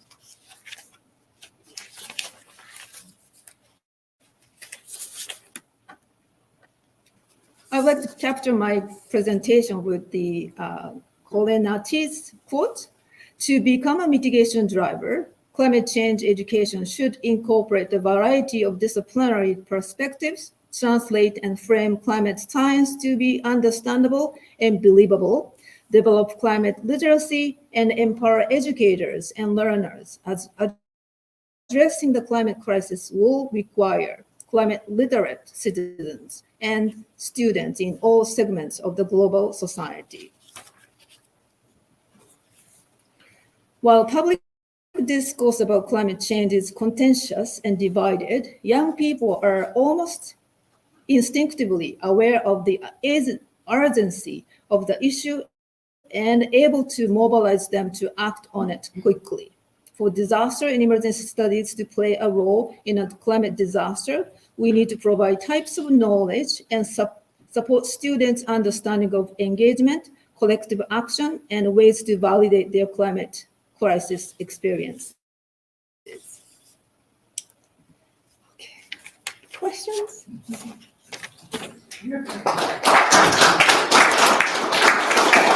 Some really important points on interdisciplinarity and engaging with students in new ways and empowering them to act within the confines of the law, please. Any questions, comments? Yes? I'm gonna build upon that, actually. You're saying within the power of the law. Within the confines of the Sorry, law. within the confines of the law. I was thinking of our climate activist in Sweden who has now been arrested and she will no longer be traveling. Oh, it's a criminal record. Who travels with a criminal record? Yeah, I was just thinking about actually just stop oil. The people putting orange on top of what have you in Europe, largely in Britain, will put orange dust on pool tables in the middle of the tournament, or orange paint on the traffic in the bridges in London, stuff like that. How do we anticipate and work with the negative messaging that generates? Because it's, I can understand that perspective, I mean, clearly it's life altering for everybody in the room. Using these extra legal means generates a whole lot of ill will. How do we deal with that? This is something that I've been thinking about and struggling with. It's just because every time people really raise the roof and pursue it to the front, we end up almost going 2 steps backwards rather than the direction they really wanted to go. But now I find, after a couple of years of this, we're kind of stuck holding the bag, and a lot of people who are just normal people who want to work within the law are almost turned off of climate activism, climate change, just because of these extra legal people. Yeah, thank you for sharing that. And I probably set you up for this because I made that. No. Well, very good point. But maybe you might wanna, we might wanna present together, and then we have this kind of conversation. Yeah. As a group, because there are a lot, and then Dr. Farrell will cover maybe a different kind of aspect of the climate change with youth or education, and then Anastasia will have a different kind of aspect of it. So we can open up lots of things going on, frustrations and the stuff that I think this is a great place to do. This is exactly the place to do this. I'm sorry, I brought it up. I teach in justice or taught in justice studies for quite a number of years. And was always very cognizant because we have both people who want to go into law enforcement, but also people who want to be activists. So we're always with this tension about advocacy on our things that are near and dear to our heart, and how we want to mentor our young children, because this is what we're talking about in relation to this. So I think our next speakers, yes, why don't you get set up? We'll take one question. Maybe we'll find the next one too. I know you and I had conversations about the ADIS program and the schools themselves. I know part of this, I guess, workshop is to gather some of this information on the approach going forward, but currently in the state of the delivery, how are you kind of addressing climate change with the students? Well, yeah, so that's the good point, right? So we don't really, when we talk about climate change, we talk about climate change in terms of the disaster, hazards, but if we are not talking about we as a product actor or the contributing to the climate change side of it. And then I don't really ask students to engage, what do you think about climate change, right? It's just really one-way communication that's kind of giving this information, what's going on. So I don't have that kind of engagement. That's something that I realized that I have to change that. Yeah. I think our next presenters have that. Yeah. So let's move on to them. Yeah, great question.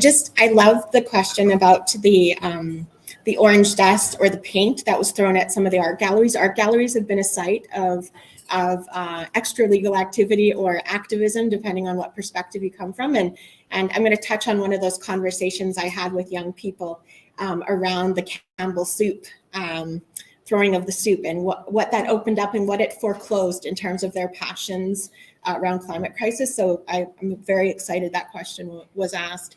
So I'm Alicia Farrell, and I'm the Dean of Education here at Brandon University. So I've only been the Dean since August 14th, and so I've been a dean for about 3 minutes. So I come to you with the heart of a teacher and as a researcher. And my area of research is around the climate crisis and the emotional impact on youth, and how we might open up other knowledge systems like arts-based methods in order to have difficult conversations about climate change. And so that's why we had the drama presentation this morning.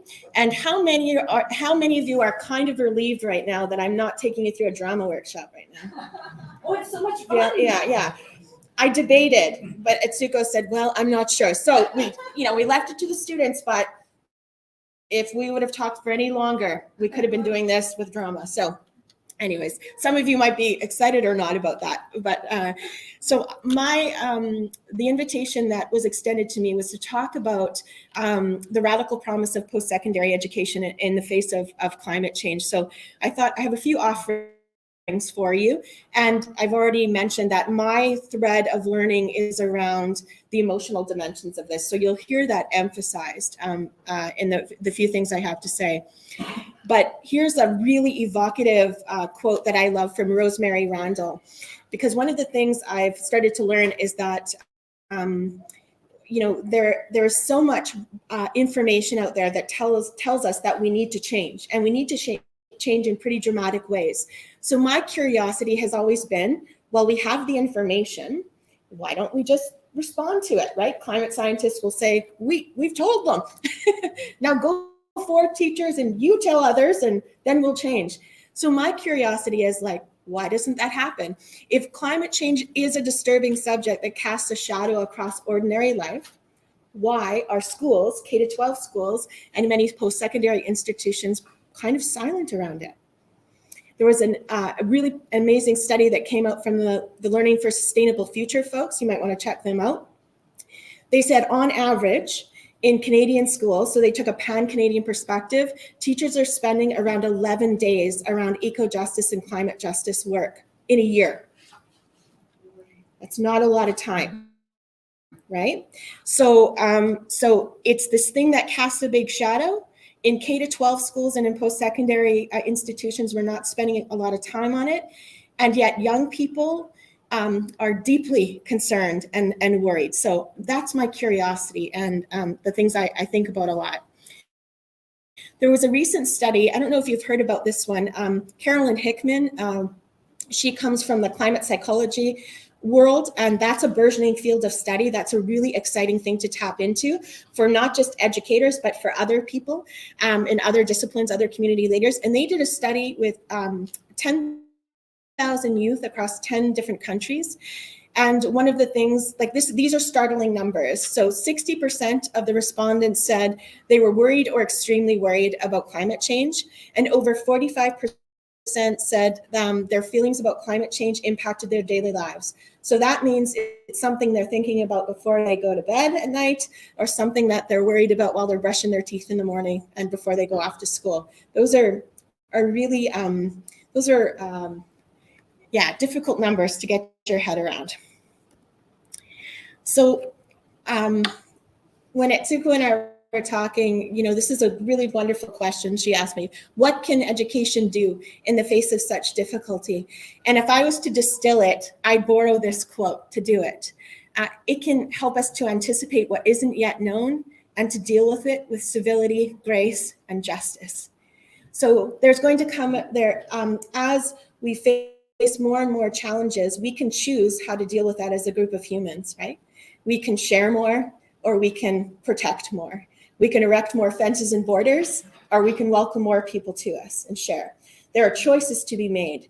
And I think education plays a role in helping us as a society to think about how we're going to deal with increasing adversity as things unfold here.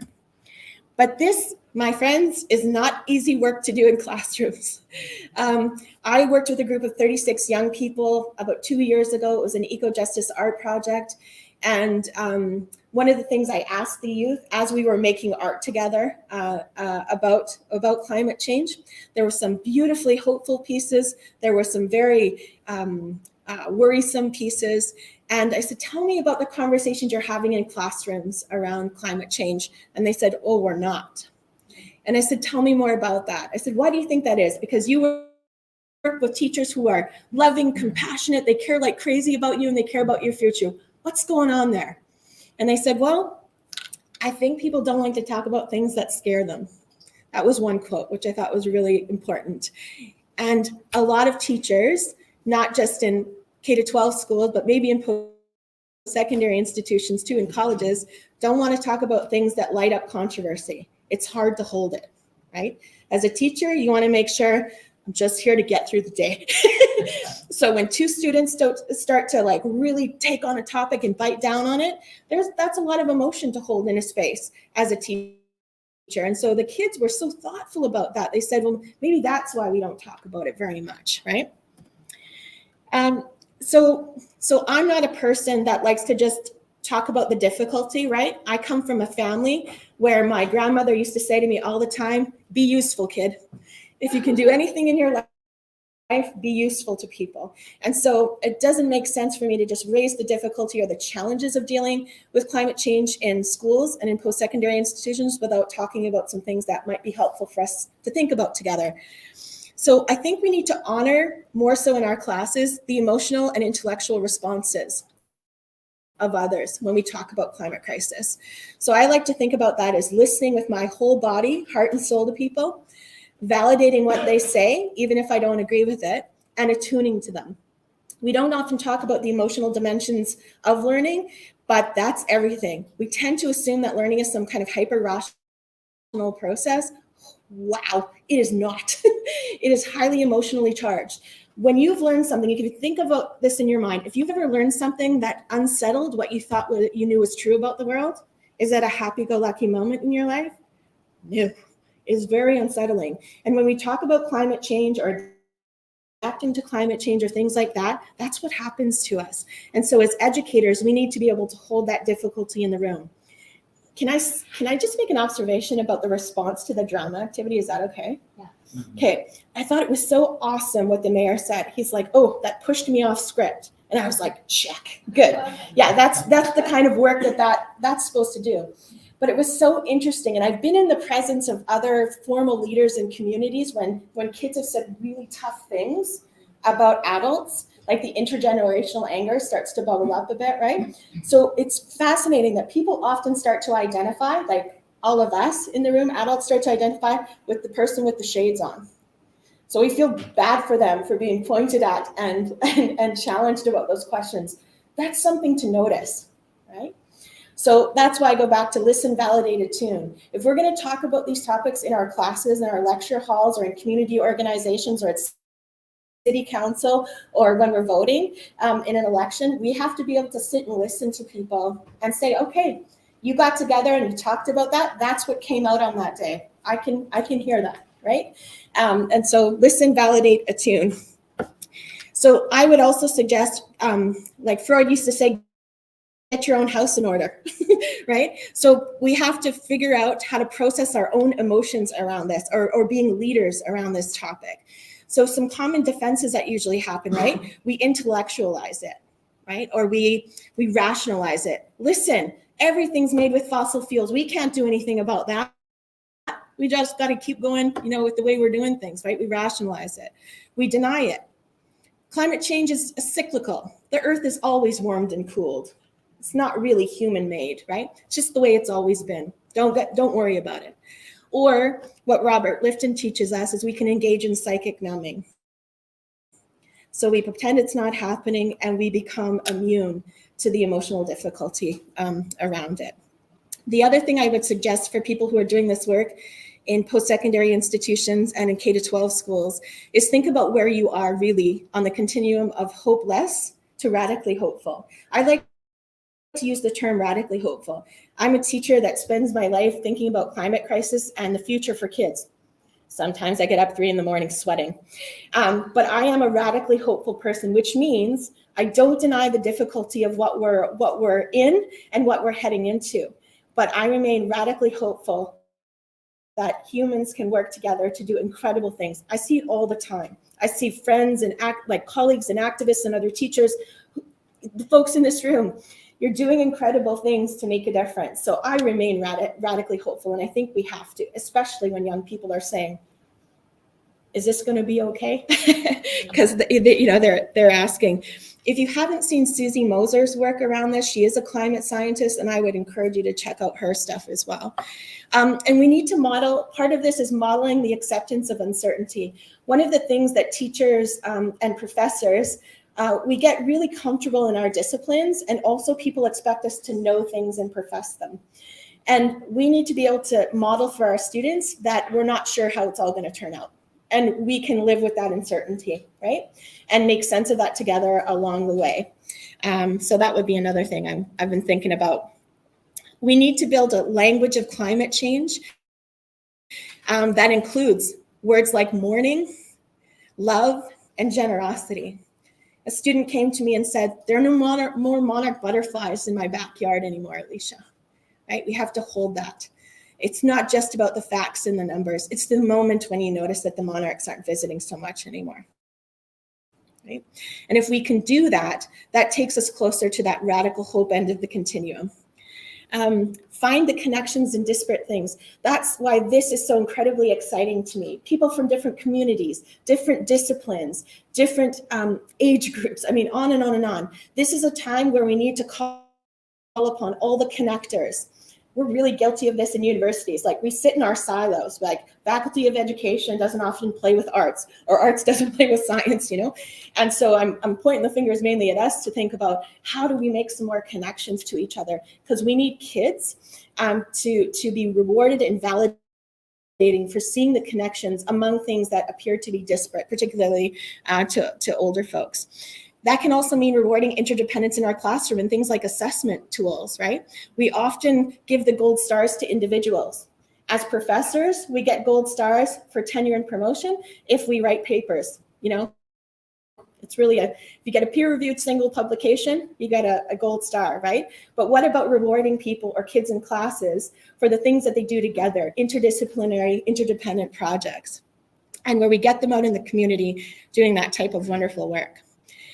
And the other suggestion, maybe more radical, is expanding the role arts can play in shifting hearts and minds. Like, it really did my heart good when the mayor said, ooh, that threw me off script. I was like, yes, right? So because art can challenge sort of the dailiness, those everyday things that we just kind of take for granted. It can unsettle us. The other thing about art, even though our little play our little scene this morning had some finger pointing in it, because that's what the students had to offer and wanted to say, is when you look at a provocative piece of painting or a dance or a scene, you get to bring your own story and lived experience to it.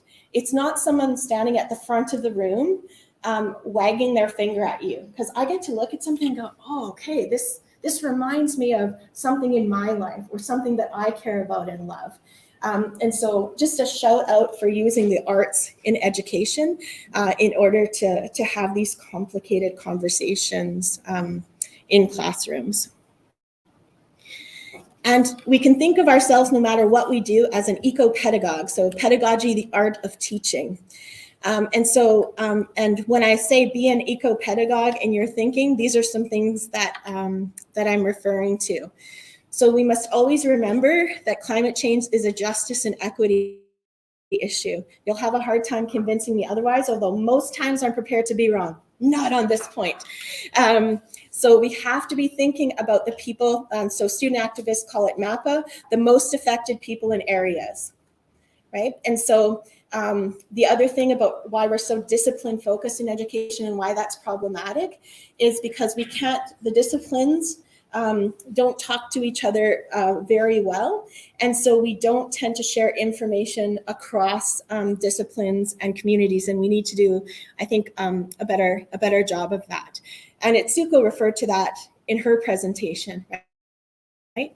Kids are deeply worried about this because they're going to have to live with the stark impacts for longer than we are. So, and this is the other piece is, I think about when I build a unit plan or a staffing plan, or I'm in a faculty council meeting, I think about How am I talking about adaptation, regeneration, and connection in how we treat each other, but also in the initiatives that we take on? So I like to say with faculty, we got to build arcs here.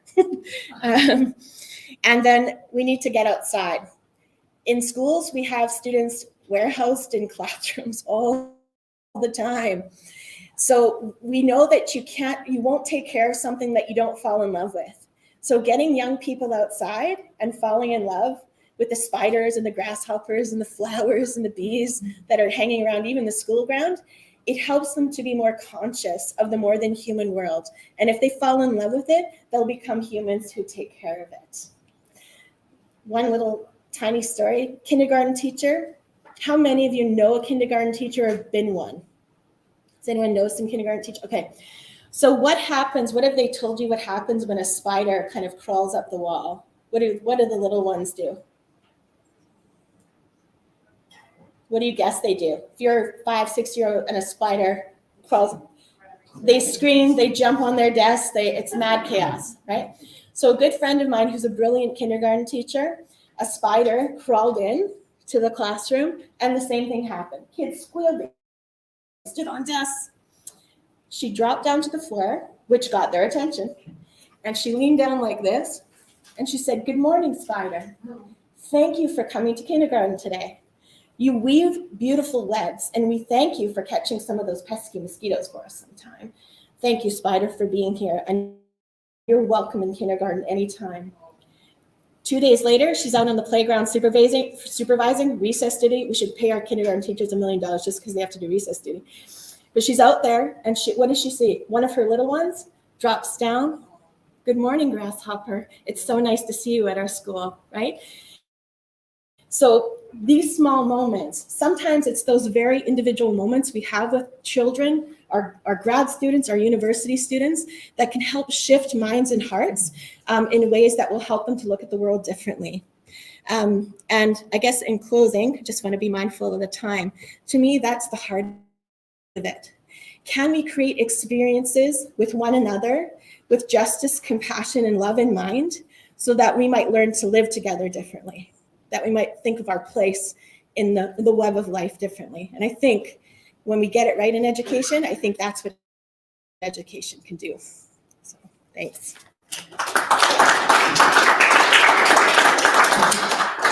Excellent job, excellent job. So we have one more presentation from Anastasia Lewis, who does not have slides, but you're comfortable coming to the front to the microphone. Excellent. So a beautiful example of two-eyed seeing, I think. They're talking about learning about ecology, right? Being able to see the science, the uncertainty, but then enjoy the nature. And this is the connection, I think, to land-based learning that we can make. Okay.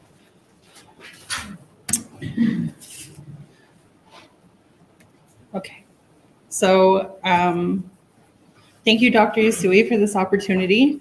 Thank you to Alicia for making me feel at home in this very scary new situation. Alicia actually touched on a lot of points in kind of a different way that I am going to talk about here. Definitely not as eloquently, for sure. So I will get right to it. Distinguished guests, respected faculty, fellow students, and community. Hi there. My name is Anastasia Pentecotsky-Lewis. I'm a returning mature student here at Brandon University.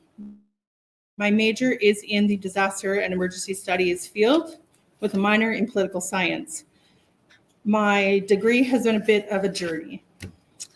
I started in the fall of 2006. This was a very strange time for me.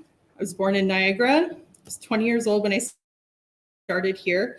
I had just completed a year of school in Toronto and chose to follow my then boyfriend of 5 years to a place called Shiloh, Manitoba, as he started his career in the Canadian Armed Forces and I started my degree. As one can imagine, moving from Niagara to Toronto to Shiloh was a bit of an adjustment. I mean, what 20-year-old chooses is to trade in Toronto for Brandon, Manitoba, but I digress. I would grow to love Manitoba and all of the things that it would teach me along the way. 6 weeks into a new life with no support system, My now husband would be deployed to Afghanistan as a replacement for one who had lost his life just weeks before. Faced with this situation, many would have purchased the next flight out of Winnipeg home. However, I was past BU's tuition refund date, so I was stuck here. I made the decision to stick around. We married the following summer. I have been a military spouse for 17 years. We have managed through 5 deployments, 3 to Afghanistan in 2006, 2008, and 2013, 1 to Ukraine in 2017, and the other to the UK completed just this past summer.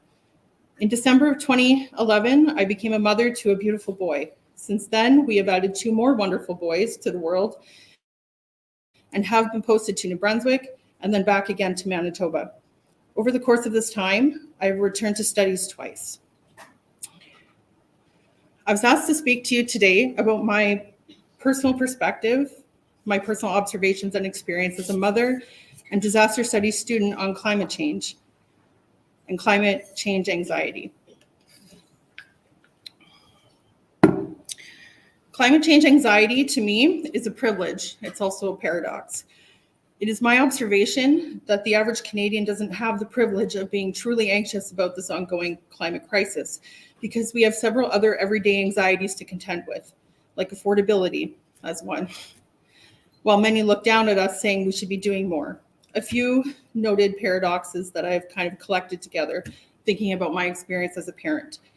When rearing children successfully is the goal, climate anxiety for a disaster studies educated mother can feel like inadequacy and hypocrisy. Knowing what choice should be made while making ends meet is exhausting. It is going to the grocery store and reluctantly choosing to buy produce from the United States and abroad because Canadian options, never mind organic, are too expensive. This does not encourage or make it more possible for low earning or middle earning income families to support local or or becoming more conscious of his or her carbon footprint or political policy support. Just as an aside, something that always kind of stuck with me, in my first year of university, I had the incredible opportunity to be taught by Dr. Sarfati. I'm not sure if anyone knows who he is in here. He's an incredible person. And he said something that stuck with me forever, which was every time you purchase a piece of produce, you are voting on policy. And that, as a mother, stresses me incredibly every time I have to buy apples or anything else. Because it is a really good point. We are all, that's one very small, tiny way that we are all interconnected.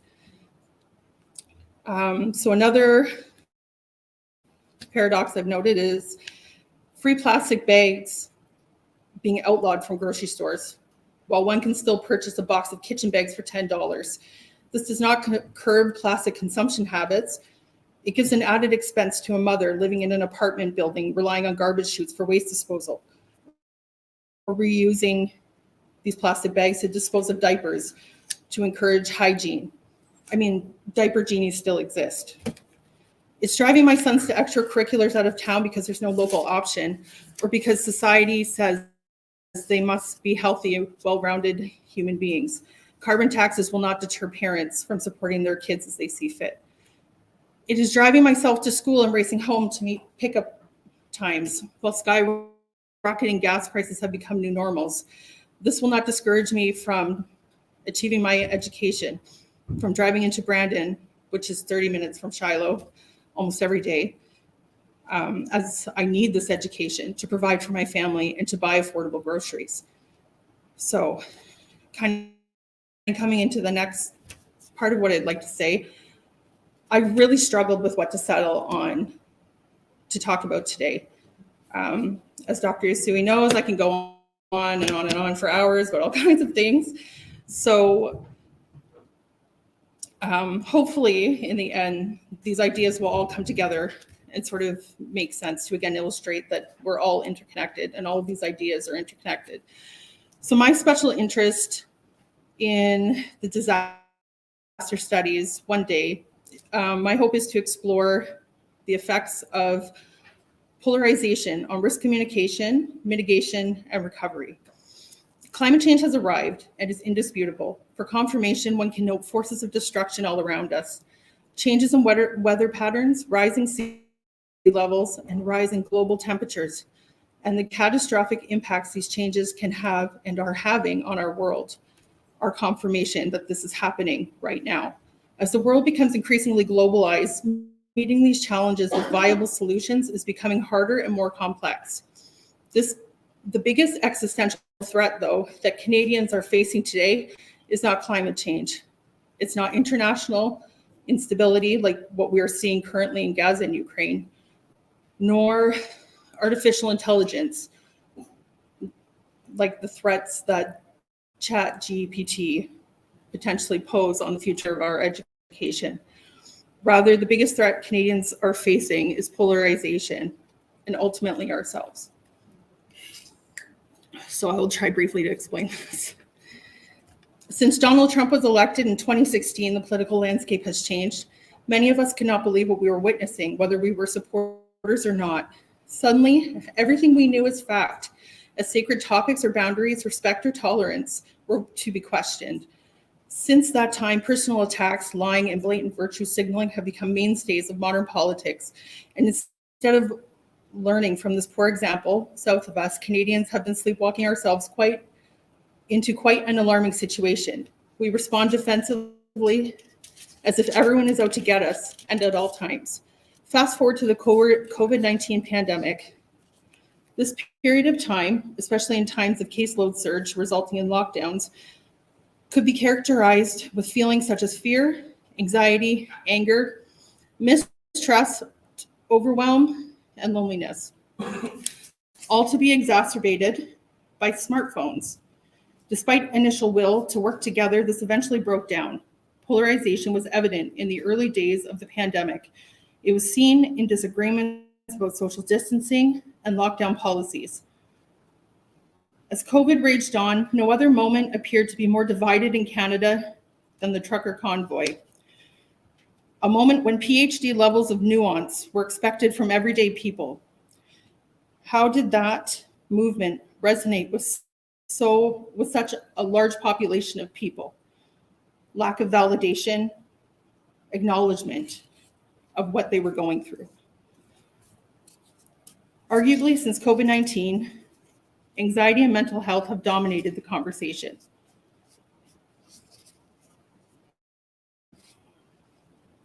We're now in our anxiety era. So that's my little Taylor Swift joke. Since COVID-19, right, it was good, right? It was cute, it's topical, I liked it.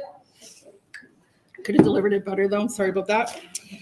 Since COVID-19, things have changed. Everywhere you look, in real life and online, we're being told, screamed at, that there's a mental health crisis and not enough resources to manage it. What is interesting to me as a mother and disaster studies student is that as a society, we're trying to reinvent the wheel. We're pretending that we don't know where this is stemming from. Seemingly, we cannot find a solution to this problem. Okay, Anastasia, where are you going with this? We're discussing preparing the youth for climate change. Recently, while doom scrolling for a laugh, do we all know what doom scrolling is? Okay. I came across a meme that read something like, sorry, I haven't answered your text. I'm processing information 24/7 with a caveman's brain. I laughed at this as it resonated with me, but I was left horrified because this really is it, isn't it? The smartphone. We live in an era of unprecedented access to information and technology. Access can be wonderful. We can stay in touch with family abroad. We can work or study from home. We can Google search for photos of common childhood rashes, and in seconds, quality images to compare our child's rash to, I did this Monday, appear. So we can decide whether or not we need to rush into the doctor's office. This access to information can be life-saving in situations of healthcare emergency, like the COVID-19 pandemic, making communications with all kinds of populations suddenly possible and mostly instantaneously.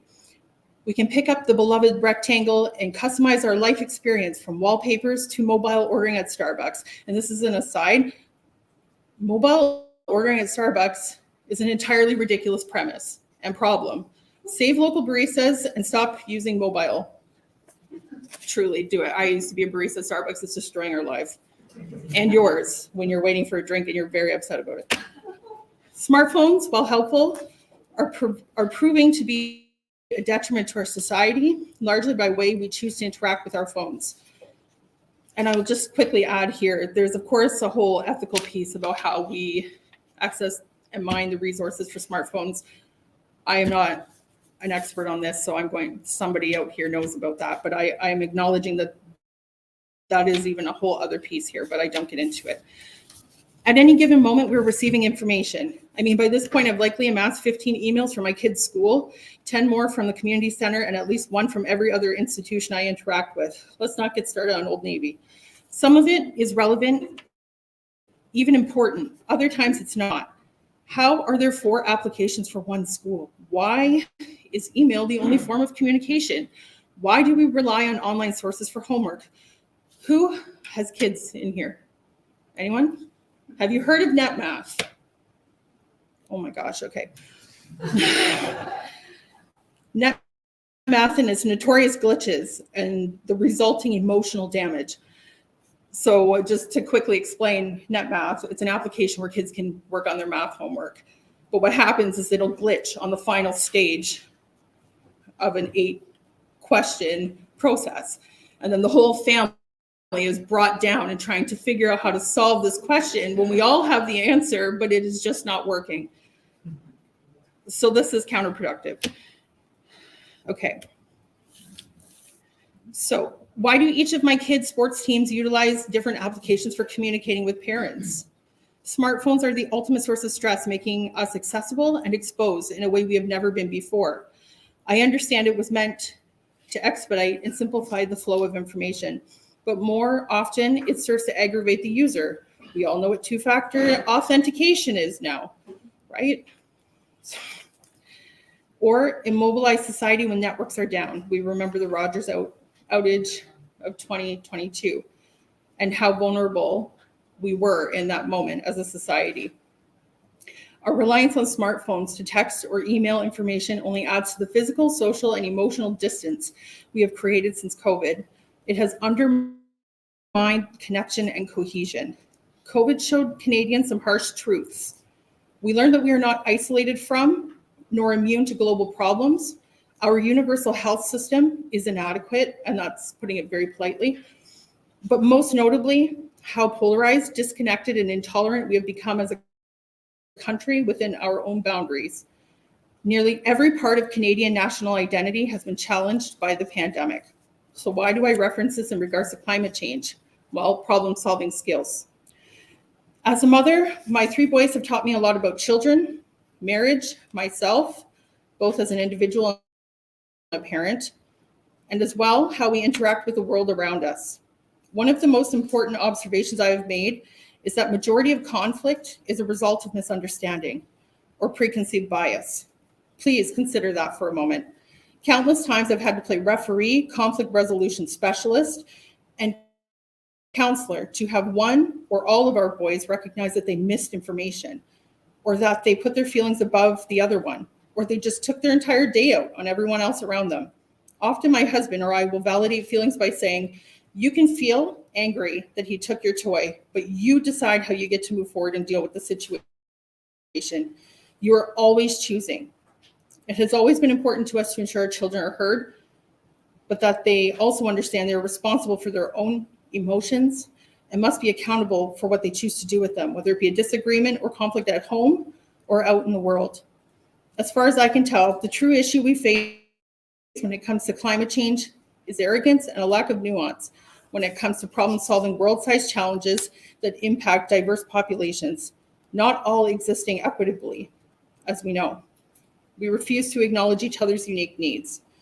So as I understand it, climate change is a naturally occurring cycle that is being accelerated by human behavior.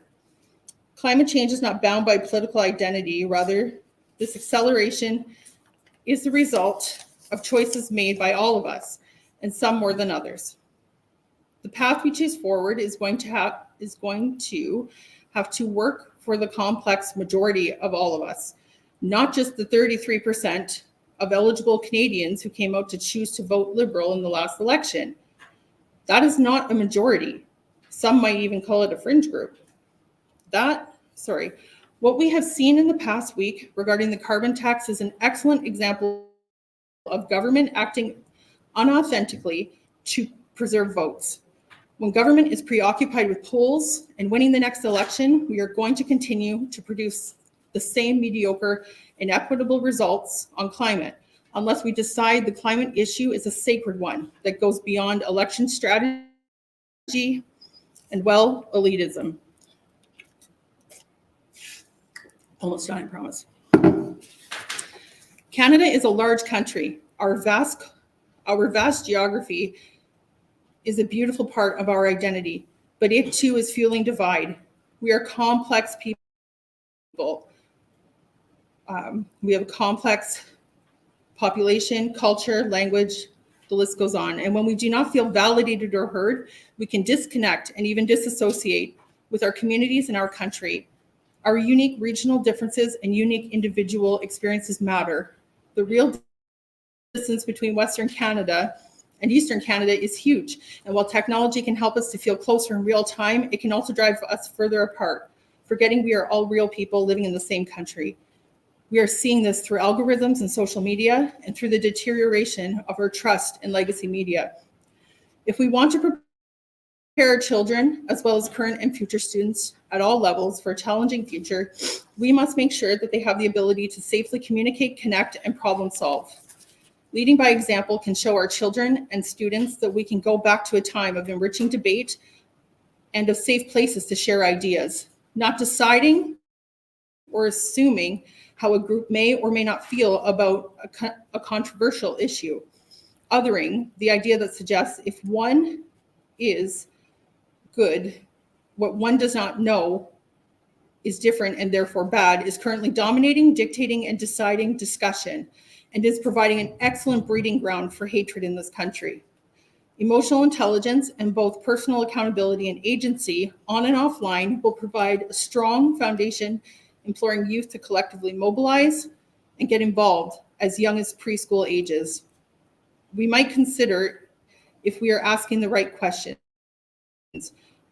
or currently proposed solutions possess a holistic approach with special consideration for the unique vulnerabilities each of our communities are experiencing in the face of climate change.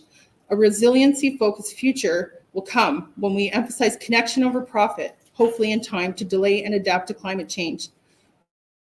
We need to be prepared to listen to one another genuinely and with compassion while being aware of our bias, personal bias, knowing full well we may not come to an agreement or resolution, but we absolutely must listen.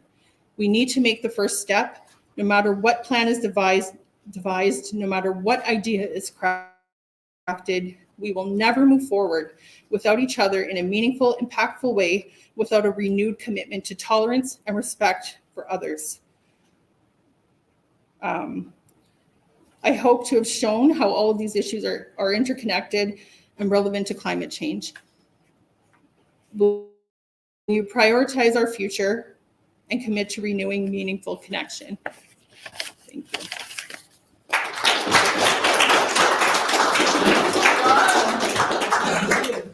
Boy, what a journey. We've moved from education and why this isn't talked about in school, and then how to talk about it in school, and then how to talk about it on such a beautiful, wonderful level. Thank you for sharing with us, Anastasia. We are a little behind time, but are there any questions even from some of our fellow panel members? Questions, discussion? Yes. I'll try not to ramble on too long for a little bit behind, but I just think the really resounding thing that keeps hammering in my brain as everyone speaks is adaptiveness. And there's so many important aspects of this notion of reorganizing existing infrastructure, whether it's your emotional infrastructure, your intellectual infrastructure, your physical infrastructure, and so on. But then importantly projecting forward. So I'm thinking a lot about myself and my colleague. We train first responders, predominantly firefighters, paramedics, and rescue technicians. And there's this idea, and I'm seeing this glaring kind of instructional design and delivery flaw in the work that we're doing, because we always say, we want you to do it this way, but remember, you got to think on your feet, right? But do it this way, but think on your feet, because anything can happen, but do it the way we're telling you. And this notion of, so now I'm really thinking about how we can actually build curriculum and deliver curriculum in such a way that encourages people to do that internal individual reorganization, but still serve the collective around them. So we're seeing this notion of, Major Metal-Scrovich's comment that domestic operations are now restructuring and reframing within what they bring, right? They roll in heavy, but their approach is different. And this idea of two-eyed seeing and working with Indigenous partners and Indigenous ways of knowing to reframe existing knowledge infrastructures and rebuild and what the benefits of that are. To your point that, where did you go? There you are. To your point that adaptiveness is led by humans, the human-led initiative, not, and I'm sitting here with two smartphones, right? And it's like, oh no. But so now I'm really thinking about what this looks like in our scope, and when the downside of not doing things a correct way is severe injury or death to self or others, but you still need to exist in a space where this reorganization is taking place. And I think what's really missing in the way that we design and deliver is that projection forward. So how do you take that difference from what you're expecting in a dynamic situation, despite knowing how you have to approach something, and actually like regenerate and recover and move in a forward direction? So I just keep thinking about this. I'm grateful for all these different perspectives, whether you're realigning yourself intellectually or emotionally, or updating an 80-year-old infrastructure to divert the water in the river, in terms of things like this. This is all about adaptiveness, and I'm just grateful for that perspective. Yeah, thank you. Collectively. Relearning and relations. Yeah. Great, thank you. Any other questions? Yes. Yeah. Margot, could I just make a comment to his comment? What I learned from my exposure to knowledge, education, and so on, I think one way of dealing with this way, and adapt to, we don't know what will happen, is to take an approach of creative management. If you keep it open, but that ability to create any complex situation, that's the way to do it. Because we cannot design an engineer what's coming. But what we can do, we can enlarge our capacity to creatively thinking. And that parameter is totally open. It depends on individual, institutional, and even higher level institutions. Yeah. Okay. Again, from a student's perspective, so I grew up with this being global warming, and then it's shifting to climate change. And I think what I didn't really see in this was preparing the youth of pushback and the strain that causes, because I remember fighting with adults, and when I was a teenager and a young adult, it's not warming or it's climate change. It's like, oh, it's getting colder, there's nothing there, it's all, and it's tiring. And there's also a lot of blame on youth for this. I got a lot of blame. I got a lot of blame as an Indigenous person too. I remember there was our fishing rates are a little different. And I remember someone saying, if you didn't fish, we wouldn't have problem with fish populations. You guys are overfishing. I can catch like 2 a year. What are you talking about, right? And that's not something I was ever prepared in high school or university. It was how to handle that pushback in a meaningful way. Because then you just end up in a shouting match with somebody, and it's not really productive. Again, as you get older, you start to learn how to do that in a meaningful way. But I think it would have been helpful as a youth to have just realized that they're almost preparing me for those pushbacks and denialisms and everything outside of education. Thank you for that. I think it gets at the initial question of conflict, right? Like teaching our youth that conflict is not a bad thing, but we need to handle it. You'll have better language. We need to be able to handle it. Kind of reminds me of like the cup analogy. It's like no one notices the cup being full until it starts to spill out. And that's all you're going to see is the mess of it. You're not going to understand why did that cup get that full in the first place. Yeah, thank you for that. Do you have advice? Oh, I was just going to say, I thank you for that point. think social media bubbles, which you got at a bit on stages, we're so used to talking to people who feel exactly the same way as we do, right? In fact, the algorithms are designed that way if you talk to tech people.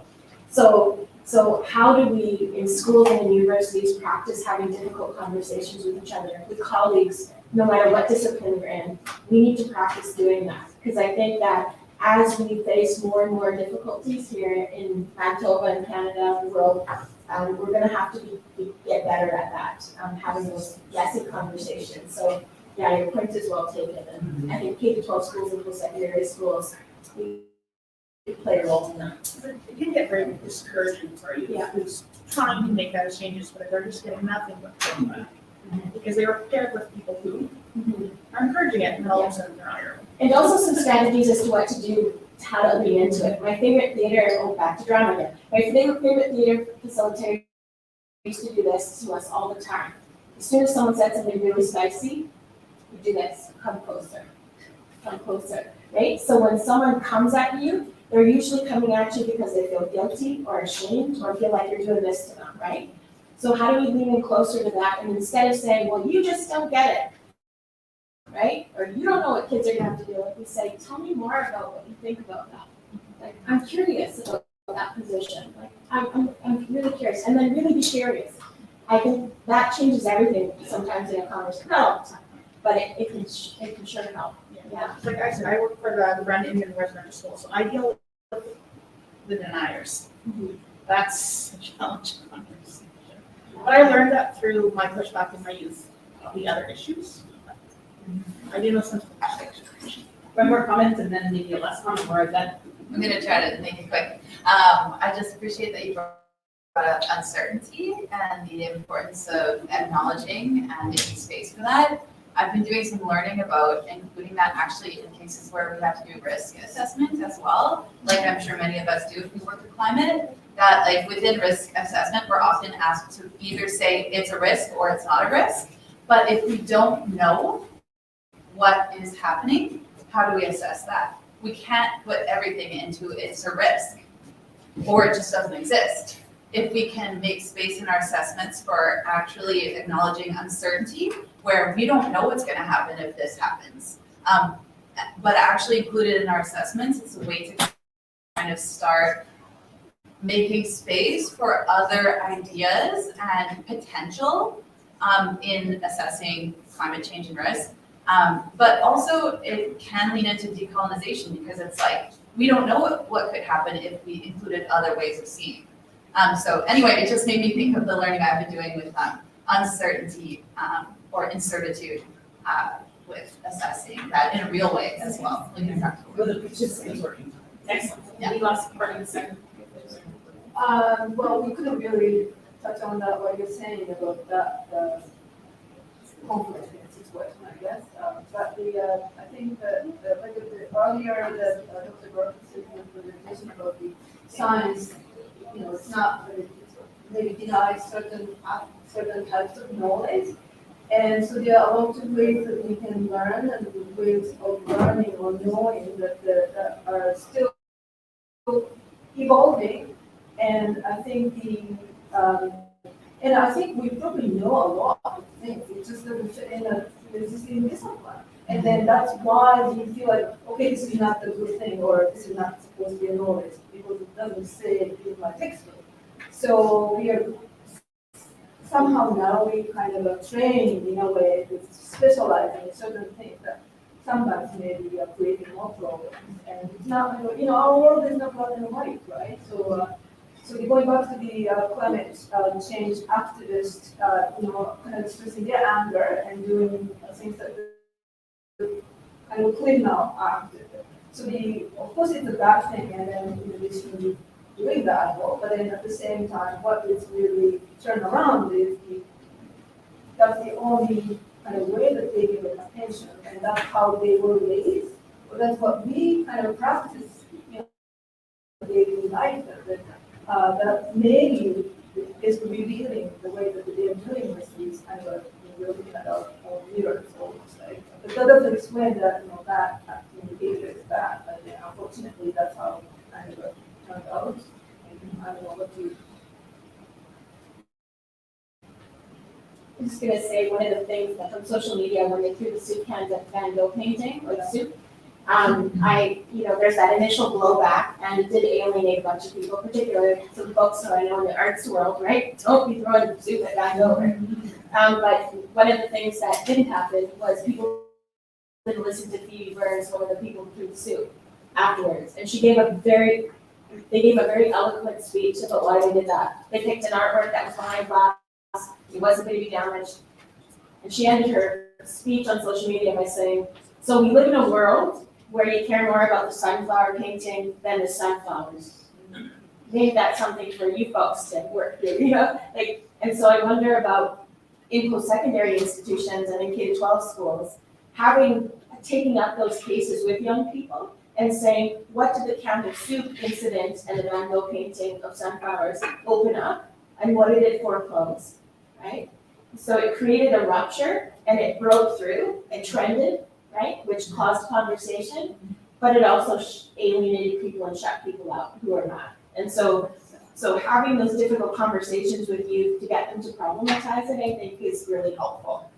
And having them know if there's going to be criminal repercussions. Because I found with a lot of my 20-year-olds that were going out to protest, they had no idea the risks they expose themselves to. If they're, holding a placard, we have rights of expression in Canada, an association, and there is a line to be crossed. And students, young people need to know that line, right? Yeah, as teachers. Thank you, you guys. We are late. 10 minutes. We lost 10 minutes. We need to have a break. So 10 minutes, and then we'll start the next section. Thank you, guys. Good job.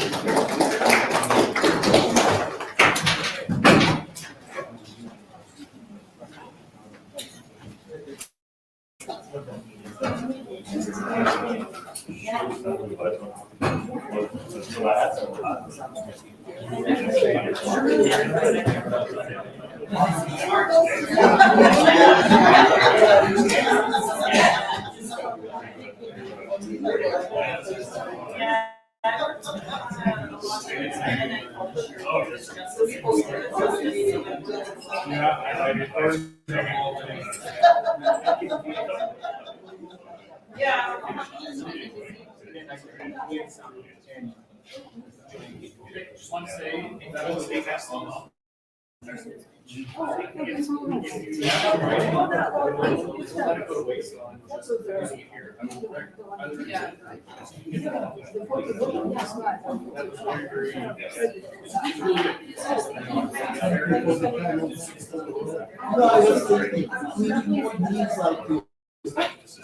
Thank you. I don't know if I'm any good at it yet. I just started. I was going to ask you a simple question, but there were so many big comments that I was asked my simple question. Would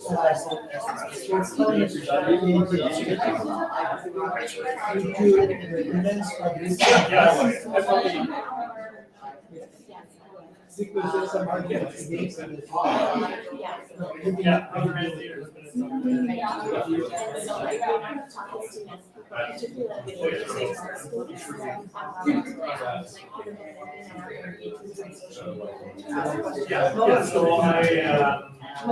Most students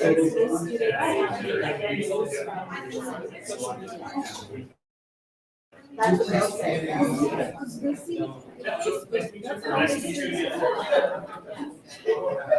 So, yeah, that's a great question. Source of information is an issue. But the other thing is just too much information. So what filters down in social media is often overactive information, right? So it's really difficult. Talking about disinformation. Would you address it or not? Yes, for sure. In the commercial readings course, we're working on the topic every My work, term. and I don't feel fake it. I don't address disinformation. Maybe I should. I wonder. Like for the pandemic.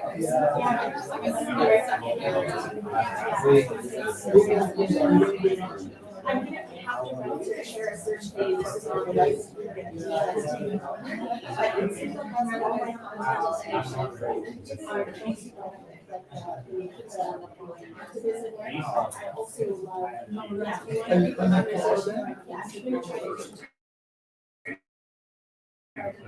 No needs to sunset. You can put that on your agenda.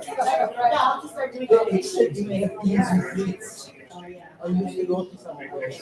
Take you away. I'll watch out for this.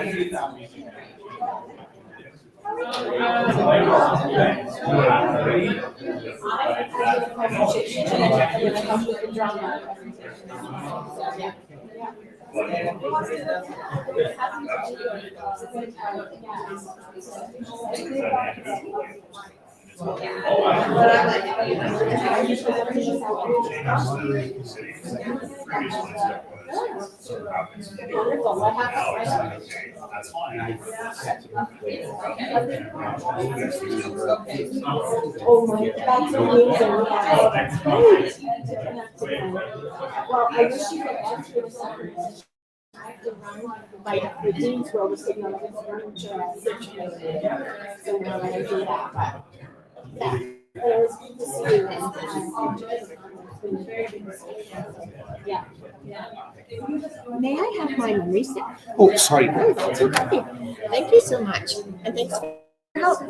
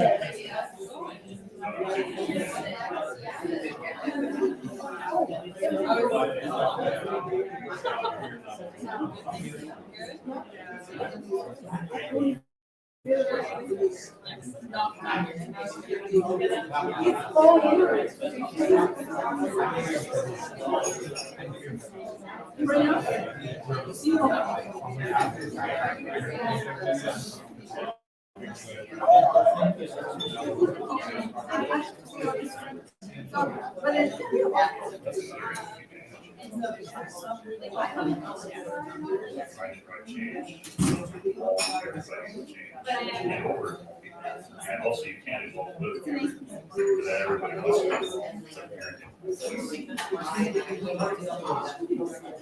Oh, yeah.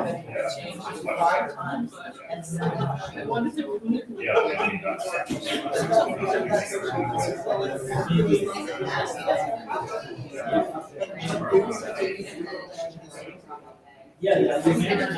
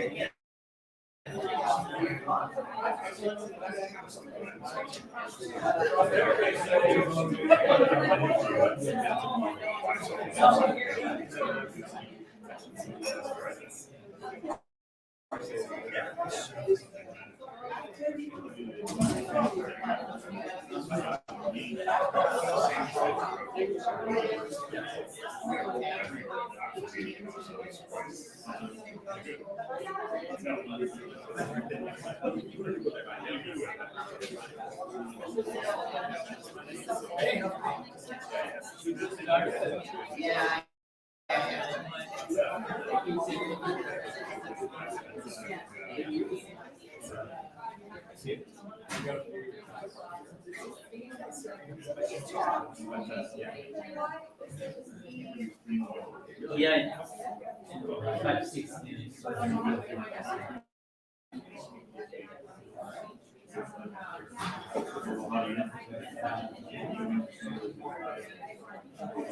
So you are looking at the aspect of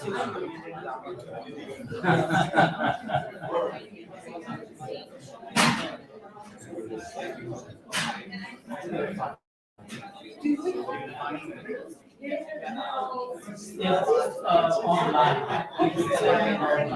That's what I heard, but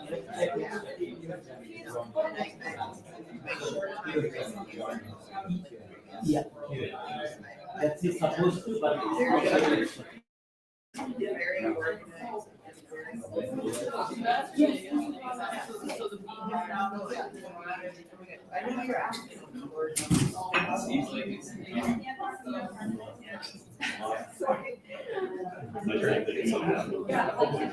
So far it went so smoothly since the morning. I mean, it's very smooth and everything is moving and changing. And then are they going to build three? Yes.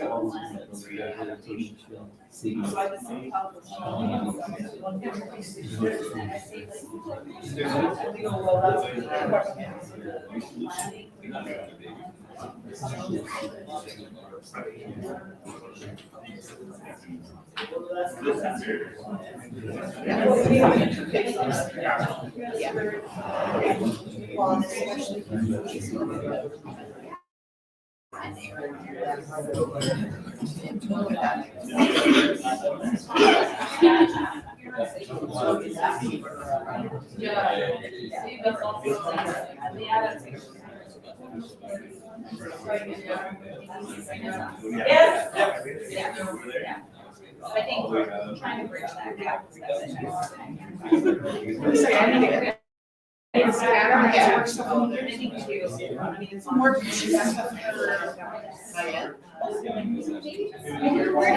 Yeah. I was curious today, but I have some results that I made.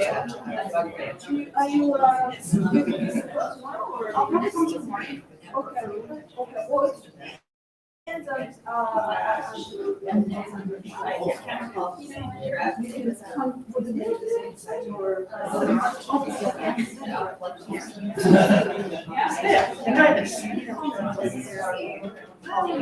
I'm kind of relieving my youth days. I'm no longer youth. I'm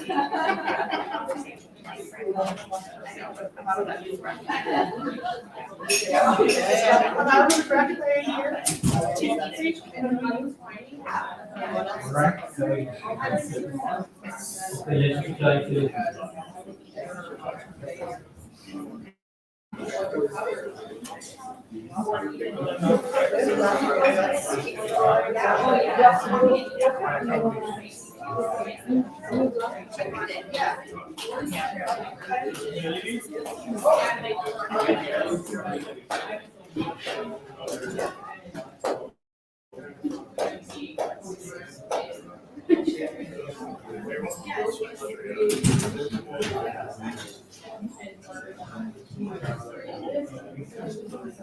Just, can you bring the people in? We'll start the session.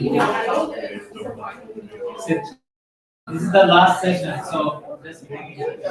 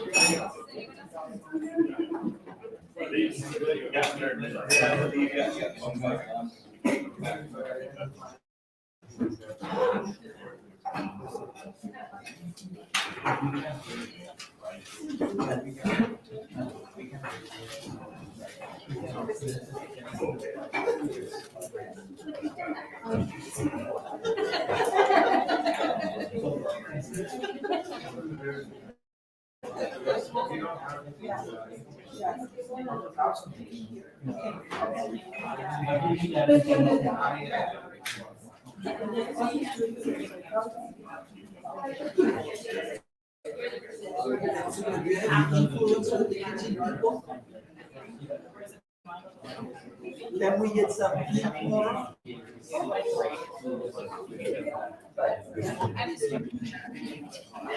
well practiced.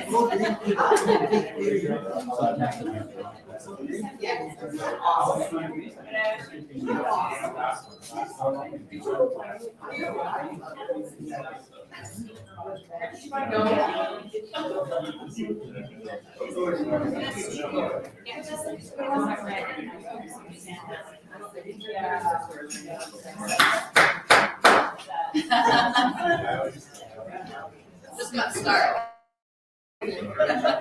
Stuff believes in that. You know, listen to him. He's an initiative. Yeah. Good afternoon, everyone, and welcome to the final session of the day. I know, don't tell me, it's always the hardest session. You know, we're all exhausted and so on, but we have three outstanding presenters, and I can assure you that they will hold your interest. Now, on your program, you might note that Major General Crabb will be joining us for the Q&A session. Unfortunately, he will not be joining us, or will not be joining us, so you can take that one off. I'm Balfour Spence, a professor in applied disaster emergency studies here at Brandon University. Well, normally that's who I am, but currently I'm the acting dean of the arts faculty here. And our three presenters are Ranjan Datta, Manuela, where's Manuela? Oh, there. Hi, Manuela. And Sadman Saqib, University of Manitoba. So we're going to try to avoid overrun. Each presenter will have about 15 minutes to do this. Keep your eyes on me. I love attention. So I will give you 3, 5. Okay. Okay, and that means wrap up the last sentence. Awesome. All right, so without further ado, let's get the ball rolling. So I'm just going to take you the order that you are here.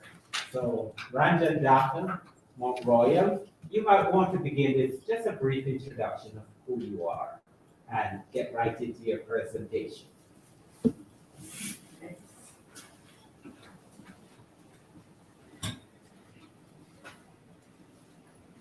So, actually, I'm more comfortable talking by standing because after a long day, maybe I would sleep. Just kidding.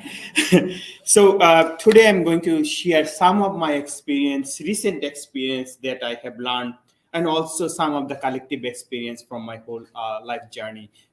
What does the meaning of challenges in disaster research, particularly indigenous and land-based minority communities? Before I'm going to do that, I would like to acknowledge the land acknowledgement. We did it that morning, and many times we did. So as a settler of color, born and raised in minority communities, land-based communities in Bangladesh, even after coming here as a colonial land, I was trying to understand what does it mean of decolonization or understanding land acknowledgement as a settler of color to create my own belongingness. So for doing this, I would like to acknowledge all indigenous people, TD4 territories, TD6 territories, TD7 territories, even all over the world, to all indigenous nation, indigenous people, indigenous community as a nation. And I would like to acknowledge that seeing the decolonization not from only colonial eyes. Decolonization is not only seeing from the colonial period, seeing the whole history from millions of years, excluding only 400 years of colonization, as I was explaining before, seeing how indigenous people has been sustainable for long times, what happened to the land, what is happening, and what should happen. And in my research, I will understand everything should have own rights, own agency. It includes human, birds, moon, rock, sun. And I considered in my research traditional stories as a scientific stories because they have been sustainable for a long time. And when I'm saying traditional stories, it's mostly land-based stories. I am considered indigenous elder and knowledge keeper as scientist for the community. I'm not saying, or they are not saying, I'm scientist for the all over the world, but I know what is best for my land. I know what is best for my future generation. And as a researcher, I consider myself as a learner because knowledge always belongs to the land, and we only learn. When we are saying, after learning from the land or indigenous community, we discover the knowledge, then it's also colonial forms of knowledge. That's why indigenous community, they want to consider themselves as a learner. And I also would like all of you to understand which land you came coming from, what is our responsibility to the land, and understanding land back, land rights to the indigenous people. And land rights is not to giving my land to the someone else and someone else can abuse it the way we want. Land back and land right means our obligation to the land, our responsibility to the land. So how I have been doing this research, I have been considering community-based participatory action research because it's giving me opportunity to understand what community wants. At the same time, community can understand who I am and what are my own responsibility. So I consider research as a transformation. That's why I don't call my research as interview. I call it decolonial stories. This is different story. Maybe in another day I will share why I'm saying it. And I don't call participant because once I am saying participant or interviews, I have a power to manipulate the way we want. So in my research, wherever the indigenous community, including the colonies also here, going the indigenous community or minority community, they always consider me as a relative. They always call me brother. What does it mean? It means I am related with them and also land. Once I become relative, I become responsible to my relationship. That's why in my research, I consider traditional storytelling not as a survey or interview question. I consider as a storytelling as a significant method, music, art, and blanket exercise. This is the new method that I have learned as a settler of color in Canada, understanding the colonial history from not from my eyes, from the indigenous elder, knowledge keeper, and youth perspective. Land-based work. I had a many opportunity to learn, work with the elder and knowledge keeper to understand what is the meaning of this plan, how land has been changed through ecocide. For example, University of Bandon, what was here? How we made ecocide on the land, learning those stories from directly from the elder and knowledge keeper. And consider community people as a co-researcher instead of participant for my own need. Once we are understanding community elder knowledge keeper as a co-researcher, we become relationally responsible. The struggle become the solidarity instead of being allyship. I don't believe on allyship because once I'm in allyship, I have a choice to be in the ally or not to be ally. But once we are in solidarity, their problem is my problem. Your problem and my problem are same. So there is no differentiation between I versus they. So once we become we, all struggle become collective. And everyday parts of movement, for example, ideal no more movement, standing rock movement, everything is also part of my research. If my research doesn't speak with the indigenous land rights or my transformation, how much we are doing? That's why indigenous scholar Linda Smith, she said, research nowadays became a mosquito, suck your blood and live. The indigenous community that I have been working in Bangladesh, they said it became foreign bird. Still our knowledge, they never show up. So that's why I've been using reflective learning. Whatever I research, I try to reflect how much I have learned and how my learning helped me to become or transform me who I need to be. And deep listening is a significant method because once elder is saying, elder is not talking on only particular issue, they talk about the stories, which is interconnected. They bring everything. That's why deep listening is important. How I've been doing it? This is one example. Just I came from Bangladesh research with Marma indigenous community in Bangladesh. Those who have been displaced, and after that flood disaster happened, and the elder was talking about what does it mean, what are the challenges, and these are the another some of the example from Munda indigenous community in coastal area, and this is the Khiang indigenous community in Bangladesh. This is the some of the another example, and these are the disaster. And most of the disaster, they don't call the disaster; they call it human-created disaster. And what does the human-created disaster mean? If you look at the top part of the forest, is a lumber plantation. Bangladesh government is saying, use traditional ways of managing forest. In the bottom side, you can see 97% of diversity. In the top part, only 3% of the forest. And most of the lumber plantation is by the outsider. Diversity only 3%. When I was working in 2002, if you dig only 5 feet, you can get the water. Now you have to dig 450 feet. And indigenous people, they don't have water, drinking water. So who created the drinking water disaster and for whose interest? So putting the lumber plantation by the outsider is not only taking land from them, it's also displacing indigenous people, indigenous ways of knowing everything. So this is the one sample of the mountain. There are hundreds of mountains occupied by the outsider. So this disaster, the drinking water disaster they are facing, they say it is created by the human. And the tobacco plantation in Bangladesh, tobacco plantation are not allowed.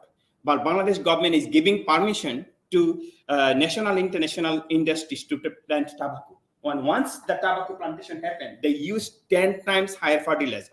And when it rains, it directly goes to the local water, drinking water source.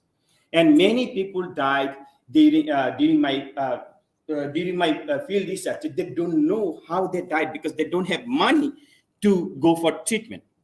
And this is another one from the Munda indigenous community, how the commercial shrimp cultivation taking the natural agricultural system and created the various forms of disaster. I'm going very fast because I don't have enough time. So in indigenous Cree-First Nation community, the oil leak happens within 18 years. Only in Saskatchewan, 18.9 billion oil leak happens, and most of the oil leak happens in indigenous community. And this researcher, Dr. Margot Halbert, was also part of it. And according to indigenous elders, when we understand the impact of disaster, the community elder and knowledge keeper, they want us to decolonize the way we understand the meaning of disaster impact. Most time we talk about water, flood, or only forest fire. But once we see the disaster from indigenous perspective, it impacts everything: health, water, insect, human, non-human, everything. So, and then many times we don't see those kind of impact. And those impact, this kind of impact on 7th generation. What does the 7th generation mean? It destroys that last 3 generations of sustainability. And it's going to impact next 3 generations of the indigenous community. And because of what? Because of current generation of greediness. So indigenous people, they don't only talk about their challenges. They know how to solve those problems. They want to use us to solving their problem. What is the problem is going on now? Western colonial system, they use the indigenous people as a tokenization to maintaining the colonial system. Instead of they want to use the Western system to solving their problem. And indigenous elder knowledge keeper, they want to be part of the decision-making process. They want to sit all together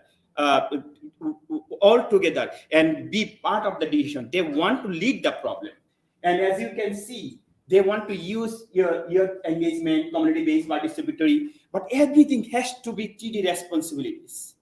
And everything has to be centered their environment. And everything has to be the center of land. When we are talking about land, what does the land mean? Land means everything. Human, non-human, the caribou, lake, what we can see, what we don't see. Land is not something that we can sell it. We can use it as we want. Land means everything. So understanding even decolonial meanings of land, we need to decolonize all through. Since we don't have time, I just would like to wrap up. How to transform our research into action. In a way, it can be celebration for me as a settler of color researcher. And also it can be benefited for the community that we are working. First, we need to create meaningful bridges with the community and scholar worldview.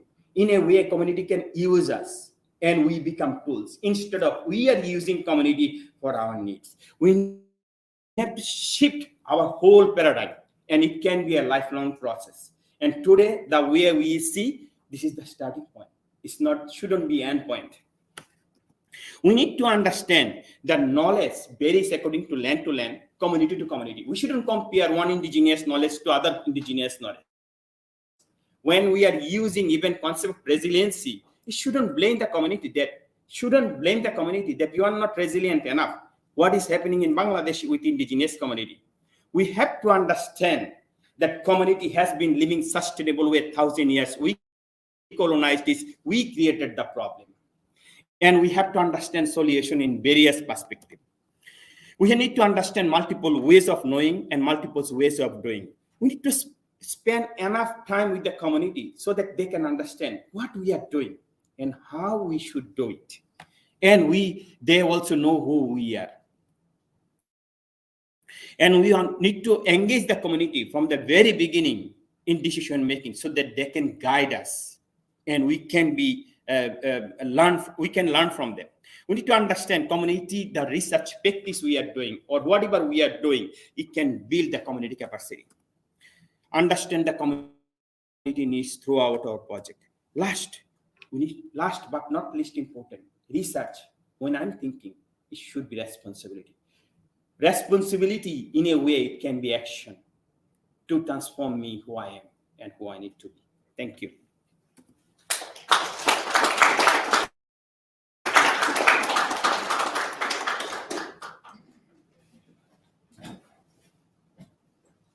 Thank you so much for, I would call it very thought-provoking presentation. A presentation that invites us to take a look again at what land acknowledgement is. And we will have all the time at the end for the several questions I've seen writing down, but we absolutely need to get on to the next presenter. You know what, I think I'm going to sit over here so I can see what's going on. Yeah. Can everybody hear me? Okay. My name is Emanuela. I'm a PhD student doing natural resources and environmental management at University of Manitoba. My research focus is on the governance and management of wildfires. And I'm doing my research in an Indigenous community. So I want to acknowledge that University of Brandon is on the territory, Treaty 1 and Treaty 2 territories. I acknowledge the treaties that were made on these lands, and I respect and I acknowledge the Indigenous peoples that are living on this land. So in regards to climate change, there are different definitions, and different organizations define climate change in different ways, and this affects the policies that are made for climate change.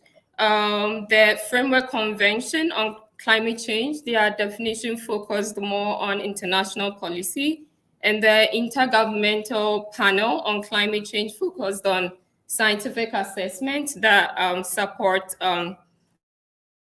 the FCCC. So the world is in a state of climate emergency. In 2019, over 11,000 scientists published a letter where they signed and they insisted on the fact that the world is in a climate emergency. In 2021, over 1,940 jurisdictions and local governments worldwide declared a state of climate emergency. This was outlined in the Climate Emergency Declaration and Mobilization in Action. This affected a global population of 826 million citizens.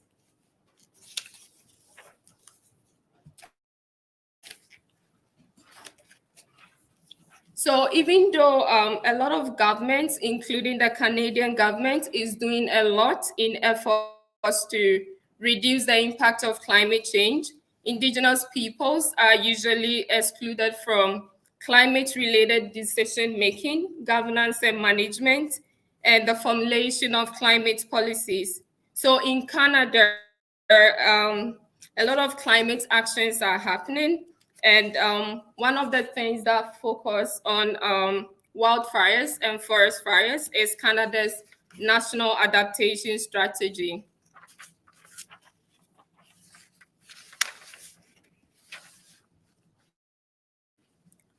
So in the Indigenous Climate Actions Report, which was focused on decolonization or decolonizing climate policy in Canada, the report made it very clear that even though Indigenous peoples are mentioned a lot in the climate policies that we have in Canada, Indigenous peoples are mostly excluded from the development of the major frameworks that goes into all these policies regarding the climate crisis.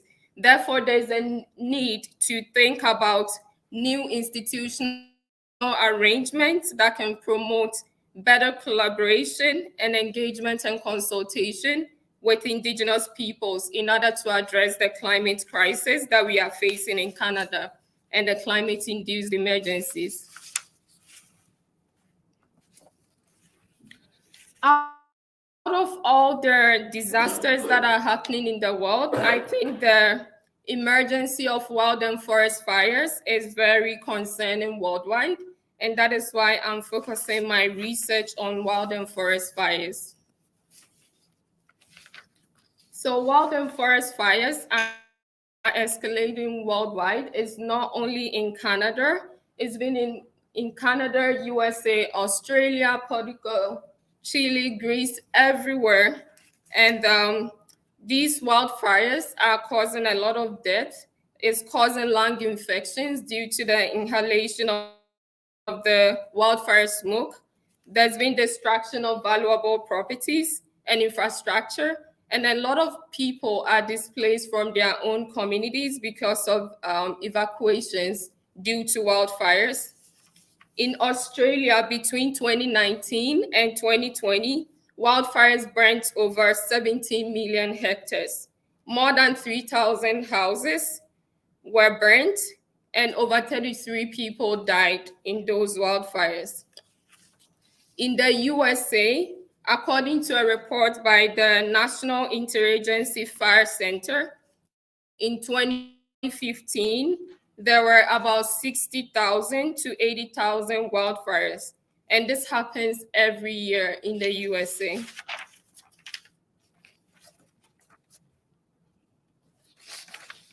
So Canada is not different from the other countries. In Canada, wildfires have been occurring every year. In this graph, you can see that the thick red bars show the areas that are burnt in terms of hectares every year. And then the thin blue line shows the trend of wildfires in Canada between 1970 to 2017. In 2016, Canada incurred over $3.5 billion in the payment of insured losses due to wildfires and evacuated over 88,000 1,000 people.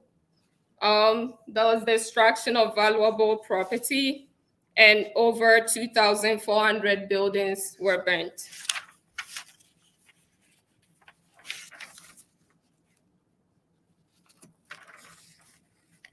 In 2023, even though the year has not ended, Canada experienced over 1,000 active wildfires nationwide, and 2/3 of the fires were out of control.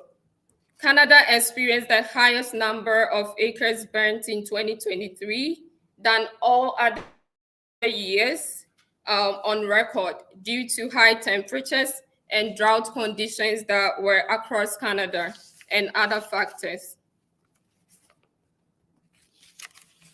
So some wildfire statistics for Canada in 2023. By June 2023, which was like, let's say around the middle of the year, there were 3.3 million hectares that were already burnt in Canada, which is about 13 times the 10-year average. More than 120,000 people were told to leave their homes temporarily. And then the Northwest Territories experienced one of the highest evacuation operations in Canada's history. At the time of data collection, there were 413 active wildfires, including 249 that were deemed as out of control, and about 2,600 people were under evacuation orders across Canada. The 2023 wildfire issue indicates a changing pattern that is connected with climate change.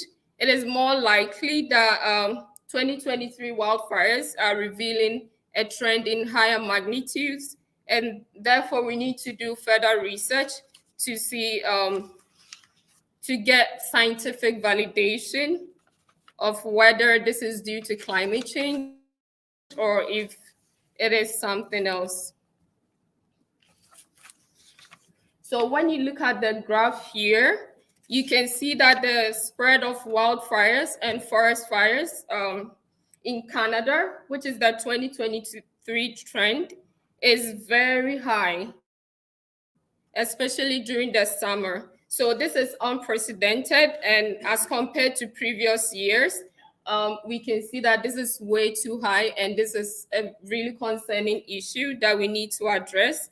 And major cities in the country were full of smoke, and people were told to evacuate. So since wildfires have become a major issue, it is very important for institutions to collaborate in the development of better wildfire governance and management strategies.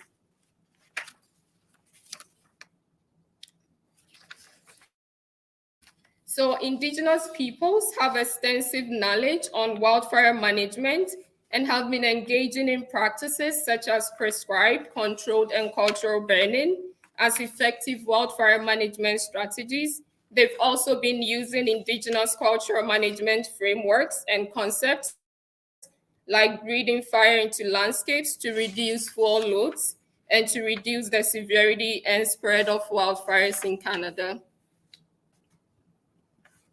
So the suggested way forward is bridging knowledge, governance, and management methods. So the suggested way forward is also weaving Indigenous and Western knowledge using the two-eyed seeing and the creation of ethical spaces concepts. So a lot of presenters have already talked about the two-eye seeing concept, so I'm not going to delve into that, but we need to look at the issue from different perspectives and collaboratively come up with a solution. One way we can do this is the creation of ethical spaces, where which was a concept that was brought up by the Indigenous Circle of Experts. The report is called We Rise Together. So this is like collaboration and fruitful engagement between Indigenous knowledge system and Western knowledge these knowledges are viewed as valid, valuable, and equal, and all multiple perspectives are acknowledged and taken into consideration. So even though engagement, collaboration, and consultation of non-Indigenous forest and wildfire management sector with Indigenous peoples in countries like Canada, the United States, New Zealand, Australia can sometimes be very challenging because it's diverse and not very advanced, depending on specific communities and localities. The combination of these sometimes conflicting perspectives from Indigenous peoples and the wildfire management agencies have proven to be very practical and an effective framework that brings together the best of both worlds. So some examples of how collaborations have been effective is in Saskatchewan, Canada, the Indigenous peoples have been collaborating through participation in research projects and using the breeding fire into landscapes approach as a nature-based solution to wildfire management that considers the risk and the effects of fire through restoration policies that account for all living beings in forested areas. In Australia and in Canada, Indigenous peoples have been collaborating through using the cultural management framework, which encompasses Indigenous custodians and rangers engaging in fire treatment, such as hazard reduction burning and cultural burning to reduce wildfire threats. In Australia and the United States, especially in Queensland, New South Wales, and California, the Indigenous peoples have been collaborating through engagement in Indigenous cross-cultural approach, where the impact of wildfire is reduced through training of wildfire professionals, agencies, and forest management managers on Indigenous fire knowledge and retaining that knowledge in wildfire management. So this Indigenous cross-cultural approach and acceptance by the forest agencies helps in the management of wildfires. In North America, especially the Pacific West, Indigenous peoples have been collaborating through cultural burning, which is a nature-based solution for forest and wildfire management. So they use the cultural burning to reduce fuel loads in the forest, mitigate wildfires, and reduce the risks associated with wildfires. They also use it for pest control and to manage landscapes and species, while the forest managers and wildfire agencies pursue a reduction in wildfire risk by burning large patches of land as a wildfire management mechanism due to them having access to adequate tools and resources. So to conclude, in a spirit of reconciliation, I'm working with Indigenous peoples to learn and better understand the role of local and Indigenous communities in wild and forest fire management and governance in Canada. As part of my research work, I will talk to Indigenous people, learn more about their experiences and perspectives on collaboration and engagement with institutions, whether they are government institutions, whether they are NGOs. I will learn from them and listen to their stories on how they are developing effective strategies to resolve issues related to Canada's wildfire crisis. Thank you.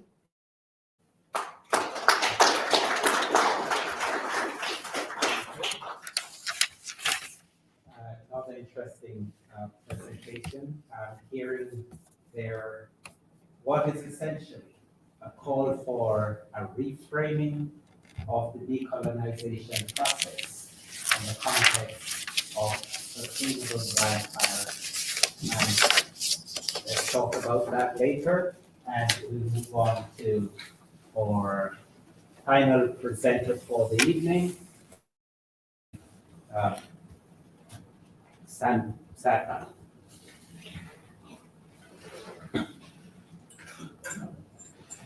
Hello everyone, this is Sadman Sakib. I'm a student of UofM, currently doing my master's under Professor M. Hall.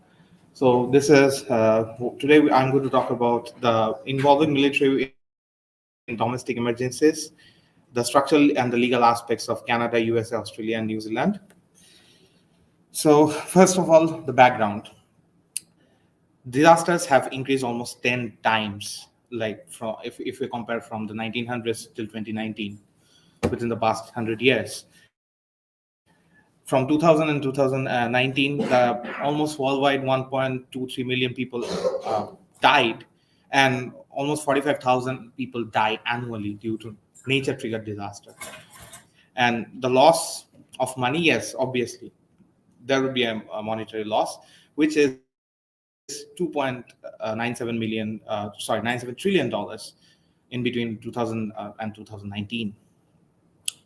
Fatality has decreased, what we can see, but the thing is that the economic damages has increased. So we have achieved that goal to reduce the loss of life, but the loss of money is increasing. And it's not only that, these are the tangible impacts. The intangible impacts, where are those? So those are also increasing, like mental health issues and others. Now we would go on to more deeper and deeper. So this is an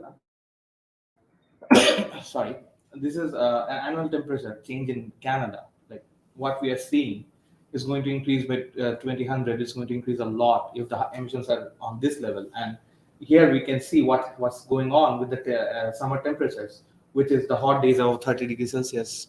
It's quite crazy. And in Canada, the summer temperature has risen 1.7 degrees Celsius, in summer 1.5, and in winter it's 3.3. And in Southeast Canada, it's like 1 degree Celsius warmer. And if Canadian temperature rises 2 degree, the world temperature would rise 3 to 4.167 degrees. That's quite a good number. And the sea level would rise about 0.1 to 0.45 centimeter. That's also a very concerning number as well. And 2-degree increase in Western Canadian boreal regions has been observed since 1948. And Disaster Mitigation Fund Adaptation Fund has been $1.9 billion to 69 significant projects by Canadian government. And in 2022, Canada faced the warmest year, and in 2021 and in 2022, it was the coldest winter where the temperature dropped to minus 55 degrees Celsius. And in natural disasters or nature-triggered disasters, the loss was 3 billion in 2022. So the figures are getting higher and higher and higher. So is it natural disaster? I don't think so. We should call it nature-triggered disaster, because the nature triggered an event, and disaster is basically an event when we don't have the capacity to continue our life as it is. So from that aspect, it's that the disaster is being triggered by nature. So that's why nature triggered disaster, and climate plays a major role in it. And what we are seeing, it's increasing high temperature, the coldest winters, and so on. Policy concerns have been raised, and as the disasters has decreased the capacity, for that we have to call military for their capacity, so for airlifting and others. So the reliance on military is also increasing as we are exceeding our capacity day by day due to climate change and others. And while it's a national security as some external forces, these are not armed forces are not made to respond in disaster. They are made to face the threats of the country. So their work is to save the country, not to respond to disaster. This is not the primary duty. So these are many concerns going on.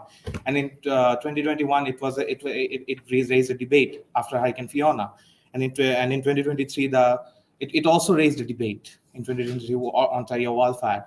So yeah, it's actually changing a role. There are two perspectives, whether to involve military, whether not to involve military in nature-triggered disaster. There are lots of debates in academia, and the debate is that military should safeguard national interest. The increasing concerns regarding the impact of civilian organizations are actually taking out the humanitarian principles, or they are not actually taking out in account. But military has those capacities where the other organizations don't have. They have airlifting capacity. They have some other capacities which are quite better than other organizations. So there are some social political contexts as well, because in democratic system, military is seen as kind of like a taboo or something, where military shouldn't be involved and so on.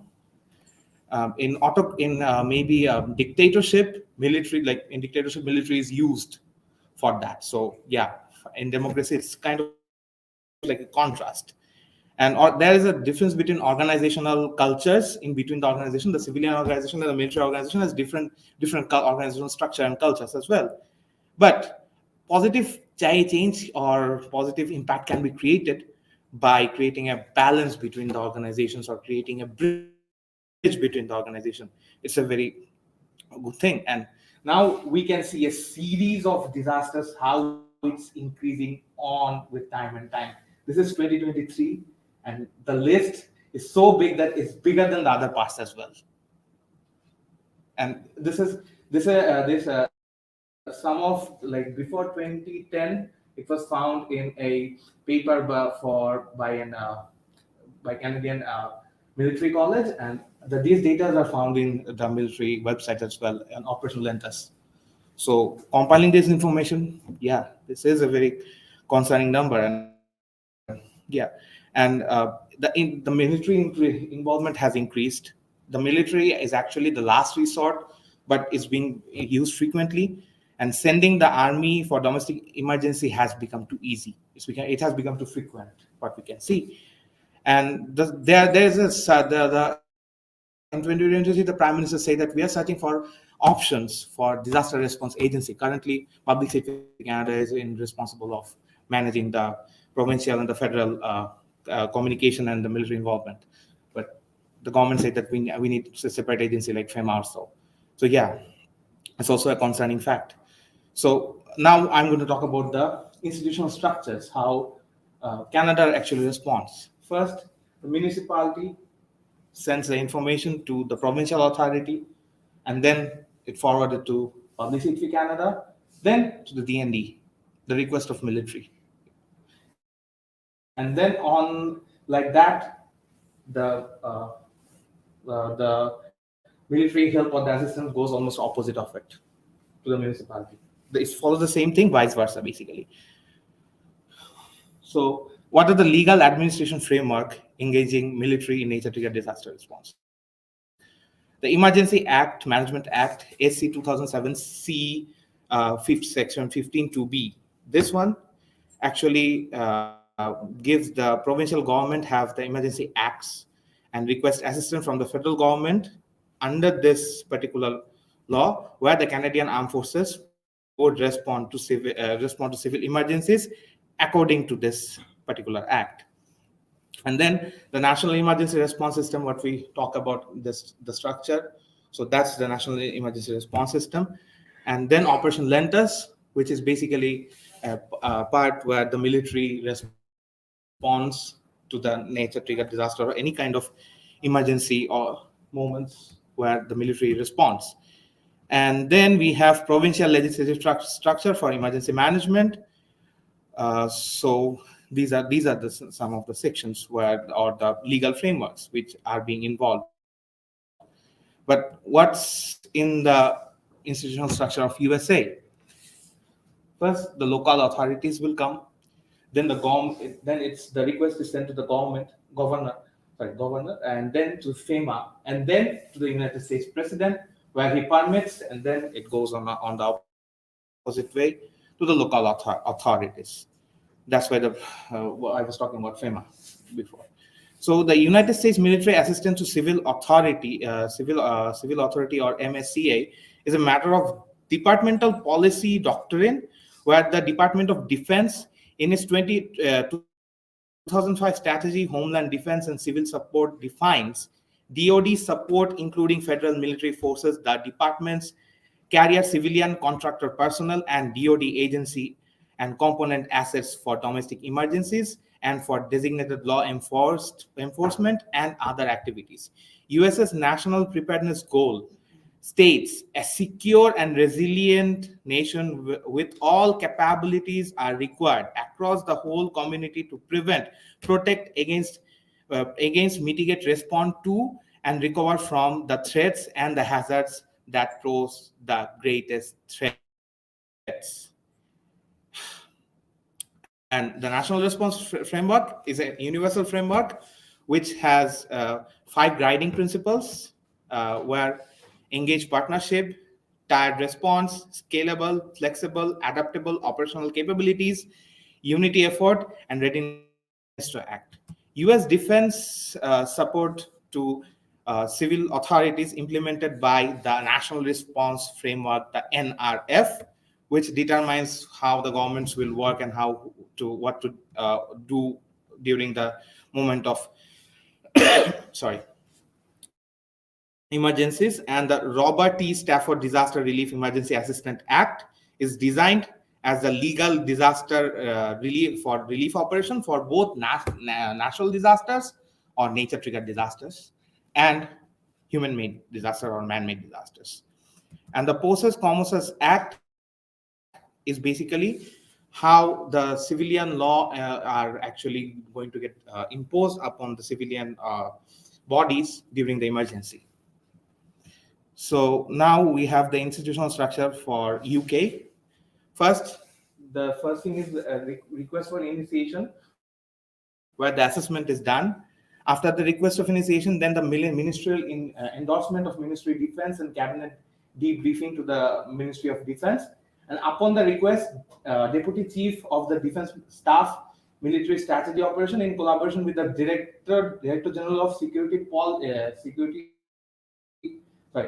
Security Policy, will provide ministers guidance, prioritization regarding military assistance authority, and the Defense Secretary and the Ministry of Defense are responsible to approve. After that, it goes for the civil dispatch for civil assistance. So what are the legal frameworks? The Civil Contingency Act, CCA, is a framework. It's a legal framework how the UK military would respond and what are their responsibility. It's under the Civil Contingency Act, CCA. So the joint doctrine publication, it outlines the principles and the guidelines for military involvement in civil support and operations. Military aid to civil power, it determines where and which sector the military can play their role and which sector they cannot. So what to do and what to not, this is basically the military. And the Armed Forces Act, it's also for the military armed forces, where it's defined that what are their roles and responsibilities. Emergency Power Act, when there is an emergency, so you might need to override some power and so on. So this defines when or who would be in charge. And Emergency Law Repeal Act, it's an amended act. It's also the same, how it's going to be or who is going to be in charge and how the things will go on in the ground. Then we have in Australia. In Australia, it's kind of different. It's divided into defense assistance is for civil civil authority, so DACC, the local emergency assistance. The requests are made by the local state, so the unit commander will actually dispatch for it. The DACC2, significant emergency or the scale if we need some relief operations. It's also by the local, state, or the territorial authority, the chief of defense force, or the delegate of joint operations. They approve the military dispatch. And the emergency recovery assistance, which is DACC3, requests are made by the local or state or territorial governments. Here, the scale becomes bigger. So they are the Canadian defense or the delegate would dispatch or approve the request. And in Canada, there are not that much of framework. The Defense Act 1903, the Defense Assistance to the Civil Community, Australian Government Disaster Response Plan, and according to the Act of this Defense Act, the Act Division 2, the Governor General has the authority to call ADF reserve to civil aid. So it means that they can override the power. The request, they can be override by the local authority. So these are all the things where what the military should do and when it should be called. So these are the legal boundaries. And now we have the institutional structure for nature triggered cooperation in civil military cooperation in nature triggered disasters, New Zealand. Okay, so the civil defense and emergency management groups, there are different groups in New Zealand. They first send the request, then it goes to the national controller, then to the New Zealand police, and the police forwards to the prime minister, and then the prime minister forwards everything there. So here the difference actually is created. The Defense Act 1990, the Civil Defense Emergency Management Plan Order 2015, and the New Zealand Defense Doctrine 2015 actually states how the military is going to be called and how the military is going to act during the time. So conclusion, what are the similarities and the dissimilarities? Similarities, it's a bottom-up approach. From the bottom, from the local level, the request comes and goes up to the state level or the upper level. And the assessment by the federal level are requested for New Zealand, Australia, UK, and USA. And with Canada, it's not there. So in New Zealand, the military request is made by the Deputy Commissioner of Police. There where it's different. It's kind of different. And in Australia, yes, police also has the authority to do so. So here, where other countries were in US and in Canada, it's quite different. And not only that, military would assist civil authority but not engage in the task of law and enforcement.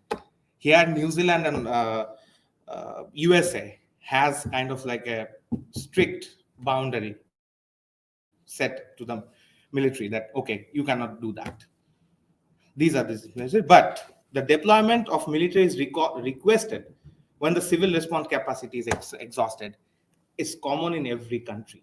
So these were the similarities and the dissimilarities in between the various countries. And I'm doing basically my thesis is upon this. And I would conclude my presentation. And before concluding, I might send you email requesting for some interviews for my thesis. Hopefully I should get some of the participants and just contribute to my thesis, please. Thank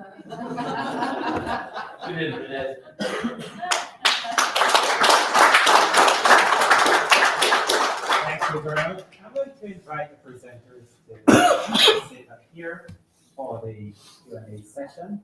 So just have a seat. Where is the manual? I'm here. I can't see this. Oh, there you are.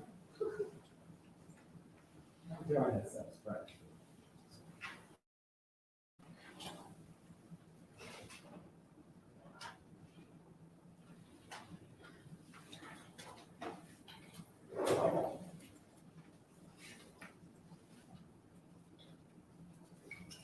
Okay, now it's our time to review these presentations. What have we learned? What have these presentations told us? I kind of see the presentations this way. Ranjan began by inviting us to look at or to relook at the land acknowledgement process, especially as it relates to the relationship between settlers and the land within the context and from the perspective from the lens of indigenous people. In other words, as settlers, we are invited to rethink the way we approach decolonization, because by so doing, we might find a pathway towards a sustainable relationship with the land, having learned that from indigenous people. Emmanuel took us into a more focused approach, a specific aspect of land management, and that is wildfire, forest and wildfire management. How could we utilize or interpret that decolonization process to better manage wildfires? Indigenous people have faced wildfires and have learned. There is much to be learned by settlers in that context. And then Sadman got into how do we bring the resources available to us, specifically military resources, how do we bring that to bear in our response? And it made me think, as a disaster risk manager, how could we go further with that? And rather than a focus on the role of the military in response, how about the role of the military in management, in disaster risk management? But I turn it over to you. Our presenters are here, and Harvey.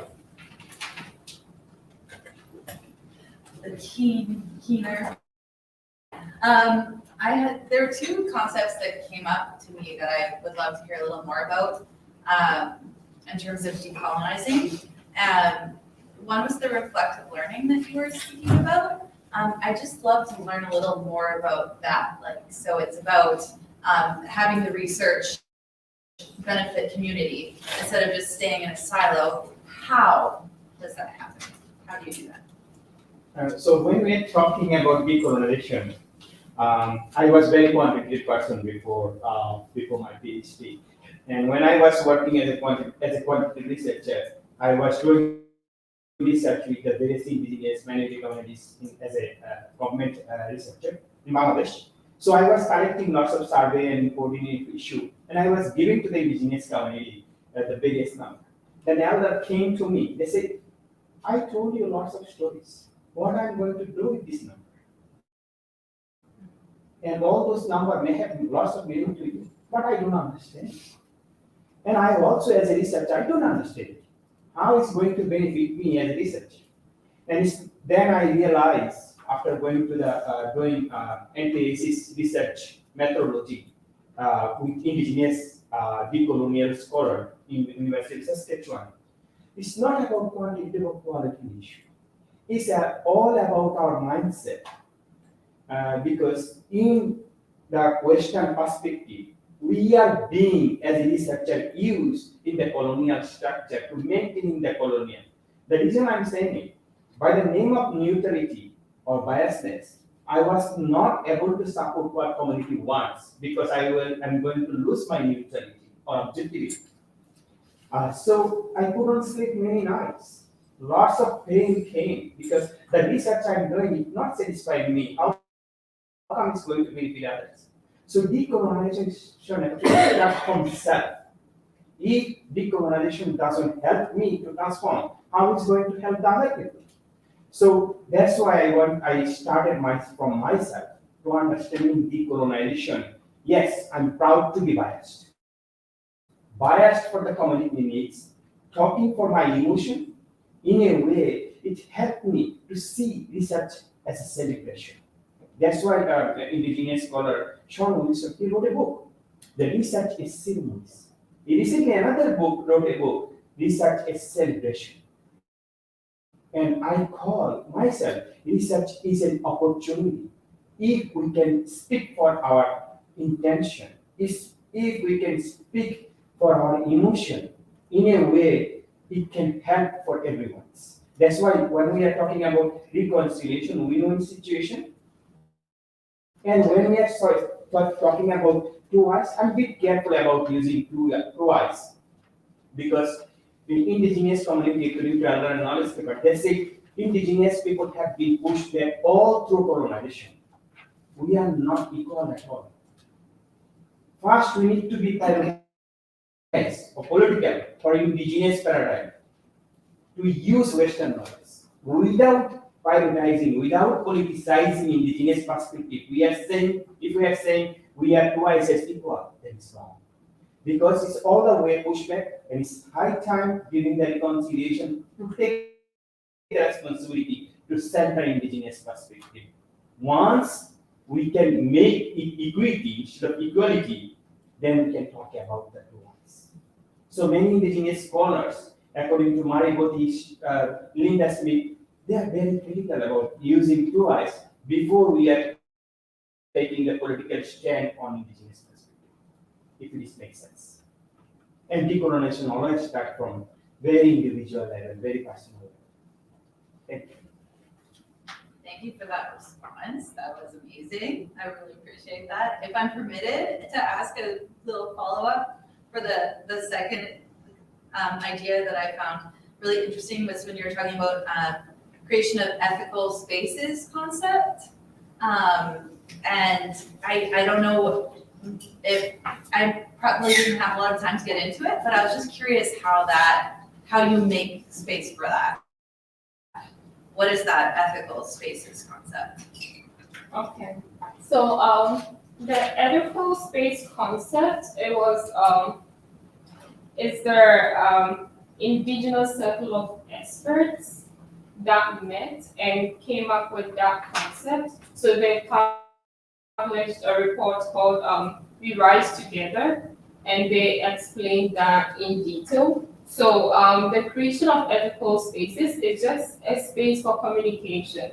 It's a space where different groups can view different knowledge systems, values, worldviews, practices, ethics, and protocols, especially between the Western world like governments, institutions, and indigenous peoples or indigenous ways of knowing, as multiple perspectives that are valid, valuable, and equal. So usually, for example, if a scientific institution, maybe a research institute is doing research, usually they value that scientific perspective about indigenous ways of knowing and how indigenous people think and do stuff.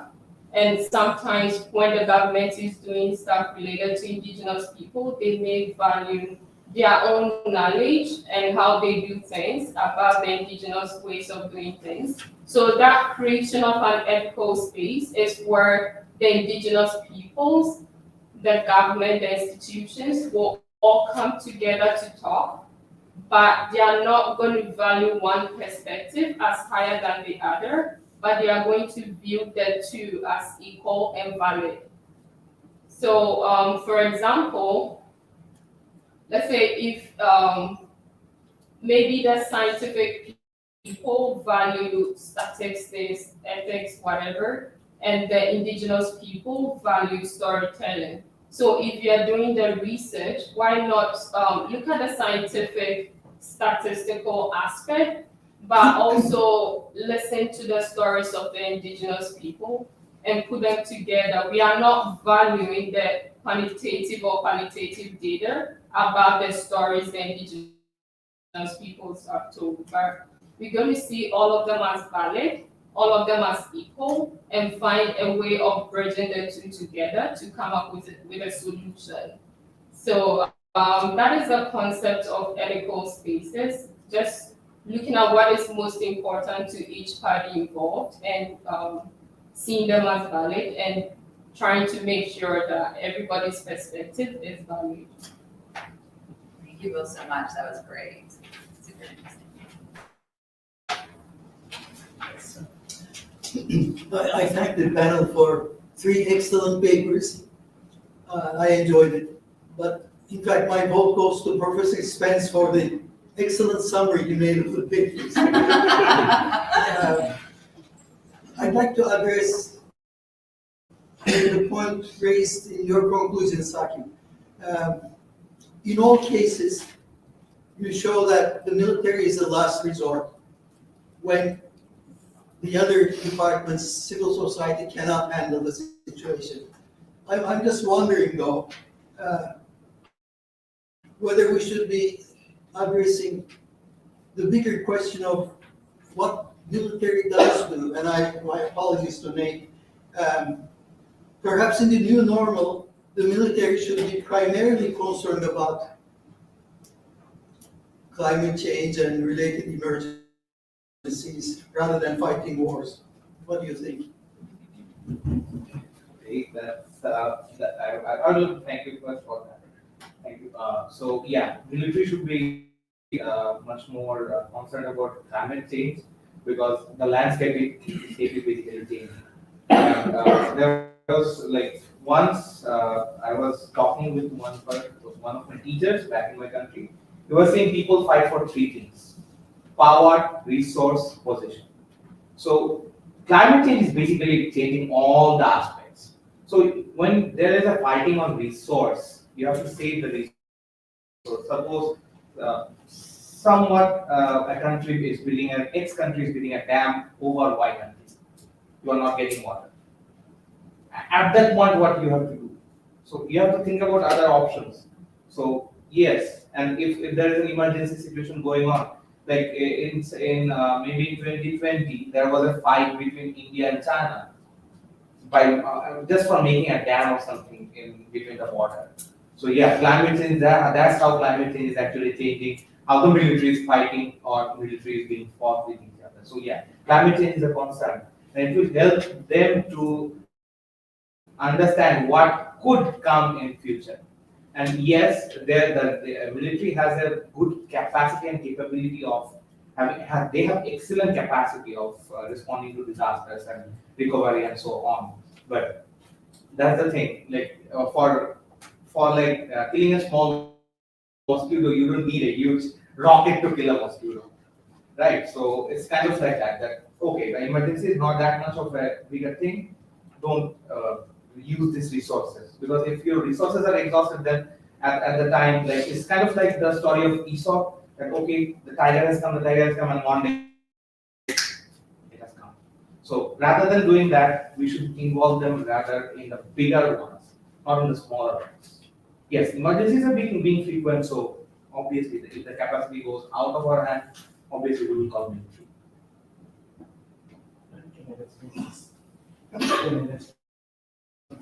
Yeah. I think there's one. Oh, there's. Sorry, I have one question and a build off the Sadman's point there. If disasters become more and more common, and there's always a question of local resources bringing up, why not? Isn't that not a business case to increase local resource capacity? And I point out the fact that in Canada, especially, our military is highly reactive when it comes to disasters because it is focused on response.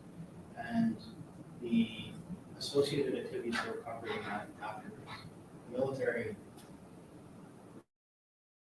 isn't there. They really pick up the lead within a week or two, dealing with all of the issues that they're assigned. And then beyond that, it's left to local authorities and regional jurisdictions for recovery and all the associated work thereafter. What do you, is your research pointing to in any direction, or is anything being showing itself as self-evident? Yes, one of the big, thank you for the question. One of the biggest question in my research is that, okay, as the government is looking for other options and opportunities, should the civil authorities increase their sorry. So what are the way forward? If we don't want to involve military that much in the disaster, what are the way forward? It's obviously we should increase our capacity, the civil capacity, use our resources more and more. And in disasters, basically what we say, expect the unexpected. If something unexpected happens, we cannot say that. The temperature is increasing, we are having warmer winters, we are having hotter summers. So we cannot say that, okay, we have the capacity. But all of a sudden, if the fuse goes out, then whom we have to call? Yes, we have to call military. So there should be a firewall-based plan where each and every wall, when your first defense wall goes out, you have a second plan back it up. So the last plan is going to be involving defense or military. So yeah, there should be like plans to kind of like this. Okay, we are having this wall. If this wall is broke, next wall, and the last wall is going to be military. Because we cannot use like CAF is actually having a huge crisis, the recruitment crisis as well. So the manpower is also a huge concern here. If you are using military for a disaster, then who is there to protect the country? What the main responsibility is there. So that's the main concern which is going on there. Yes, local capacity should be increased, but what about the climate change? It's changing the game like all on a sudden. I'm expecting outside that okay, it's going to be sunny, and all of a sudden it's raining. So yeah, that's the main thing. We have to focus on that. We have to focus on increasing the local capacity rather than calling the military so frequently. You wanted.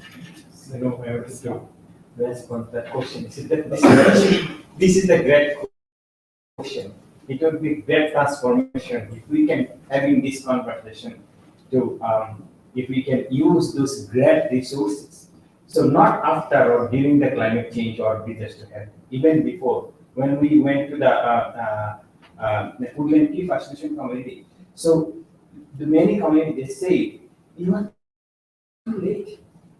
Because when we are seeing the disaster, fire disaster, we cannot ignore what happened during the residential school time. We cannot ignore mental health issue. So we have to address everything way before. So if you can use the military resources from the very beginning, not that during, it could be great win situation for all many things. So just to add in on this, great discussion.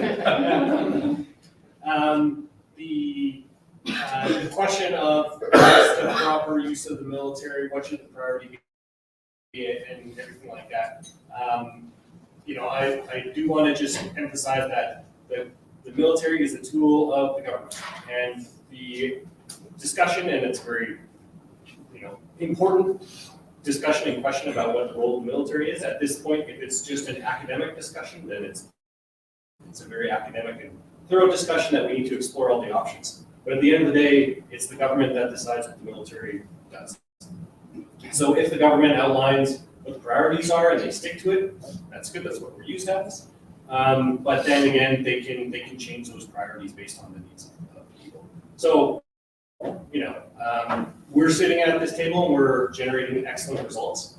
But until someone from the federal government is here, they're the ones who are actually making the decision. Much higher than. But who's the government? We make the government.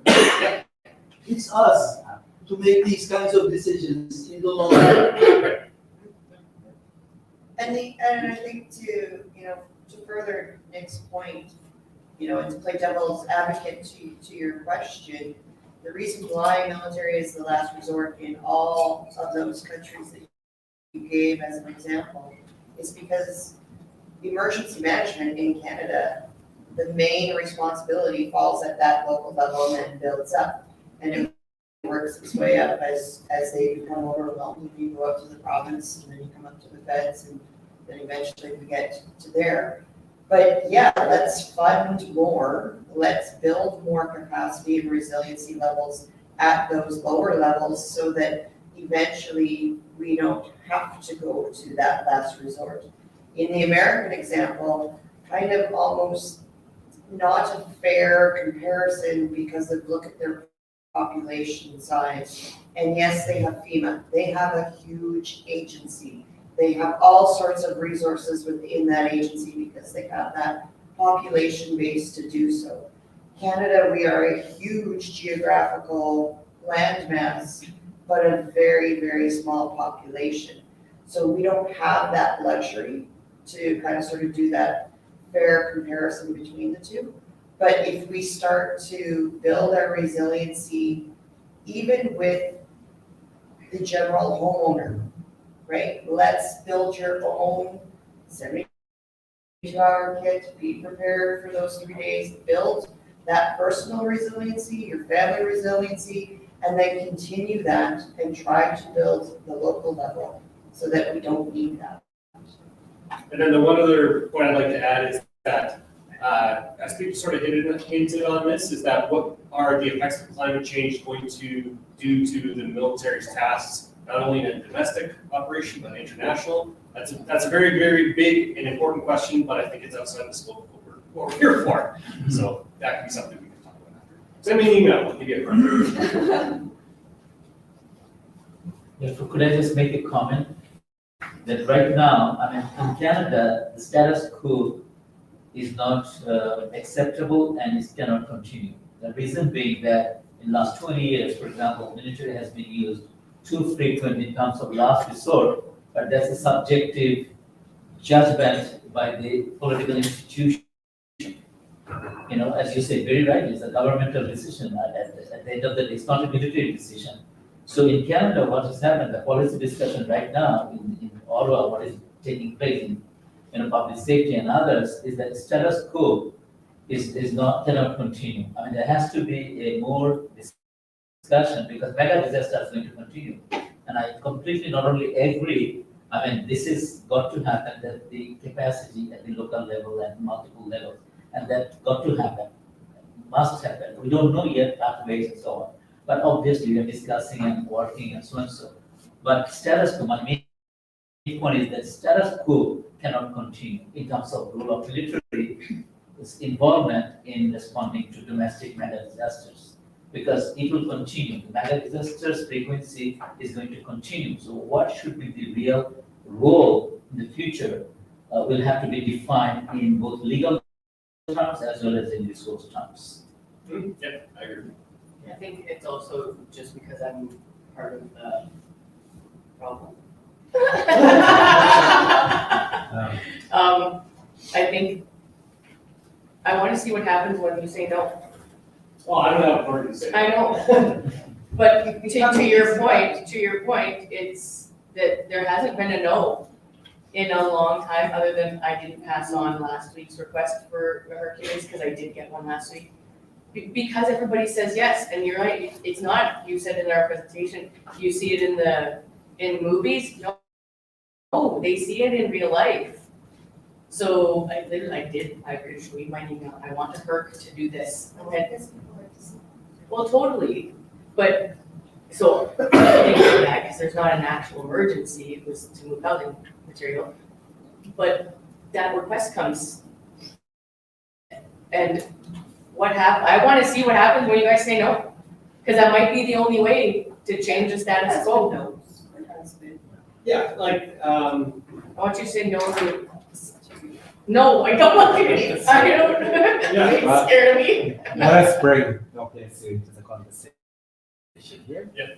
So, maybe my question is to all the people here.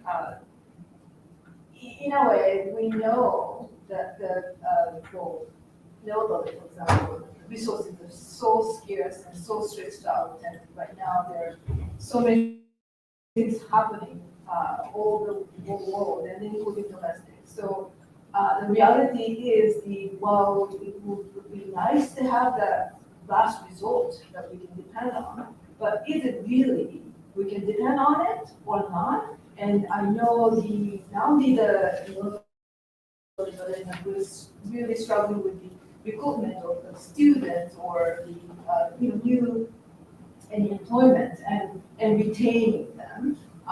So it's not realistic. We're talking about something, seeing what is happening. Almost we're kind of trying not to look at it. And then talking about it. So now I just wanted to be a little bit advocate, but we talk about indigenous knowledge many times today. And what do you really, for indigenous members, feel about when we are seeking the indigenous knowledge as some kind of a way for solutions or some way to have some answers? Do you feel comfortable? Like, why suddenly coming to us and try to, ask for help?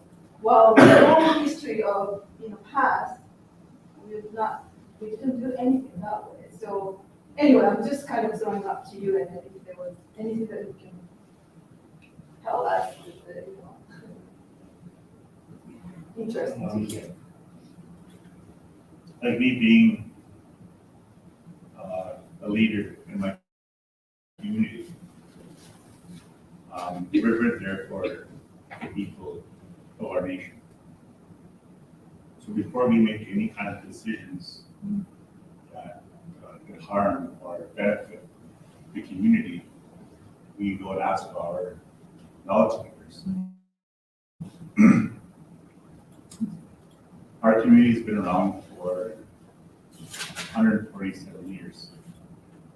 So that's 147 years of storytelling. From my dad, my grandpa, the great grandfather, so on and so forth. And me being, I'll say, young, but not so young, we always ask our knowledge keepers what's the best decision for us, you, and our people. So, like, before all the speaking that was happening today, and it's always it was brought up, like we said, ask the First Nations people. Ask that's kind of honoring because we've been around a long time as a nation, as First Nations people. Like, we wouldn't go to our neighboring community and tell them how to manage their lands. We wouldn't tell them how to farm. We're not farmers. So, to me, it's humbling to have these discussions around how can we work together instead of it's always been in silos. You know, that's how I see it. That's even humbling for us. Thank you so much. Yeah. Okay, I want to pivot a little bit back to the military versus government in emergency response intervention.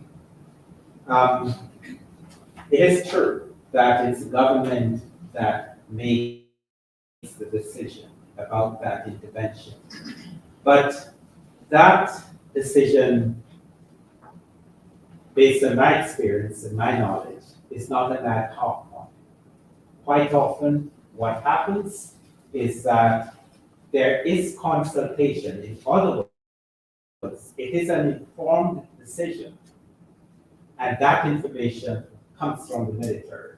Where can we, well, partially from the military, where can we effectively respond, and how might we effectively response. So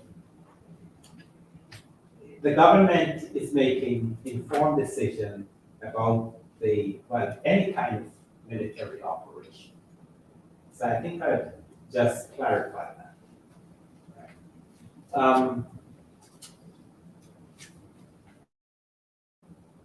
Emanuela, I just want to prompt your thought a little bit. Quite often, when we talk about wildfire, the focus is on the displacement of people, well, the social and economic impact of it. But there's also an enormous impact environmental, because forests are an important source of carbon sequestration. When we burn them at the rate that your graph showed, we are releasing enormous amount of carbon into the atmosphere, which fuels the warming that we are experiencing. And not only that, but the absence of that forest cover for the next 10 years means that we lose that capacity to sequester carbon that would otherwise accumulate in the atmosphere. Not to talk about the soil loss and the habitat loss and so on. So I think it's important that we see this process as a system. I would suggest that, or would argue that for indigenous people, operate within such a system. In other words, there's recognition that what we do in part of this system has implications in other parts of the system. And I think our decolonization experience ought to be a learning process from our indigenous people. So I think I'll just give my 2 cents on that. Can I add a little bit to that? Emmanuel, I appreciate all of the pieces in your presentation that are reflective of where I am in my role, in my job. And a few things that, because I can focus here on Manitoba, and yours was more across the country and then globally even, right, as you were speaking. And I'd love to bring you back to what happens in Manitoba when it comes to, I remember the slides that you had when you were speaking to the Indigenous knowledge and fire management, wildfire management in Indigenous communities. And you might not know this, but I'm going to share this with you. So if you need to take information forward, in Manitoba, this is not a management. The systems that we work in are systemically racist. And the decolonization of those systems is our role, and we're trying, and which is really important when it comes to wildfire management and recognizing the experience of First Nations firefighters. We're at a minus in Manitoba. If that's one place where we can build resilience and build capacity and enhance capacity, it's when a First Nation comes to me and says, I have 25 wildland firefighters, but none of them have been trained because we can't get training, or I can't get there, or they're not recognized. That means that there's 25 people there that could be deployed to the next nation. They're not recognized. We're trying. The wildfire program was trying. We tried it a few years ago, and then things changed. People changed, people moved on. We got nowhere. But this discussion here has now just sort of lit that fire back up inside me to go back to them to say, okay, we have to really do this. And I think that the First Nations firefighters have been telling us for years, we know what to do. We know what to do. And I believe them. I want, okay, go, do what you need to do. Except now I can't help them do what they need to do because I have to pull in on others. And I think it's the systems. It's the systems that are stopping us from being able to move forward with that. And I just wanted to offer that to you because I think that piece was almost missing. When First Nations see firefighters coming in from South Africa and from other countries, and they go, we're right here. You're not going to let us do what we know how to do. Yeah, it's scary, right? Yeah, and to add to that, I think it is a learning experience. So for my slide, the one that had Indigenous Life Movement, this is happening in other countries. That was in the USA, and they have an exchange program where Indigenous volunteers do some training. They train them, help them to get that expertise so that when there's wildfire in their communities, they can help. So with the picture that you saw, these were Indigenous women that went for the exchange program, and they taught them like how to like professionally fight fires, even though they know how to fight fires. They've been doing that for their communities in a long, long time. They taught them how to do it like professionally, equip them with the resources and what they need in case there's an emergency. So I think other countries are beginning to implement these things. So we can probably learn from them and maybe set up some of these exchange programs so that indigenous volunteers can be equipped with everything they need to be able to protect their communities. Right, I thank you for that. I want to let us give a round of applause to the speakers.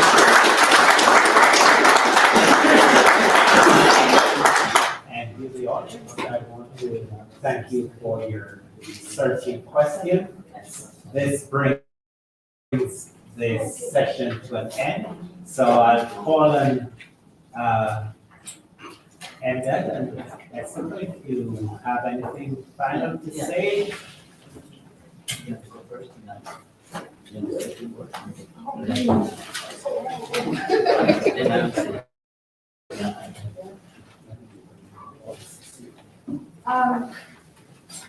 Well, thank you so much for the first day. It's been very productive, I think. I learned a lot, and mostly one thing is we talk each other.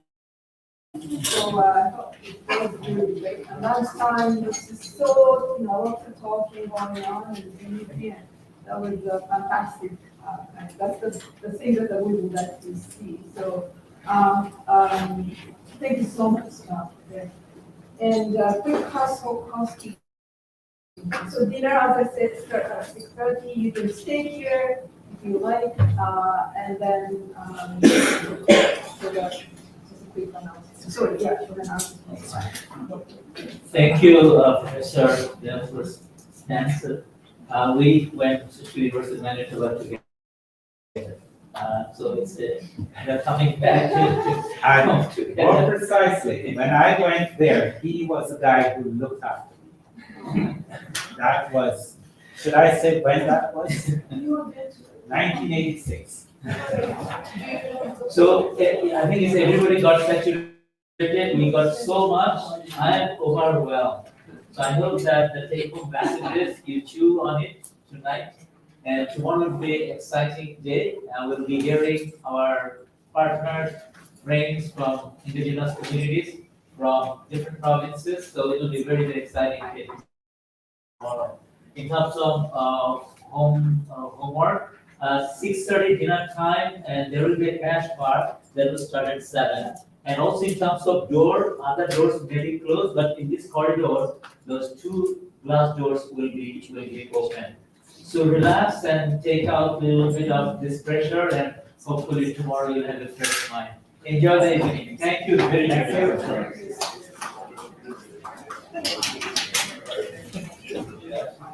It was really exhausting.